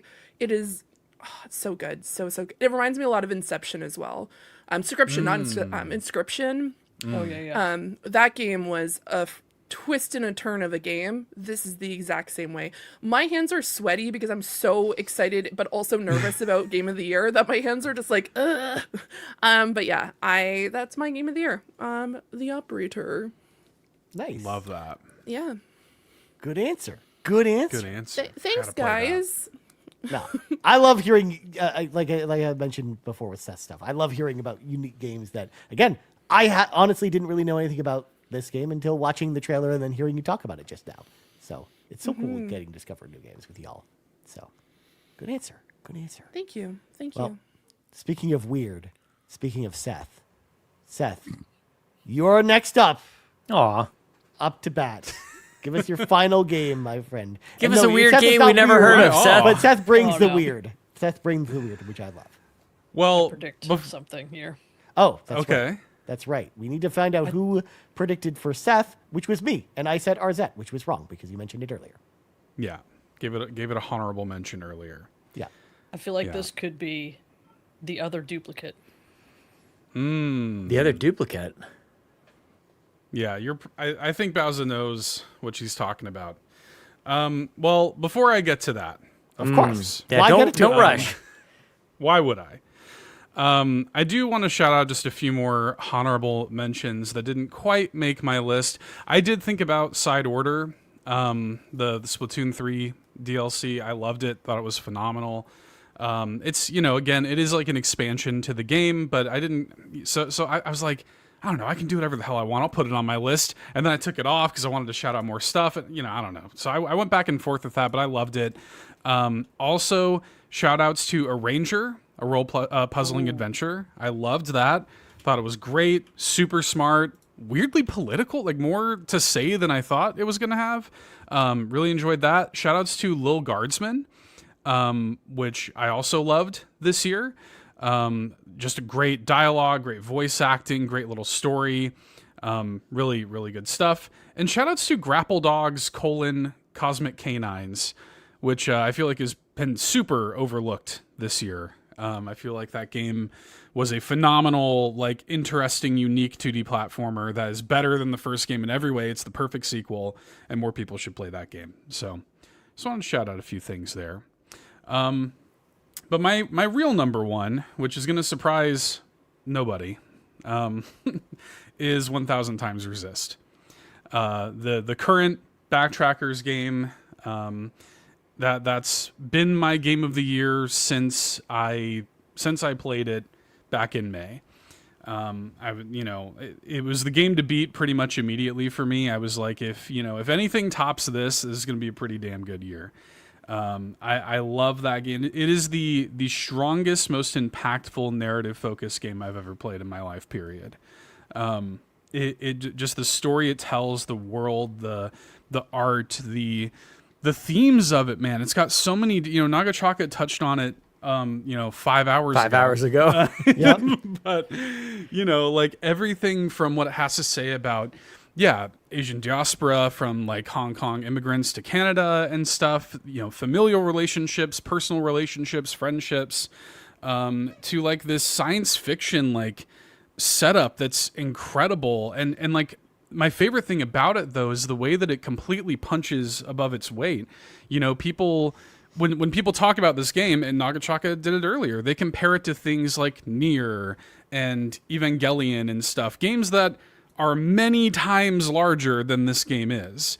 This is a game made by like 4 people in Vancouver, Canada. And this is, these people came from the world of like theater and performing arts, and they know how to work within limitation and make a game bigger than the sum of its parts. Little things like the game has a clone-centric setup, so they only have to make 1 character model. Just little smart things like that are all over this game that make it just seem much grander than you would think. I loved everything about it. The way it kept me guessing, the places the story went. It impacted me on a deep personal level. The music is incredible. The art direction is incredible. It's everything that I love about video games. And I love this new kind of like resurgence it's had, kind of like post Game Awards, stuff, and people kind of upset that it didn't get nominated for things. I love that people are kind of starting to recognize it now and finally play it. I feel like I'm seeing a bunch of people finally kind of discover the game. It's been a joy to talk to people about it. I can't wait for the Backtrackers session because, like, when I played it when it first came out, nobody else had played it. I'm just kind of screaming into the void about it. And now I finally get to kind of connect with people on it, and to hear people enjoying it has just been such a joy for me. I just adore this game. So, yeah. Nice, man. Yes, Bowser from Breastpool. Maybe a little bit of a spoiler, but tomorrow, I think? Is it tomorrow, Seth? The Koopa Cast comes out? It does. With your interview with Remy on 1000 Times Resist. Fantastic listen. So thank you. If you're all interested in this game, check that out. Especially if you're listening when this is out on audio feeds, because it all happened in the past. So 2 weeks. you can listen to it right now. Yeah. Yeah. I got to speak with the creative director of the game and about a lot of the stuff that I just mentioned. And it's a very, very special game to me. And I'm glad it exists. The themes of it are timeless. It's going to be the kind of story that like really stands the test of time. Some of these things are just true about the human condition and the world we live in. And I haven't been able to stop thinking about it, man, since I played it. I adore it. So nice, man. What's interesting about this is now we have a bit of a dilemma here at Carpool, where now I always love to look at our lists and be like, well, what is Carpool Gaming's game of the year or game of our year? And now we've got a tie between 1000 Times Resist and Hellblade 2. I wonder if we can break this tie somehow. That's pretty good. I think that's one full experience. Yeah, one full experience. There you go. I'm happy with that. That's a good approach, Shauna. I like that. But very, very good, Seth. So now let's hear from the final two community requests. And like I said, huge thank you to every single person that wrote in with community suggestions. We really appreciate all 27 of you. Unreal. Who wrote in here. And of course, once again, this segment brought to you by Tony Baker and Cwaggy. So we're going to start off with and this is the name as they put that they wanted us to refer to them as Carpool Executive, the Jiggy Collector, who it can be found, of course, on twitch.tv/the Jiggy Collector or on X at AcidTK03. They say in no particular order, Epic Mickey Rebrushed. Fantastic game and story. It was polished and the controls feel really good on Xbox. Their next one is College Football 25. What more can I say about the best football game being back? It scored an 81 on Metacritic. And then finally, their final game, Call of Duty Black Ops 6. Specifically, we can highlight the campaign, twists and curves throughout the whole stories. The devs did a great job on this campaign. So shout out. I agree with that. Great list. That campaign was a pretty good one. Mm-hmm. I'm not big into Call of Duty myself, but I had a good time with the campaign.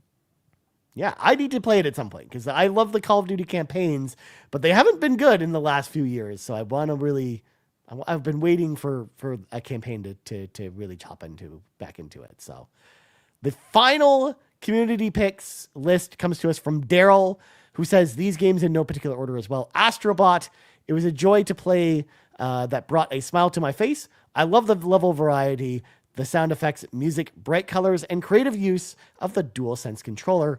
Fortnite, a favorite primarily because it was an easy game to jump into and play and earn some Microsoft reward points. The community aspect is another positive, as it is a fun game to play with others, especially the Carpool Gaming community. And then Donut County, this game really surprised me. Nice. I love the humor and story, light puzzles, and physics aspects of the game as you drop things down into an ever-growing hole. It was a relatively short game, which I appreciated as well. So there you go. We even got a Fortnite submission in there from the community as well. But shout out again. Thank goodness. Not enough people know about Fortnite. Thank God. Right. Yeah. Underrated. Epic's really hanging on by a thread at this point. They really need the money. Yeah, they could use the shout out. Mm-hmm. Exactly. Nice. All right, friends. Now it's time to round things out. I'm the only one left, so I will get into this first of all, of course. My first segment before I get into my final game. Of course, my favorite 4Ks of the year continue with its own honorable mention on of course, this side list. Of course, my honorable mention this year being this DVD box set of Conan the Barbarian on 4K. It comes with a book. It comes with the 4K of Conan the Barbarian. Of course, this movie's awesome. It has Arnold in it. More Arnold. So, Totally. more That's Arnold. exactly it. Yes. Okay. Second one on the list. This is my honorable mention. I love too that's got a nice like hardcover as well. Yeah, that looks good. This box set. So okay, here comes True Lies.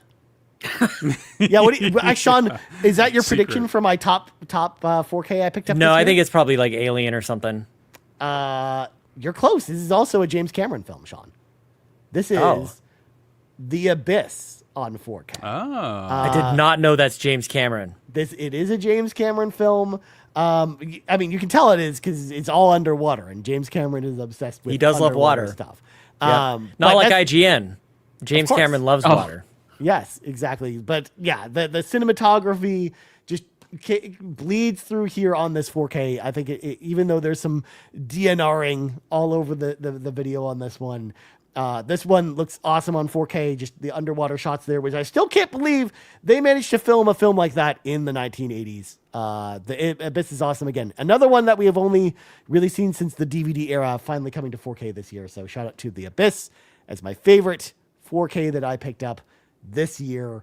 Second list before I get to my thing, of course, honorable mentions, because I haven't done any honorable mentions for games yet. Of course, I wanted to mention, of course, Dawn Trail. Bazza, you talked about it earlier. I loved Dawn Trail a lot, and it was a really special experience to get to play that on stream for everyone.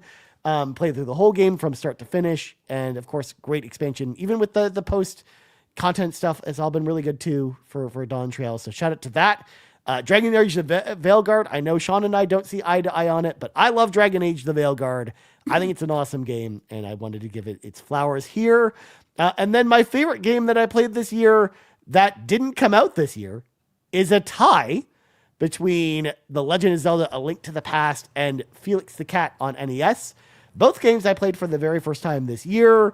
And both games are awesome. Like Felix the Cat was actually a really surprising 2D platformer. Yes, it's a licensed game, but it's a really, really good licensed game that is actually an overlooked game that people just missed out on. And Link to the Past, of course, what else do I have to say about it? Everyone loves that game, but it was my first time playing it this year, and that was pretty special. So two games often uttered in the same breath, I think. Of two course. Games often. Yes, Felix the Cat and Link to the Past just going hand in hand. But my favorite game that I played this year came out this year. And in fact, funnily enough, my top 3 all came out within a month and a half of each other. Because my number one game is of no surprise to anyone. If you've been listening to podcasts with me on it for the last 2 months, it's Metaphor. I loved the design choices that they made in Metaphor. Of course, the guess that was made on my number one was Lockless saying it was Pepsi Man. Pepsi Man's a great game, but not my number one game that I played this year, because I didn't even play Pepsi Man this year. I haven't played it this year yet. I will on live stream before the end of the year, but I have not played Pepsi Man this year. Therefore, it is not my number one game. Metaphor, I love the new approach to the Persona formula, where they really, really simplified a lot of the systems in this game. The combat, I just love the blend of the action RPG combat and the turn-based stuff that they did. The battle music, but more importantly, just the music, the characters and the story in Metaphor were top notch. Like, I was so gripped by the story that I basically just plowed through this game in a week and a half, spending 58 hours on it in a week and a half, because I couldn't put this game down. I loved this game so much. And I'm going back to it again probably this holiday before 2025 rolls around, because I'm going to be bound by my 3 wheel games starting January 1st. So I'm excited. I'm excited for Metaphor. So there you go. Metaphor, my top pick for the year. But there you go. 6 hours and 15 minutes in, we have completed our favorite games that we played this year. If you somehow made it to the end of this podcast, first of all, thank you for listening all the way to the end. But second of all, make sure to let us know in the comments below, or let us know in the Discord what some of your favorite games were this year. We would love to hear from you. And I know we've got some sleepy faces in here, but I wanted to just throw out there: are there any final things we wanted to say to kind of round things out? In fact, Sean, I'll throw it to you first. No, me last. Sean please, last. please. Okay. Anyone else have anything they want to say to kind of round things out here? I'll throw another honorable mention out there, just because. Okay. And this is a game that we played for the backtrackers, and it's unlike anything I've ever played before, and that is The Veil: Shadow of the Crown. This game is designed for vision impaired, so it's all about listening. You got to hear where the attacks are coming from to be able to defend and attack back. Absolute mind blown. I can't believe this is a thing. Almost no visuals. Like the main character's blind. It's like a lot of time you're just looking at a black screen.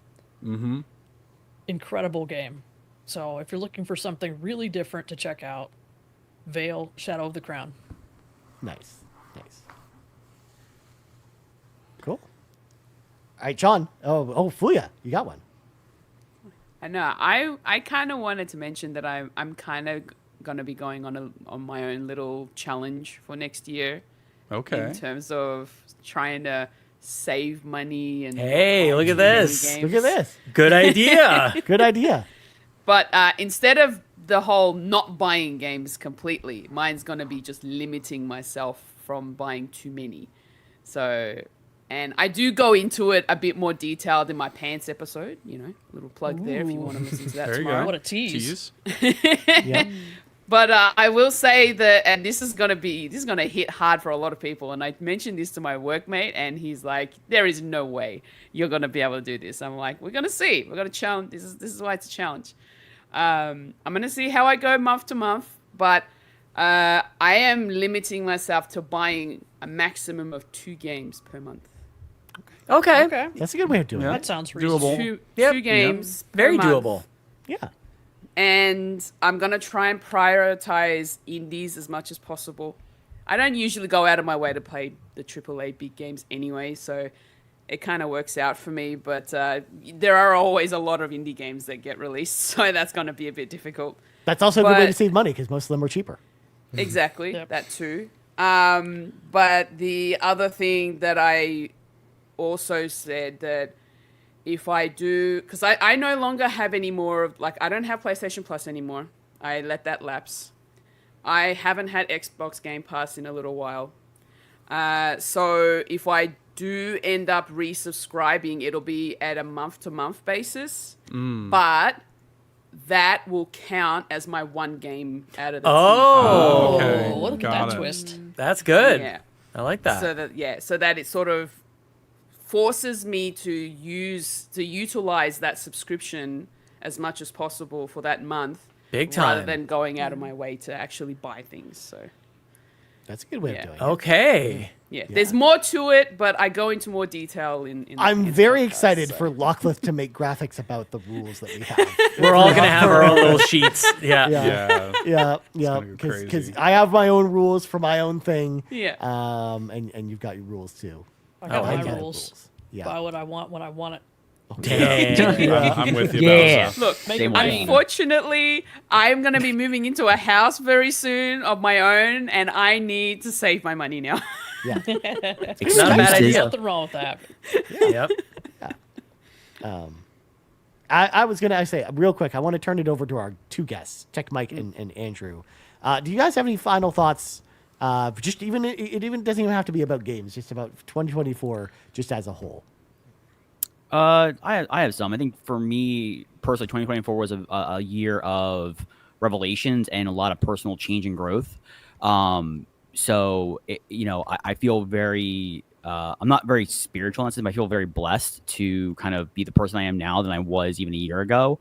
And just even so much to say, even being hang out with a lot of you guys at Extra Life, that was such a awesome experience to hang out with you guys and be there with everybody. I definitely, I hope we get to do it again. That's for sure, and, that's really it for me. That was just, it's like I said, it's been a year of changes, a year of growth, and, being able to challenge myself in a lot of ways. Nice. Yeah, for me, it's just it's been a wild year. We had a new baby in July, so it's been insane. I haven't played as many games. Yeah. But yeah, no, it's been a good year. Like I said, we've been playing lots of Mario Party, trying to play with my kids more. But I definitely appreciate this community. It definitely it makes the games even better. Like I've mentioned, Xenoblade. We played Xenoblade 3, the Xenobabes. That was a lot of fun. It was awesome to play that with everyone and have everyone's experiences. Obviously, seeing it at Extra Life was also really awesome to see at the very end. So I really appreciate this community and the gaming community we've kind of created to play games together and talk about it. Aww. I love that. Love it. Love it. All right. Sean, take it away, my friend. Is there anybody else who wants to go? Because like that just hit me. Holy crap, TechMike, you got me with that, man. Thank you for saying that. There was one game I was specifically saving. That was on my honorable mentions list. But Sean, I can see behind the scenes. I think you and I are on the same wavelength. I see something queued up here. I think you and I are kind of in the same headspace. No, I don't know that we are. So go for it. I'm on another. I'm somewhere else. Got it. Okay. I wanted to shout out a game called SteamWorld Heist 2. For one big reason in particular, obviously, the generosity from that team at Thunderful for including Bobby in the game. After we had sort of reached out and didn't know like if we were gonna see him in there, and like the experience of playing that game and finding him in there was just so special and just so like selfless of them to do that. And I feel like that game deserves more love than it maybe got. It's incredible. It's also like, I mean, yeah, it was a great year for video games, but that one is special. And if you like the first SteamWorld Heist, you should play it. And again, it's just I want to give them a special shout out because now they've created this permanent little digital space for Bobby to be in forever, and it's really special, man. Really cool. Hell yeah. Fee, how you doing over there? I'm doing okay. I'm not gonna cry. No, it's fine. I just want to thank the community. It's been a really great year. I can't thank not only the community but obviously my co-hosts a lot. Obviously there's been some things behind the scenes and I really appreciate everyone's support during my year. So no, it's been a really great space overall, not just the people I get to podcast with every week, but being able to interact with the community, which I'm trying to do more and more every day. And it's just been an absolute, it's been a blast getting to know all of you. Was I expecting to be here last year? Absolutely not. But boy, howdy, am I happy to be here. And no, it's kind of crazy to think that one of the reasons why I'm here is because I randomly ended up on a podcast once to talk about Xbox, and here we are. So yeah, it's been a fantastic year and all the shenanigans, and I love each and every one of you. Even Mitch, even though he drives me crazy. Even Mitch. You two are so mean to Mitch. Poor Mitch. Whoa! I'm not sure that. No. We don't feel bad for Mitch. I feel bad for Mitch. Not sure he's the victim here.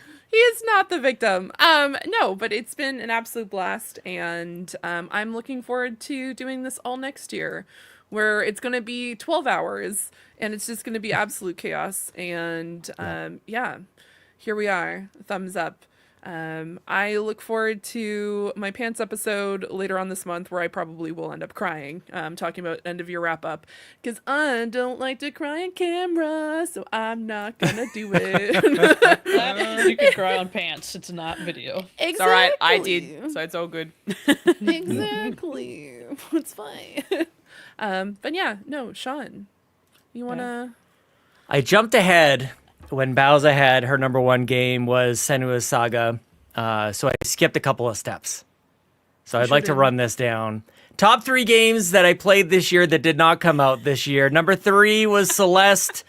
Number 2 was Hollow Knight, which was spectacular. And honestly, flip a coin. Like that's like they both should be number 2. And number 1, and it may be for the next couple of years, is Neon White.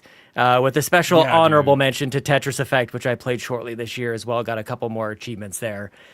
Playing games this year, I think I've had more fun playing games this year than I've had for a very, very long time. Part of it is because of this silly, not buying games and loopholes and that in and of itself, but the fun that we had because of that. TechMike, you nailed it. The games are better because of all of you that we get to share this with. Like, it is enriching, I think is the word that comes to mind. I won't even go into the games I wish I didn't play so much, because that doesn't seem really all that fitting. But Extra Life was a very special experience for lots of us. This time last year was not a good time. For me, I think for Carpool was in a really, really tough spot over the holidays in particular. It's one of the reasons why Hellblade 2 is actually my game of the year, because there was a lot of doubt on a lot of different fronts in my life. And so, Andrew, you talking about, just a year ago, I think we were chatting with each other, just kind of like going through it, man. And we are all capable of going through hard stuff and coming out the other side, whether it's a day or a week or a month or a year or years. It is temporary. They will get better. I promise you guys that. And we chat for 6.5 hours about video games and a bunch of other nonsense that came along with it, 4K Blu-rays and demos and God knows what else we covered here. We talked about commercials. We talked about commercials. This community is so special. This team is so special. I can't believe the time that you all dedicate to this silly little thing. But man, again, TechMike, when you said that, dude, that hit it. Like, I want that on a poster. Like, it makes the games better. And you're so right. We played Nintendo World Championship NES Edition in a hotel conference room that was connected to a projector with whatever we could cobble together, and we had a blast doing it, man. We've had so much fun pouring out hundreds, if not thousands, countless hours of content. We joke about it, inundating you all on Patreon and free feeds, on this YouTube channel. Our Twitch channel really found a new gear this year. There is a ton to reflect on, which is kind of why I just wanted to go last, Ryan. Of course. We've added so many hosts to the crew. We've got 12 hosts from all around the world, from all walks of life, all stages of lives, and it's reflected in today's podcast. I know it was challenging to get everybody here, and it's hard to wrangle everybody, especially when I'm feeding the chaos energy. So I want to thank Ryan for guiding us through today. That is really, you make it look easy, dude. You're spectacular at it. You're a natural at it. That's why I wanted you on the Xbox Drive when we brought you on all those years ago. And as we wrap up, I just think about all the steps and choices that we've all made to get here. Some of them are a bit of a fluke. Some of them just seem guided and seem kind of influenced, and we're lucky that we've made these choices together and we found each other in this space. So thank you, everybody, for today. I want to thank Tony Baker and Cwaggy for donating so generously over Extra Life, and we hope to do your generosity justice in whatever way we can, just trying to express our gratitude for that. That's incredible.